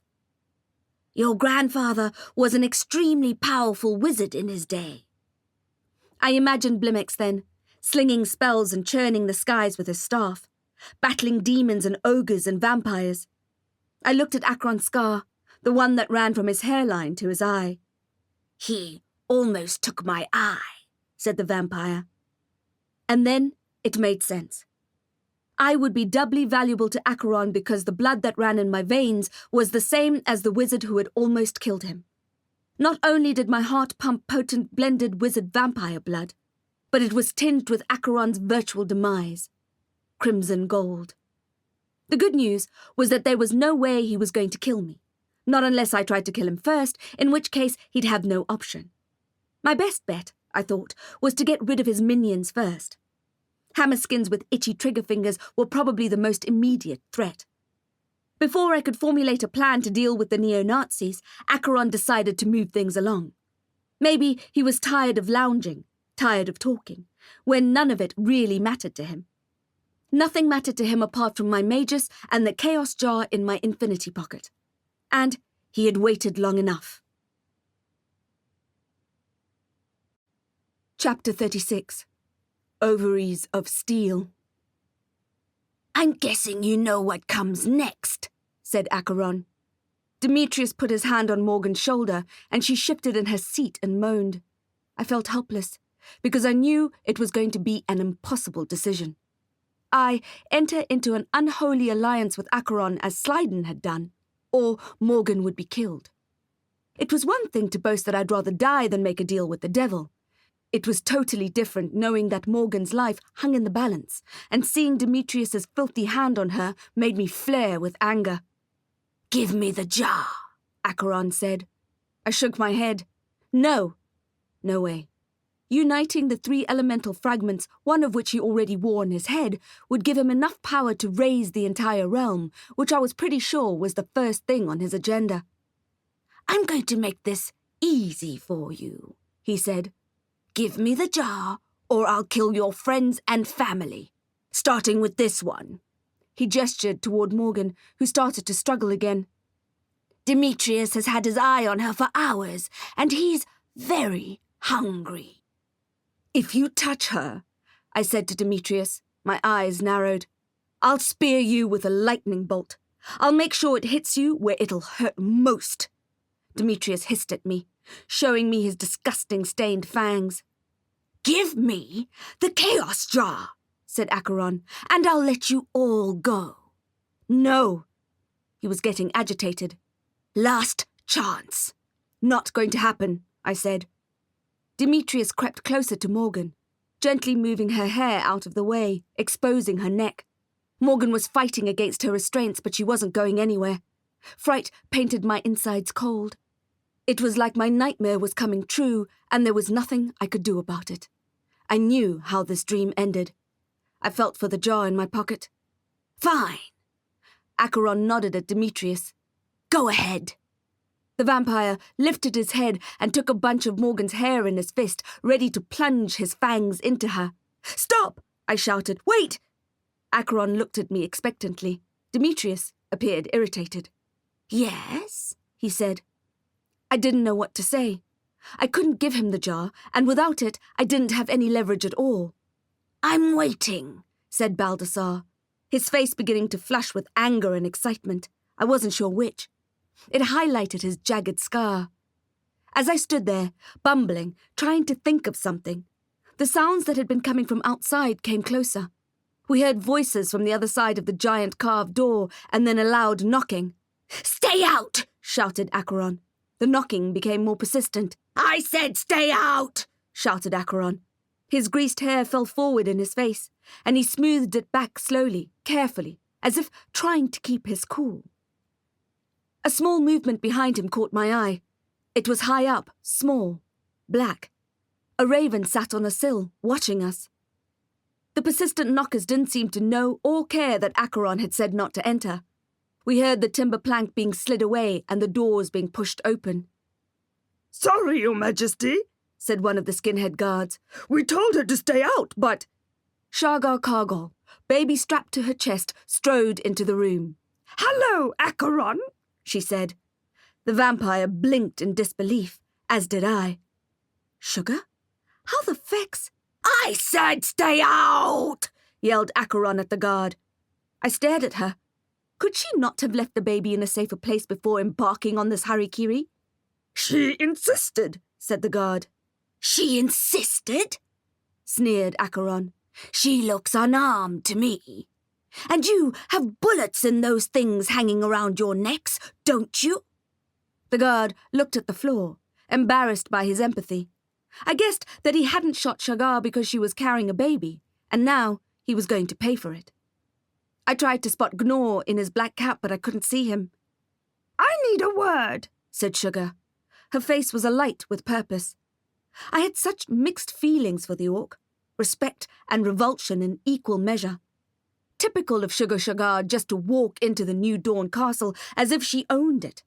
The orc had ovaries of steel, that was for sure. The Commander-General stood to attention. "Get out of here," he frothed. "I'm in the middle of something," said Acheron. "Can it wait?" I wondered, briefly, if I should just reach for my crossbow and try to get a shot in while Acheron was distracted. But something told me that wouldn't end well. Instead, I tried to be patient and see what the orc godmother had to say. Morgan had stopped struggling again, and she watched Sugar intently as she walked right up to Acheron. The orc lifted the phone in her hand, the same phone she'd put on the table during her negotiations with Raguk Magra. "No," said Shagar. "it can't wait. Not unless you're happy to be surrounded by vipers." She sent a barbed look over to the general, who seethed and snarled at her. "What?" said Acheron. "I have something for you," she told him, and shook her phone. "Something I'm sure you'll find very interesting." "What is it then?"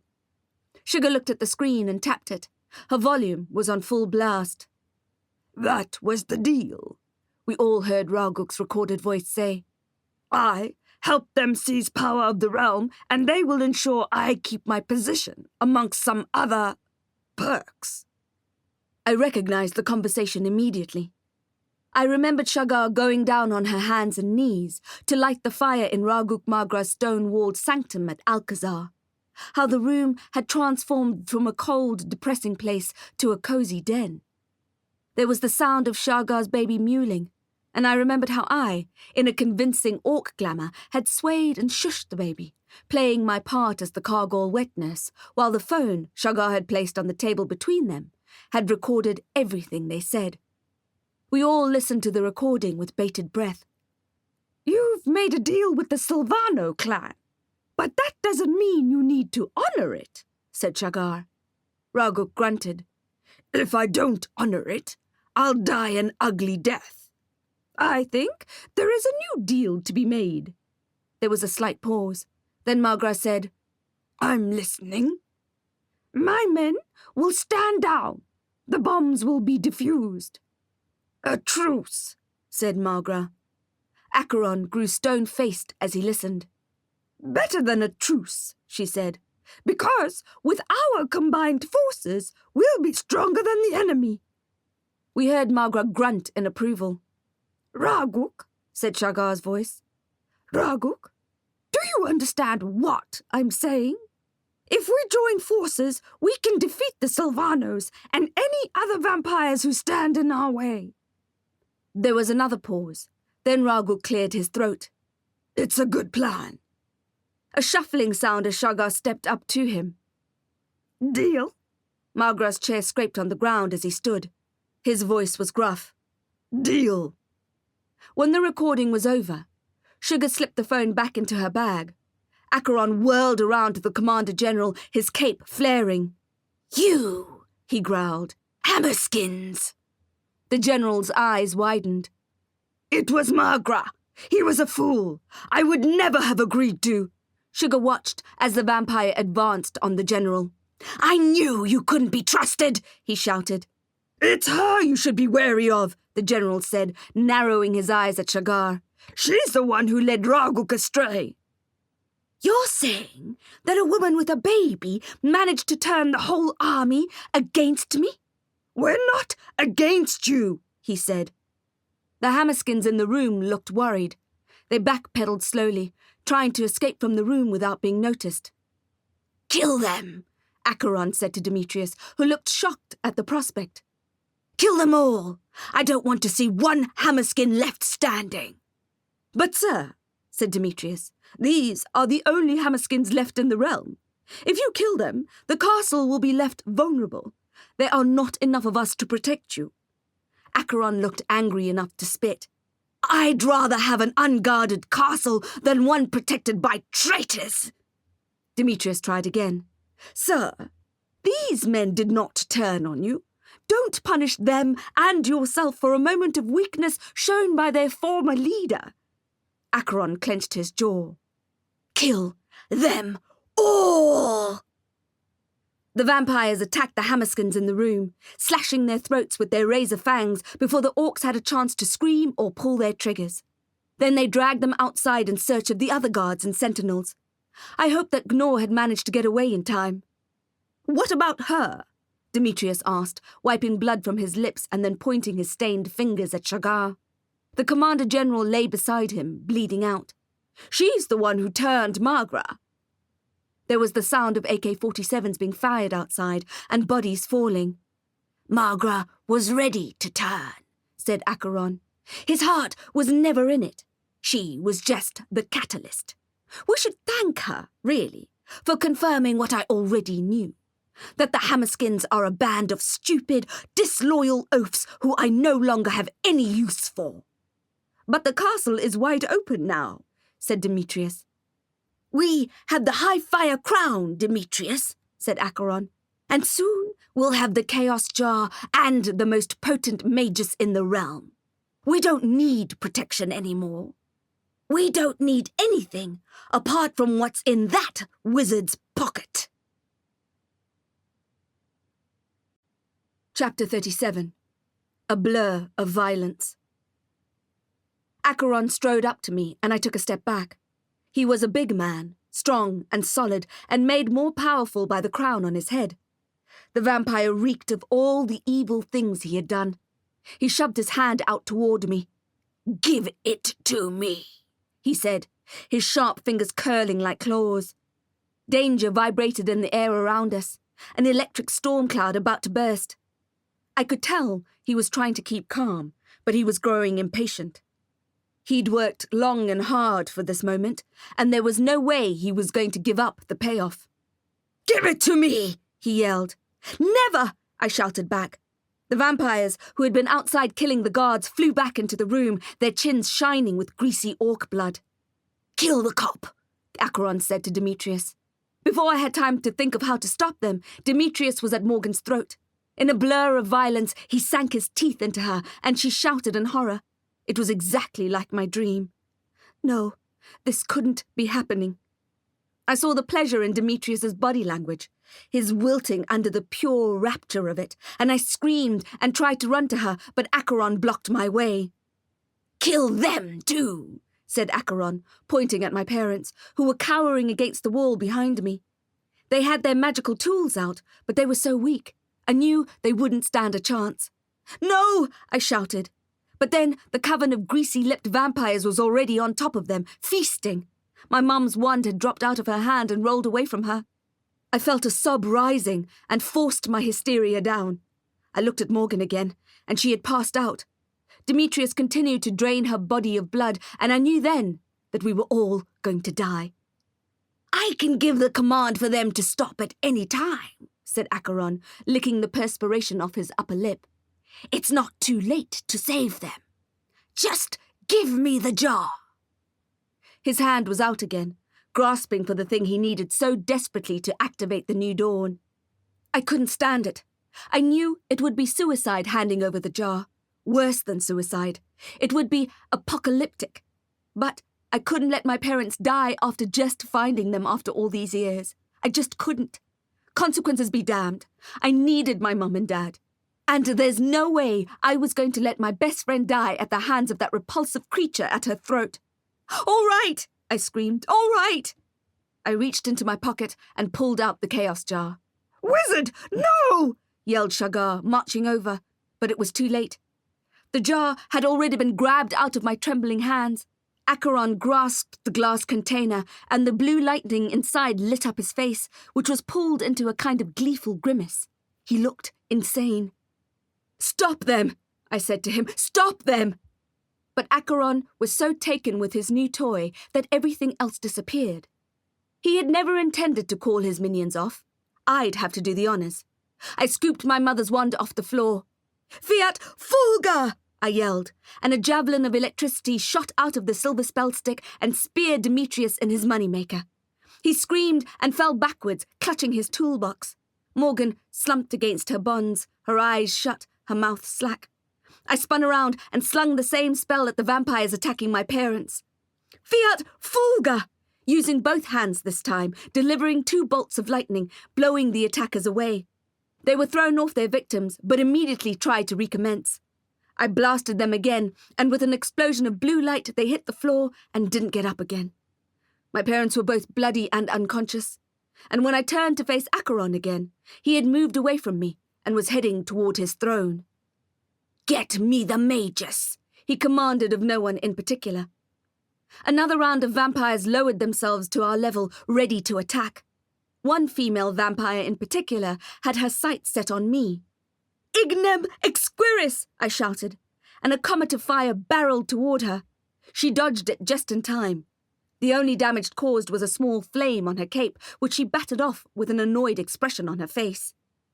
"Wizard," she said, "you killed my sister." "Entirely possible," I said. "Her name was Desdemona." Yes, I remembered her. The vampire with twin black whirlpools for eyes who liked to kill the clientele at the Jupiter drawing room. I remembered pink boxer shorts death-gurgling on the bed. She escaped that first night, but she had my scent. She tracked me down the next evening with a couple of wingmen and tried to end it. Stole my bike, and when I conjured it back, there she was, sitting astride it, in all her blood-sucking glory. "I remember your sister," I said. "I remember how she died." The vampire hissed at me, showing me her ivory fangs. I sent another blast of fire her way, then followed it up with a lightning bolt. She dodged both. "You'll be reunited soon," I said. I grabbed my crossbow from my back and whispered, "Glacium exquiris." I pulled the trigger and the bolt shot out, flying through the air between us and freezing as it did so. The long, sharp spear of ice pierced Desdemona's sister right in the middle of her chest. Her eyes widened. Her mouth was a black hole. The residual ice magic travelled into her body and froze her torso all around the arrow, and she dropped to the floor and shattered into ice shards. Then the shards turned to ash. I had no time to celebrate the victory. A vampire was at Sugar's throat. I couldn't sling a spell. The chances of hitting the baby were too high. I sprinted over to her and delivered a running kick to the vampire's jaw. There was a cracking sound of the bone breaking, and he fell backwards, disorientated, letting go of mother and baby. Before he had time to get up, I pulled my trigger and sent an arrow into his heart. He laid back, wrapped his fingers around the shaft of the bolt, and blood began to bubble out of his mouth. I didn't watch him turn to ash. I had another trio of vamps to deal with. They rushed at me, hissing, and the air turned black with their capes. I pointed my crossbow at them and fired, yelling, "Insidia!" The bolt that left my crossbow changed mid-air into a snare net and caught all 3 vampires before they could reach me. They struggled against the net and fell to the stone floor. Sugar was untying Morgan, who was still bleeding and still unconscious. Acheron was back on his throne, waiting for the 3rd elemental fragment to be delivered to him. I raced back to my parents, but before I could reach them, Demetrius caught my arm. He had been burnt by my magic, and his body language told me that he was in pain. The blood on his face repulsed me. "We have to get out of here!" yelled Shagar, hoisting Morgan onto her shoulder. "Now!" I looked back at my unconscious parents, then at Demetrius. There were still dozens of vampires in the way. I wouldn't be able to drag my parents out and fend off vampires at the same time. Demetrius breathed his disgusting metallic breath in my face. His fingers increased their grip on my arm, and he flew towards Acheron with me like a black-feathered eagle clutching its prey. "You asked for magus?" said Demetrius to his king. Acheron looked at me, his eyes drilling into mine. Perfect, he said. He lifted his head and opened his mouth, ready to strike. I saw his fangs. The fangs that had been the source of hundreds and hundreds of childhood nightmares, and I was right there, about to be bled into oblivion. No, I shouted, trying to squirm out of Demetrius's grip as he handed me over to Acheron. But the men were stronger than I was.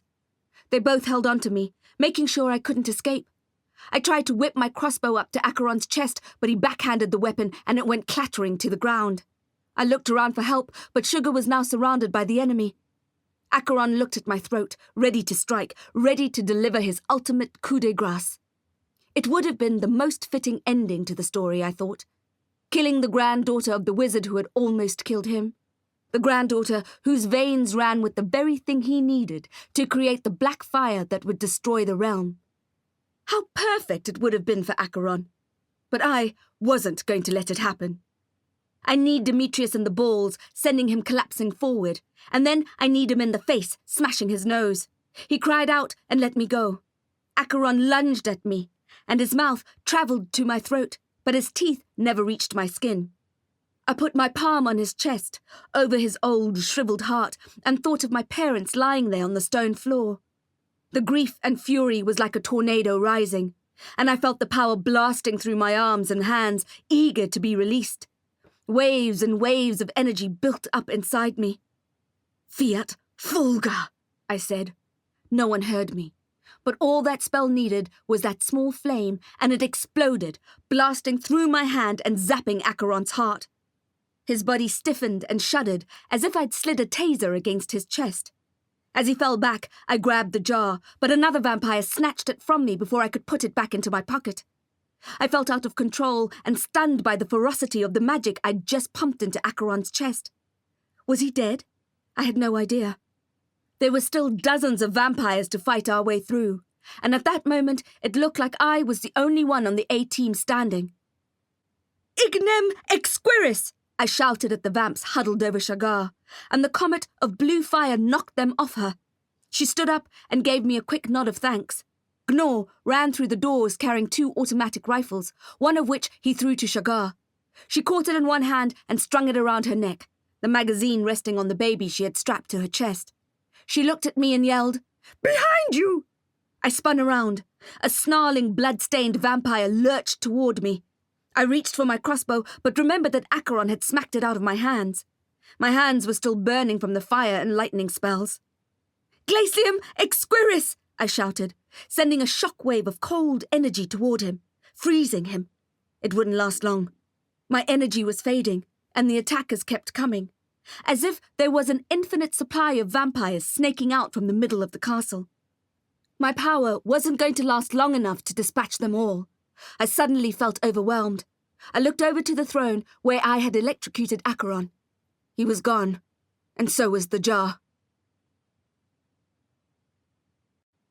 Chapter 38. One-Handed Wizards. A vampire blurred in front of me, and the shock of it knocked me backwards. I sprawled on the ground, cracking my elbow on the cold stone floor. He seemed to multiply before my eyes, and soon there were 6 of them, then 10, looking down at me with hungry expressions in their eyes. The sound of gunfire rang out, and bullets zinged through the air. Shagar and Gnaw were shooting every vampire in sight. The creatures' bodies fell and ashed with colourful flames. The orcs didn't shoot at my attackers, perhaps worried they'd catch me in the crossfire. My mind was whirring, thinking of a spell that would be fatal enough to exterminate the creeps, but easy enough on my hands to save them for further magic. I had seen one-handed wizards before, and I had no wish to join their ranks. The guns kept firing, and there was the smell of gunpowder and sparks in the air. It was a dangerous place to fire guns. The bullets ricocheted off the walls in all directions. One of the vampires surrounding me lunged, trying to grab me by the shoulders, but I screamed and punched him. I felt my knuckles crunch as they connected with his skull. He staggered backwards, and I shook out my hand, making a note not to punch any more vampires. It hurt me more than it hurt them. Another vamp went for me, and I dodged him just in time. But then 2 more stuck their hands out, and soon they were all over me. I struggled against them, but there were too many. They began to cover me, and I felt like I was being pulled under by quicksand all over again. I battled to breathe. I began to panic. They were drawn even closer by my fear, and they closed in. Forgetting my earlier resolution, I started to punch and kick as hard as I could, but the monstrous creatures just absorbed the blows and folded in further. I saw their ivory daggers and pictured them puncturing my throat. I screamed and fought, but they didn't let me go. My lungs were burning, desperate for air, and the panic and oxygen deprivation soon blinded me with a wash of silver stars. Suddenly, the vampires started shouting and thrashing, and I didn't understand what was happening. One by one they let go, and I lay gasping for air. I grabbed my throat to check if I had been bitten, but there was no wound there, and as far as I could tell, I was not bleeding. I looked up to see who had saved me, and there was Derek, in all his smoking hot vampire glory. I probably imagined the golden aura around him, but in that moment it seemed real. Time slowed as he grabbed my hand and helped me up. "Jax," he said, "are you okay?" "Yes," I said, nodding. "Yes, but my parents and Morgan—" Derek looked over my shoulder at my unconscious parents. "Don't worry about them.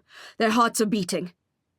I don't know what kind of magical powers healing mages have to be able to see from a distance if someone is alive or dead, but I was comforted by it. "I can help them," said Derek, "but we need to get out of here." I wanted to ask how he had found me, but we didn't have time to talk, and the answer happened to bowl along the floor and jump into my arms, a rolling ball of magical albino ferret fluff. "Gizmo!" I said, hugging him and slipping him into my pocket. I had the intense urge to get out of there and find a place where Derek could heal my parents and Morgan. I looked around and saw no more vampires. Some had been killed, the rest had disappeared back to where they had come from. "Shagar!" I shouted. "Gnor, let's go!" But Shagar shook her head. "We can't leave without the jar."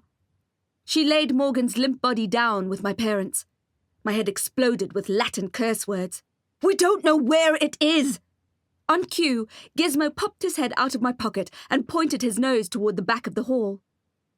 I sighed the sigh of 100 female wizards, who have just been told it was not good enough to just save their parents and save their best friend. They had to save the whole fixing realm before they could go home for a nap. Derek looked at me, and I nodded to the back of the hall. "Let's go." Chapter 39. Syrup, the Colour of Midnight. Gizmo led us toward the back of the hall and through a door. I tried to lead, but Gnor pushed ahead of me. He had the AK-47, so I didn't argue. The raven swooped down and landed on my shoulder. "Bron," I whispered, and he clicked his beak at me. I was glad he had found me, and I renewed my promise to find a way to break the hex that was keeping him in his raven form.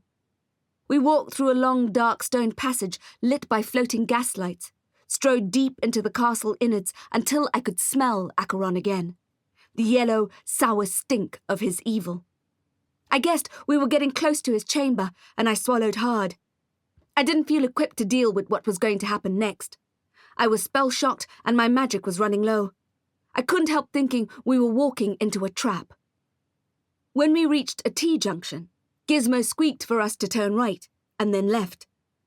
We came to a black wooden door with a quaint bronze doorknob, my speciality.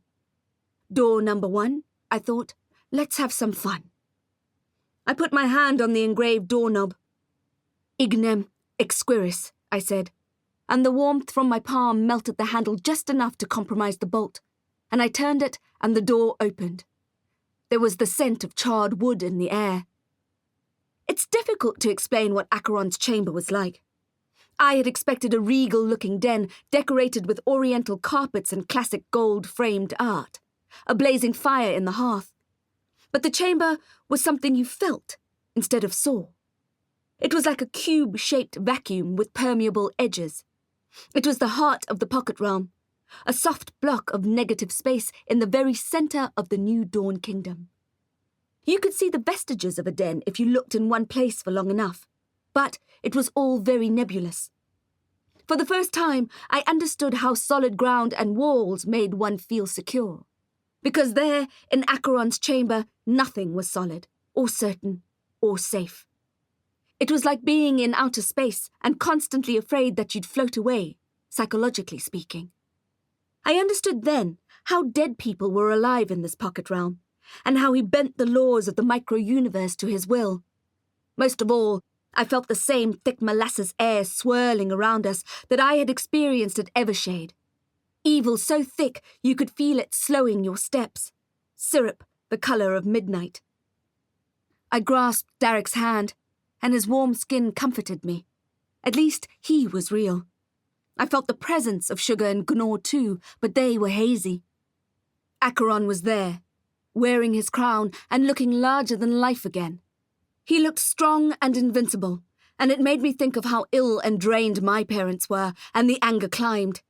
It was so fierce this time, and magnified by the atmosphere, that I felt as if the hatred was strangling me and making me feel weaker rather than more powerful.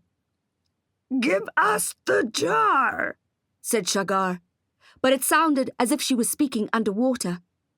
Acheron laughed, which made my anger choke me more. Derek squeezed my hand and frowned at me, as if to ask me if I was okay, and I tried to pull myself together. Suddenly, he froze and let go of my hand. His face was a mask of shock. "What is it?" I asked, but my words came out in puddles. "Your parents," he said in slow motion. "Their hearts stopped beating." Chapter 40. Magical Russian Roulette. I wanted to rush back toward the hall, toward my parents. My first aid skills were sketchy, but I knew how to do CPR. I could take Derek with me. When I turned to go, the doorway was no longer behind me. There was no way out. "Let me out," I warbled. "Give us the jar," said Sugar in slow motion. We were under the thick gelatinous air, and it was hard to move. But Acheron seemed undisturbed by the strange upside-down atmosphere. I needed to stop thinking of myself as the victim and start fighting back. I needed to be able to talk and move and breathe so that I could break out of the black heart of the kingdom and get to my parents. I kept hearing Derek's words echoing in my head. Their hearts stopped beating. Their hearts stopped beating. Their hearts stopped beating. No, I was not going to let this happen. The grief that welled up inside me was deep, dark, and awful. The magic it created was so potent that I could feel it burning in my chest. "Ventum exquiris!" I shouted, and a warm wind rose. "Hold on!" With my mother's wand, I whipped up the wind. "Ventum! Ventum!" I kept stirring it up until it became a black tornado. It hungrily sucked up the soupy air that surrounded us and glittered with it as it spun. I slung the tornado up to the ceiling of shadows. I used all my strength, trying to get it as far away from us as possible. "Glacium exquiris!" A thin streak of freezing energy travelled from the wand to the tornado and froze it there. It wouldn't last long, but at least we'd had a few minutes to breathe and do battle. I was overflowing with magic, and I felt the sparks everywhere under my skin. If I didn't expel the forceful magic, I'd explode. I pulsed my fingers, trying to get rid of the icy feeling. Acheron stood there holding the chaos jar, the golden high-fire crown on his head, winking in the strange ethereal light. His eyes flamed in my direction. "Come to me," he said, holding out his hand. "Come to me." It became clear. I needed to sacrifice myself to save the realm and everyone in it. I took a step forward. "No!" said Sugar. Gnor tried to block my way. Bron clawed at my shoulder and shrieked. "Come," said Acheron again, and I took another step toward him. Derek tried to pull me back, but I shook him off. I was being called to a higher purpose. I needed to go to Acheron. "Jax!" said a voice behind me. The voice of a person I loved more than anything. It broke the spell. I spun around and blinked. Farah and Figor Vernac stood there, in their full dwarven battle gear. Viking helmets, full-body armour, and magical dwarven axes that glinted like the smiles on their faces. "Farah!" I was so happy to see her that tears sprang to my eyes. She yelled, Catch! And threw my crossbow to me. She had come through the hall and seen the wreckage there. The destruction, the bodies. I tried to swallow the ache in my throat. I couldn't believe I'd lost my parents again. I didn't have time to give in to the anguish. I needed to use it to destroy Acheron and his sick, nefarious realm. What better place to torpedo the New Dawn Kingdom than right here, in its small black heart? The Phonax advanced on Acheron. A wave of vampires previously camouflaged by the dark, indistinct walls came forward to stop them. I looked down at my hands, still stiff and blue from the previous spell. I caught sight of Lou's ginstone, and I quickly rubbed it. Who knew if she'd be able to find us here, but it was worth a try. Farah shouted something in Dwarvish, some kind of battle cry, and began swinging her axe at the vampires. Fig did the same. Gnaw and Sugar opened fire. The vampires hissed and screamed and ashed with multicoloured sparks, and the air was thick with their blended bitter smoke.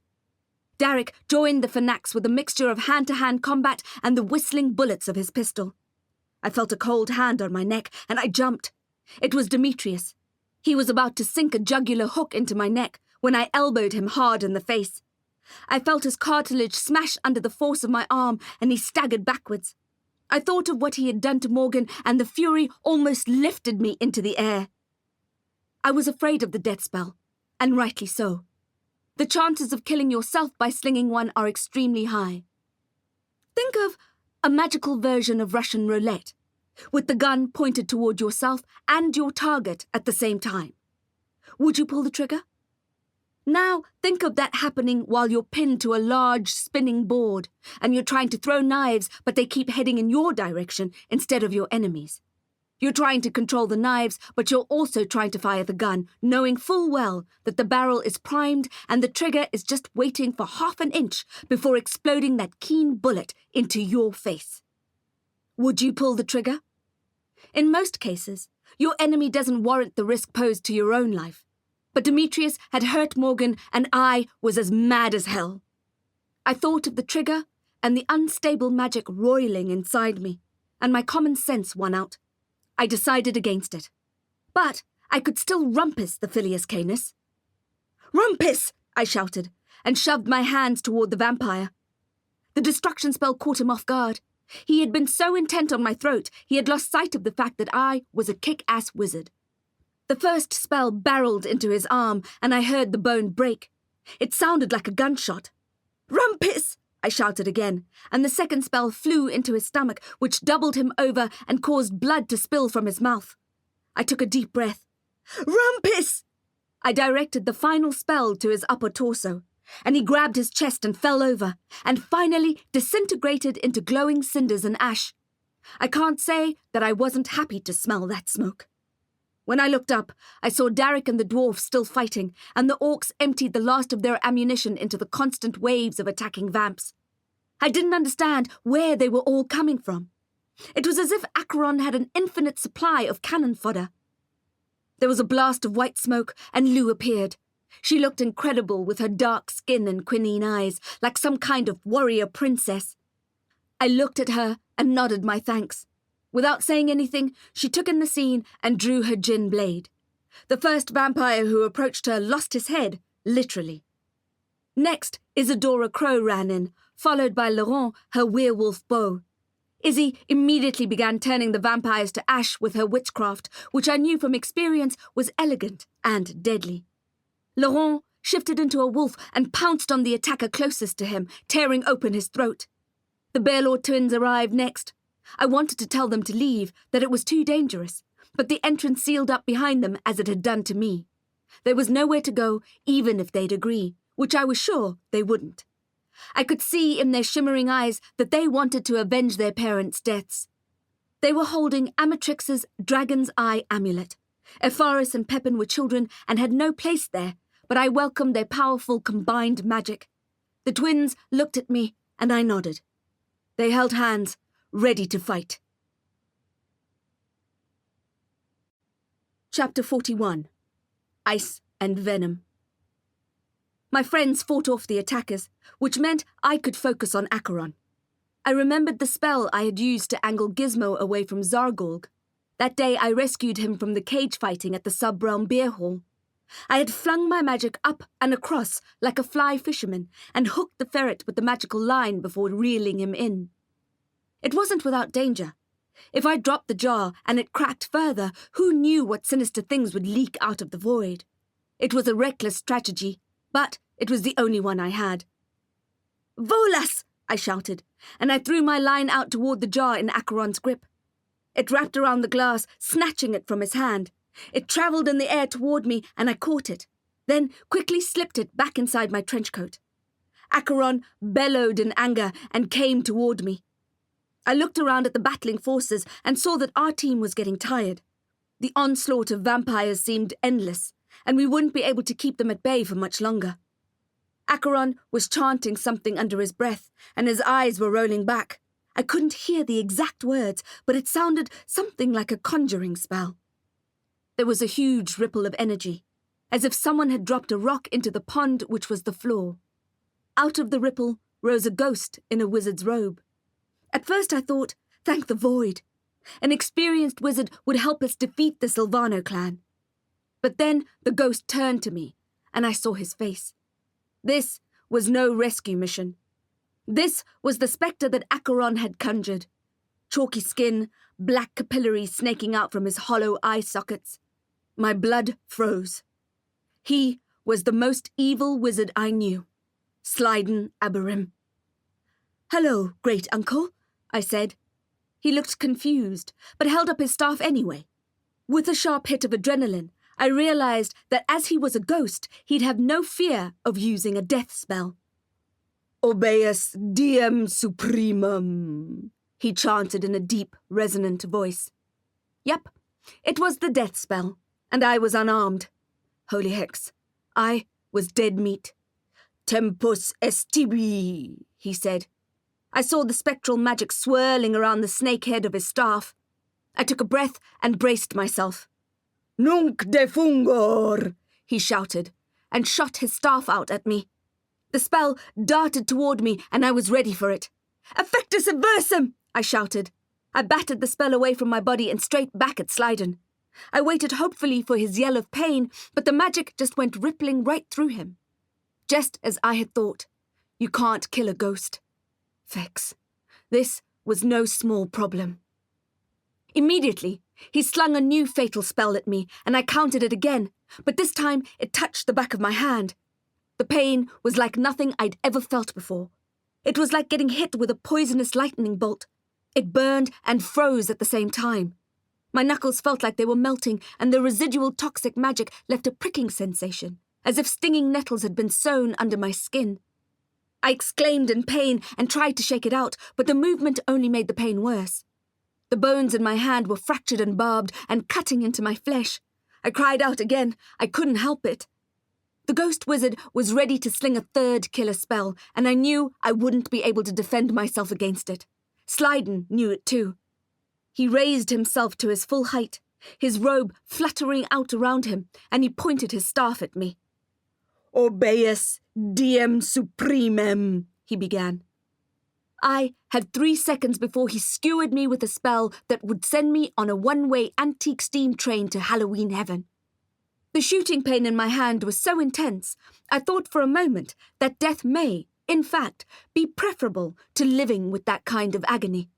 I bit my tongue. I wouldn't cry out again, wouldn't give him the satisfaction. "Tempus est tibi," he said, and that sinister ghostly magic rippled around the staff. I remembered the jar in my pocket. If Slyden demolished me, he'd destroy the chaos jar too, and I couldn't let that happen.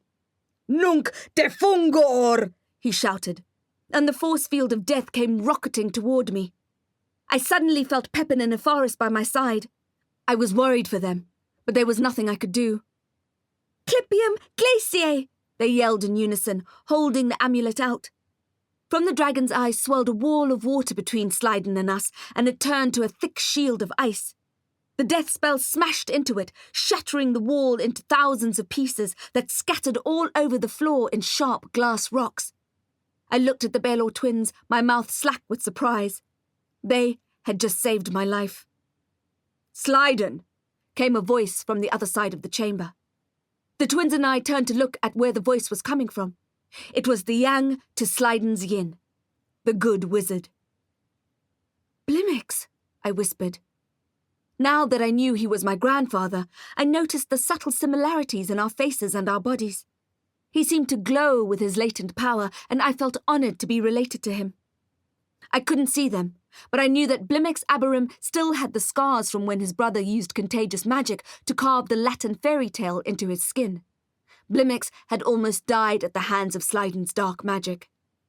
"Brother," sneered Slyden, "get out of my way. This doesn't concern you." "On the contrary," said Blimmix, standing in the way, his robe flowing around in front of me, sheltering me from Slyden's view. "It concerns me very much." Blimmix was radiating a kind of ice-blue magic, and Slyden a hint of poisonous green. Ice against venom. Living opposing dead. Good versus evil. I was so grateful that Blimmix had risked his safety to come through the portal to help us. I was scared stiff by Slyden when he was alive, but now that he was dead, he seemed even more terrifying and invincible. "Res ac mortalis salarium," shouted Blimmix, swinging his staff around in one hand. The motion of the magical stick painted the air green. Something else appeared in his other hand, but I couldn't see what it was beyond seeing a pile of white powder. Slyden shouted out his own spell, which I didn't hear over Blimmix's, and they both sent their magic toward each other, clashing in the middle, ice and venom. While their currents were smashing into one another, and both men were exclaiming from the effort it took, Blimmix threw the white grains at Slyden. The phantom started screaming. He dropped his snakehead staff and began clawing at his skin. Of course, it was salt. Salarium. It was one of those things you learn in supernatural self-defense at the Copperfield Institute and forget the day after you write the theoretical exam. Which was a shame, really, in my profession, because I could have warded off a lot of nasties just by reaching for the salt cellar. One of the reasons I've never really fitted in with other wizards is because they always seem to be studying the texts, while I preferred to focus on practical magic. Luckily, Blimmix was the studious type. Slyden's empty eye sockets were hissing and steaming, and his skin was melting off his skull. He was letting off the most disturbing scream I'd ever heard in my life.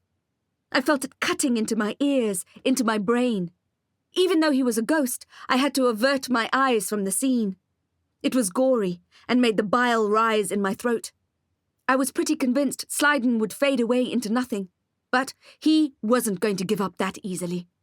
He shouted out a spell I didn't understand and smashed his fist into Blimmix's chest, and Blimmix went flying backwards, sprawling on the floor and losing his staff. Ifaris ran to collect the staff and hand it back when Slyden sideswiped the boy with a rumpus, sending him flying to the other side of the room. Pepin ran to help her twin, leaving me exposed and vulnerable. Slyden opened his melting mouth and breathed a ghostly kind of green, gassy fire in my direction, like a dragon from the void. I scrambled back, so only the edges of the flames touched me. My skin sizzled and blistered. I was still nursing my wounded hand, and knew there was nothing I could do to fend the phantom off. I helped Blimmix off the ground, but he felt frail and weak in my arms. I thought he looked so glorious when he arrived, thought he would save us all. Right then, feeling his thin arms through his cloak, I realized he was just a wizard. No more, no less. And no one was going to save me but myself. Chapter 42. Black Petals. That's when I realized we were going about the battle in the wrong way. Firstly, we were all fighting our own individual clashes when we should have been fighting as a team. Secondly, Blimmix and I were trying to stop the phantom, which couldn't be killed, instead of trying to stop the conjurer of the phantom. Slyden had never been the ultimate enemy. Yes, he was the most maleficent wizard I had ever encountered, but that was because he had made a pact with the devil. The real devil was Acheron. As Slyden lurched toward me, his skin still steaming, I shouted out to everyone. "Together!" I yelled. "Together!" How they knew what I meant, I'll never know. There was so much going on in that small dark heart of the realm, a surreal nightmare in 3D, but somehow they knew. As they kept fighting, slinging axes and smashing automatic rifles over heads and sinking deadly werewolf teeth into pale vampire skin, they also moved toward one another, and toward me, until we formed a chain of good versus evil. I don't know why it took me so long to realize that. Like the Belor twins, the only way to defeat a vampire as powerful as Acheron would be to combine our power. Ify limped around the back of us and handed Blimex back his staff. He took hold of Pepin's hand. Farah and her husband Figo also clasped each other's hands. Isadora Crow and Laurent did the same. Derek felt for my injured hand, and I winced as he squeezed it. But in an instant, the pain was gone and the damage was undone. The tension in my body eased, allowing me to feel my magic again. Lou took Blimex's hand and Bronn was on my shoulder. Shagar Kargol patted her baby with one hand and held Gnor's with the other. She had a look of pure determination on her face, jaw clenched, eyes like lasers. A mama bear who would strip the meat from a man before allowing him to touch a hair on her baby Pickle's head. The couples all held hands, some romantic, some mismatched. Standing in that human chain, we all joined up together, creating a blue force field to rival anything Acheron could throw at us, including his conjured spectre of Sliden. We felt our combined power rushing through us and between us. The Sylvanos stopped attacking. They held back, hissing and showing us their fangs. Sliden collapsed and fell into a pile of salty bones. Acheron snarled at us. As long as he had the crown, he would win the day, and he knew it. He swept his arms across the room, sending out a hailstorm of green sparks. Blimex shouted, "Protendo!" and slammed the bottom of his staff into the ground, creating a barrier to protect us. A thin, icy bubble shield repelled the hail of sparks, and they flew back in Acheron's direction. Angry, he sent another storm our way, and our shield not only protected us, but actively thrust the sparks back at Acheron, and they landed on his teal cape, on his skin and hair. It seemed like a small victory, but it was not. All we were doing were defending ourselves, and that's not how you win a fight. I had been in enough scraps with ferals to know that. This is the moment, I thought to myself. This is the moment the war will be won or lost. Acheron and the Sylvano clan had used blood magic for centuries to build up the kind of power they had. Blood was fueling them, and I would use blood to defeat them. Blood magic was my superpower. I had always used pain to augment my magic, and at that moment I had no shortage of it. My newly rediscovered parents lay dead in the hall, and my best friend was probably dead too. I had killed my brother Lysander, even though I wouldn't have been alive without him. I'd been numb to the grief earlier. The shock had stolen my grief and hidden it away. But I dug it up and allowed myself to feel the full weight of what had happened. The pain bloomed in my chest. The familiar giant charcoal rose. It grew and twisted open and showed off its cruel black petals. I felt every thorn, every stab in my swollen, aching heart. A sob racked my chest, and with it my magic pulsed through my body like a live current, ready to strike. My whole body was just a vessel for that vast, terrible magic I felt inside, and I was ready to use it. But there was something else. A different pain. There was something more powerful beneath the dark emotions. A silver shimmer. It made my heart ache just as much as the sorrow, but it was not sad. It came from seeing Farah risk her life to help us fight. It came from seeing the twins face bravely terrors no children should ever see. It was the feeling of Derek's skin on mine, healing me over and over, inside and out. This feeling was even more potent than the pain, and I allowed it to rise inside me. I relinquished control over it, and it exploded into multiple layers. I had thought that my pain would make me powerful enough to defeat Acheron, but I was wrong. It was the chain we had formed, our relationships, and all that our relationships had brought along, our combined history of life and joy and hope and love. It contained all the meals that Farah had cooked for me, the kindnesses Lou had extended me, the lessons I had taught Bronn, and the 100 other things I couldn't name standing there, facing Acheron. I felt it all, and I almost burst with the emotion and potency of the magic it brought. It was go time, and I was ready. The king of the New Dawn Kingdom was about to attack again when I whispered a command to Gizmo. The ferret nodded and cleaned his whiskers. I took a deep breath and braced myself. Chapter 43. Ash and Blood. Gizmo rushed out of my pocket and flew at Acheron's head, grabbing the crown and scuttling down behind him, disappearing into the dark edges of the room. No! Acheron cried, his hands flying up to his head and pounding it in anger. No! Then he turned to his minions and yelled, Kill them all! But the vampires were too afraid to attack us. They could see how powerful we were. The security of the castle had been breached, and we had all but destroyed their clan. Without the High-Fire crown, they knew they were fighting a losing battle. They backed away, fraction by fraction. Slowly, but also all at once, Acheron aged and wilted. He went from an upright vampire with muscles and glowing health to a bent-over old man with grey skin and his eyes misted over with cataracts. Acheron was dying before our eyes, and he was furious. Kill them! He shouted again. His voice was hoarse. There was a flashing of black and teal as the Sylvanos ignored their leader, drew their capes, and left. Gizmo flew up my body with the crown and disappeared into my pocket. Now we had the jar and the crown. And we were safe from the elemental black fire that had the power to ruin the realm. I thought of leaving, but I glanced at the scar on Acheron's forehead, which was so pronounced now without the healing magic of the crown, and I knew I had to end Acheron's life or die trying. It was my destiny, as granddaughter of the wizard who almost succeeded in ending Acheron's life. And it was the destiny of the daughter of the parents he had so cruelly imprisoned and tortured for his own gain. I broke the chain and stepped forward, and the friends behind me reached out and closed the gap. Their combined magic would protect me to a certain extent.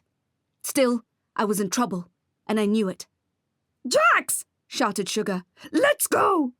But she didn't break rank, and their magic remained constant. Not before I make things right, I said. I knew that, old man or not. If I bowled a death spell at Acheron, he'd swat it right back at me, and my spice cookies would be numbered. What I needed was something that would distract him enough, so that he wouldn't be ready and waiting to counter that spell. I looked at the Baelor twins, and they were clutching each other as well as their father's amulet, and Farah shored them up with her sturdy arms. I looked at Derek, who nodded at me. I have faith in you, his eyes said, but don't fix it up. I inhaled a long, shaky breath. Was I really going to sling a death spell at the most powerful vampire in the realm? I thought of the Russian roulette and the spinning board and the sharpened silver knives. Oh well, Halloween heaven couldn't be that bad after all. I could do with some self-indulgent moaning and some candy. Maybe I'd come back as a ghost and haunt Morgan's house, in a friendly way, of course, or the Copper Cog and Ale. I could pour beers and stoke the roaring fire and poke bad tippers in the ribs. Then I remembered what the Hammerskins had done to Farah's pub, and the romantic ideal of phantasm lost its appeal. Nope, I wasn't going to die. If I could just work out a genius way to distract Acheron before... As if Bronn had read my thoughts, his sharp claws released my shoulder and he flew toward the vampire. I held my breath, not knowing what to expect. The raven flew directly into Acheron's face, and before the vampire could swat him away, he plucked out one of Acheron's eyes and flew away. The vampire screamed and held his face as it bled. It was the same eye he had almost lost in battle with Blimex all those years ago. I didn't waste any time and held my wand out toward Acheron and shouted, Obeas diem supremem, tempus est tibi, nuns defungor. My Latin was rusty, but I knew I had gotten the incantation right, because all the magic I had swirling and boiling inside me left my body and hurled itself toward Acheron, smashing him in the chest and turning him stiff and pale. He had no vampires left to defend him and no crown to protect or heal him. His body turned into a stone statue and then cracked with neon green fissures. He burst open, exploding into a bright green bonfire like I'd never seen before, launching his body into the space all around us like a portal spell gone wrong. Would he be able to put himself back together if we left him like that? I wanted to stay, to make sure he was dead and ashed, but I also understood that we had to leave right away, or the heat of the blaze would incinerate us all. Run! Shouted Shagar. We can't leave yet, I shouted. Trust me, said the orc. Now, usually, if someone says, trust me, it's a red flag of gigantic proportions. But the heat was unbearable, and we had no choice but to leave. We backed away from the poisonous-looking bonfire and began to run through a new doorway Blimix had created with his staff.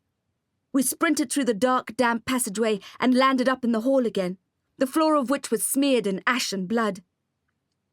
My parents' bodies lay there, as did Morgan's, and even I could see, without special healing mage powers, that their hearts were still. I stumbled and almost fell on top of them, the grief raising any rational thoughts. Don't worry, said Farah, breathing hard. I looked up at her, frowning. Don't worry? I put a hurt pause spell on them, she said. I didn't think they'd make it otherwise. My head spun, but in a good way. Derek had sensed their hearts had stopped beating, but they were not dead. They were in a kind of magical-induced coma, as Estelar Pavaris's phoenix had been when I had visited his mansion for the first time, when he had given up the crown and started this terrible sequence of events. He was still clueless to it. He was prancing on the London theatre stage, oblivious to the devastation he had wrought in the realm. Don't worry, Farah said again, helping me up. I'll reverse it as soon as they get in the hospital.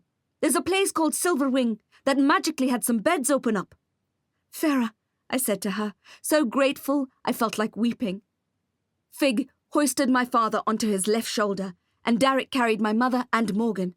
But I knew that no matter how strong they weren't going to make it all the way back. We raced out of the hall and found Quicksilver waiting for us, whinnying and snorting clouds of white vapour in the cold night air. We used my nano to strap my parents safely to the horse's back, and I stroked his elegant neck in gratitude. Lou commanded him with ease. We were about to leave the castle grounds when Sugar turned and made her way back into the hall.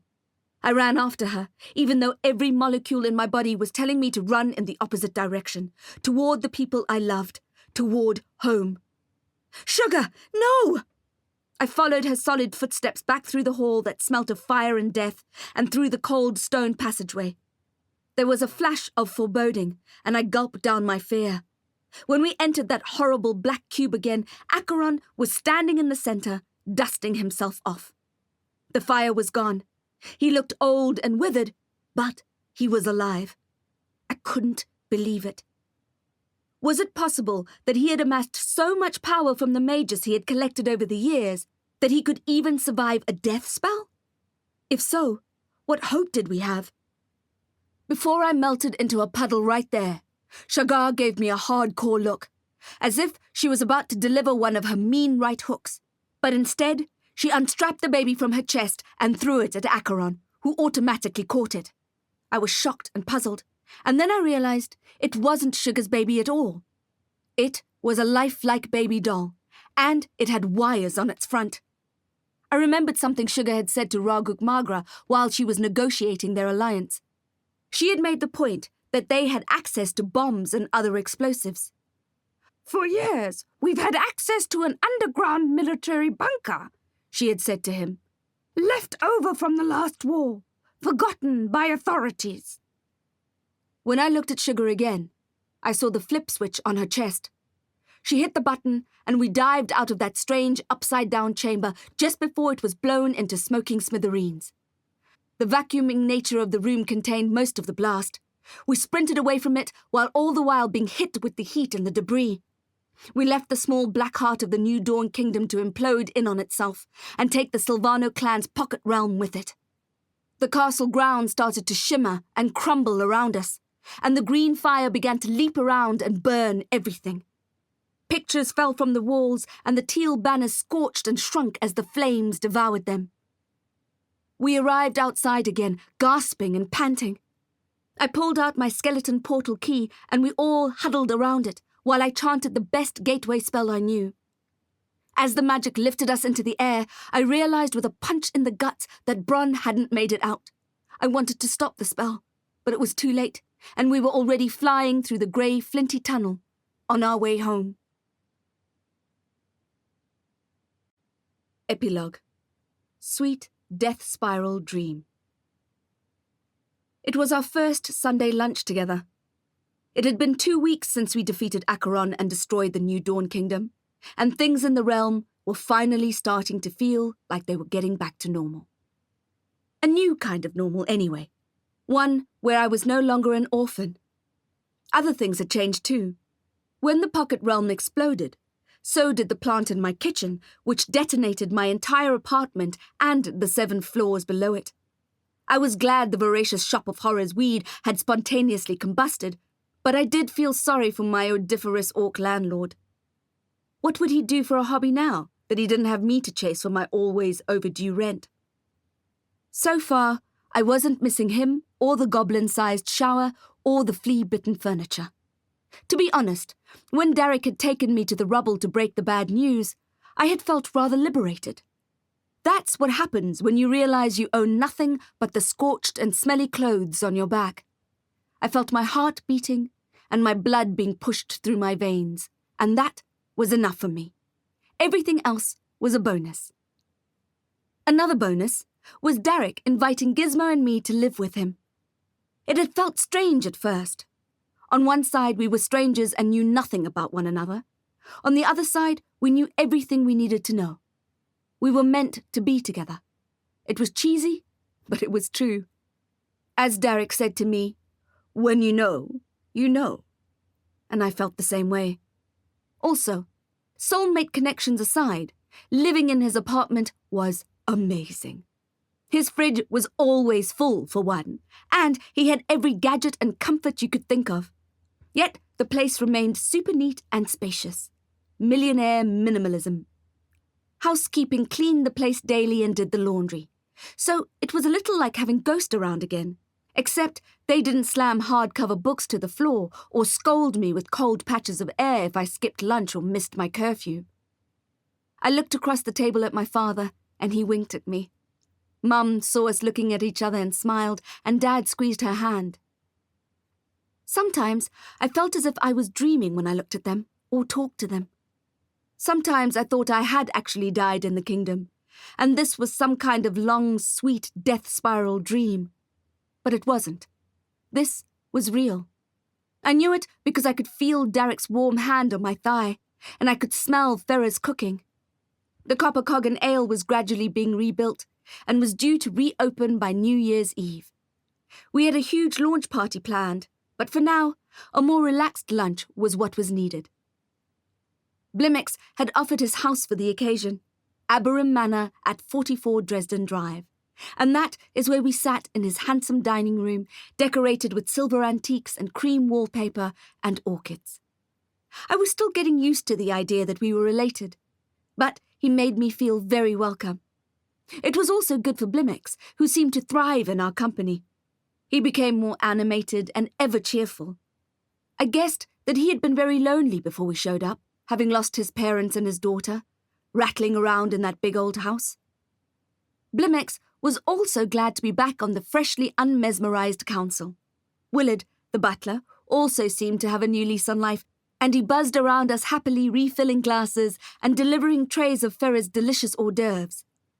We were all buoyed by the knowledge that we had survived and we had defeated evil. We listened to the children's laughter that filtered in from outside.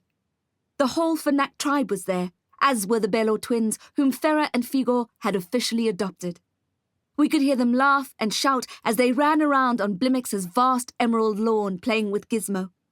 They were thrilled with the secret passageways and garden nooks and the snowy owl. It would be just a matter of a year or so before Sugar and Gnog's baby would join in the fun. But for now, she was snoozing happily against Sugar's non-tripwired chest. And speaking of napping, there was a new addition to the security guards at Aberim Manor. Blimix had hired Gnaw, who now stood with the other guards at the entrance in a smart black uniform, waving visitors in, when he wasn't dozing in the sun. Farah stepped into the dining room, her cheeks flushed from the heat of the kitchen. She was balancing 5 large platters of food on her hands and arms, a balancing act any Cirque du Soleil artist would be proud of. As she laid the beautiful food before us, Willard charged our glasses with the Velo Brut he had chilled overnight. There was a golden beef Wellington with brown butter potatoes, creamed spinach with toasted almond flakes, and cinnamon pumpkin pie baked to perfection. A steaming roast chicken with oregano and hazelnut stuffing, cauliflower gratin, and green beans sautéed in garlic, lemon, and black pepper. "You've outdone yourself," said Fig to his wife, which was no small compliment. We all clapped and agreed. Blimix rose with his champagne flute and cleared his throat. A hush fell on the room. "I'll keep this short," he said. "That will be a first," said Willard, and everyone laughed. "It would be a travesty to let this delicious food get cold, so I really will keep it to a few lines." He cleared his throat again. "To my dear daughter, Simone." He looked at my parents. I was still getting used to the idea of them having first names. "And Dex, we're so grateful that you're back in our lives." His voice cracked a little, but he recovered quickly. "I can't believe how lucky I am, getting not only my daughter back and my son-in-law, but a beautiful granddaughter too, who just happens to be one of the best wizards I know." I blushed. I felt just as lucky, and my heart swelled. "Hear, hear," said Morgan, raising her glass. I grinned at her. She could only join us for an hour. "Just for a bite," she said. Then she had to get back to Scorpion HQ. Musubaran had left the office in total disarray, and now that she was captain again, it was up to her to sort it out. Tilexin Musubaran was exactly where he belonged, in the Black Tower. In a satisfying twist of events, Morgan had been the one who arrested him. The council had received Musubaran's laptop from an anonymous source, Pippin, and found all kinds of damning evidence on the hard drive, from communication with top Sylvano vampires to evidence that tied him to Flint and the V-Cult murders. He'd be in the bony bowels of the Black Tower for a long, long time. I had asked Lou to join us for lunch, but she had deferred the invitation. She was spending the day training Quicksilver, who I had given to her. She was a natural on horses, and the Void knew I owed her a favour or two. There was something to behold, the two of them. They moved perfectly together, as if they were one creature, an elegant mirage of silver and white smoke. A surprise guest was Kim Smith, the nurse from Silverwing. I was taken aback when I saw her arrive, wondering how she had found me, and what she was planning to do about the fact that I had commandeered her body for my own requirements. But she wasn't there to see me. She didn't even recognize me. It was my parents who had invited her, to say thank you for the special care she took of them while they were recovering in the hospital. I gave her a tentative smile, and she returned it. "You'll all be pleased to know that the Chaos Jar has been returned to the Council and has been hidden in a new place of safety. Many additional security measures have been put in place, and the High-Fire Crown, well..." Blimix looked at Directress Copperfield, who was sitting at the opposite head of the table. "The Council has agreed to donate the crown to the Copperfield Institute, where it can be used to rebuild the premises and maintain its excellent standards in the education of our young witches and wizards, and to keep them on the path of good magic." "Oh, thank you," said the Directress. "Thank you, Mr. Eberim. You have no idea what that means to me." Everyone clapped and cheered and sipped their champagne, which was crisp and delicious and not laced with indigo violet. I knew, because I had checked the colour of the cork. What can I say? Paranoia has kept me alive and well. "Really? Thank you ever so much," said Copperfield, and fluttered her eyelashes at Blimix. I could have been imagining it, but I thought I might have seen a spark of chemistry between the two of them. Directress Copperfield looked perfectly placed, sitting at the head of Blimix's long, polished oak table. I looked at Isadora Crowe, who seemed to be thinking the same thing. She gave me a skewed smile, no doubt remembering the spiteful battles we had at school, like when she had cut off all my hair while I slept. At the time, it had been the unfunniest joke in history. Beside her was Laurent, who looked at the food on the table and let out a low growl, and the werewolf in my stomach echoed it. It was time to tuck in. Derek dished up food for me, and as I was about to take a bite, the doorbell rang. Willard, who had just sat down for the first time in hours, began to stand, but I put my hand out and told him I'd get it. Derek stood too and said he'd come with me. "You don't need to protect me," I said to him as soon as we left the dining room. "I can look after myself. Plus, there are security guards at the front gate." "Gnor doesn't count," Derek said, and I laughed. We were alone in the cool passage when he pushed me up against the wall and kissed me.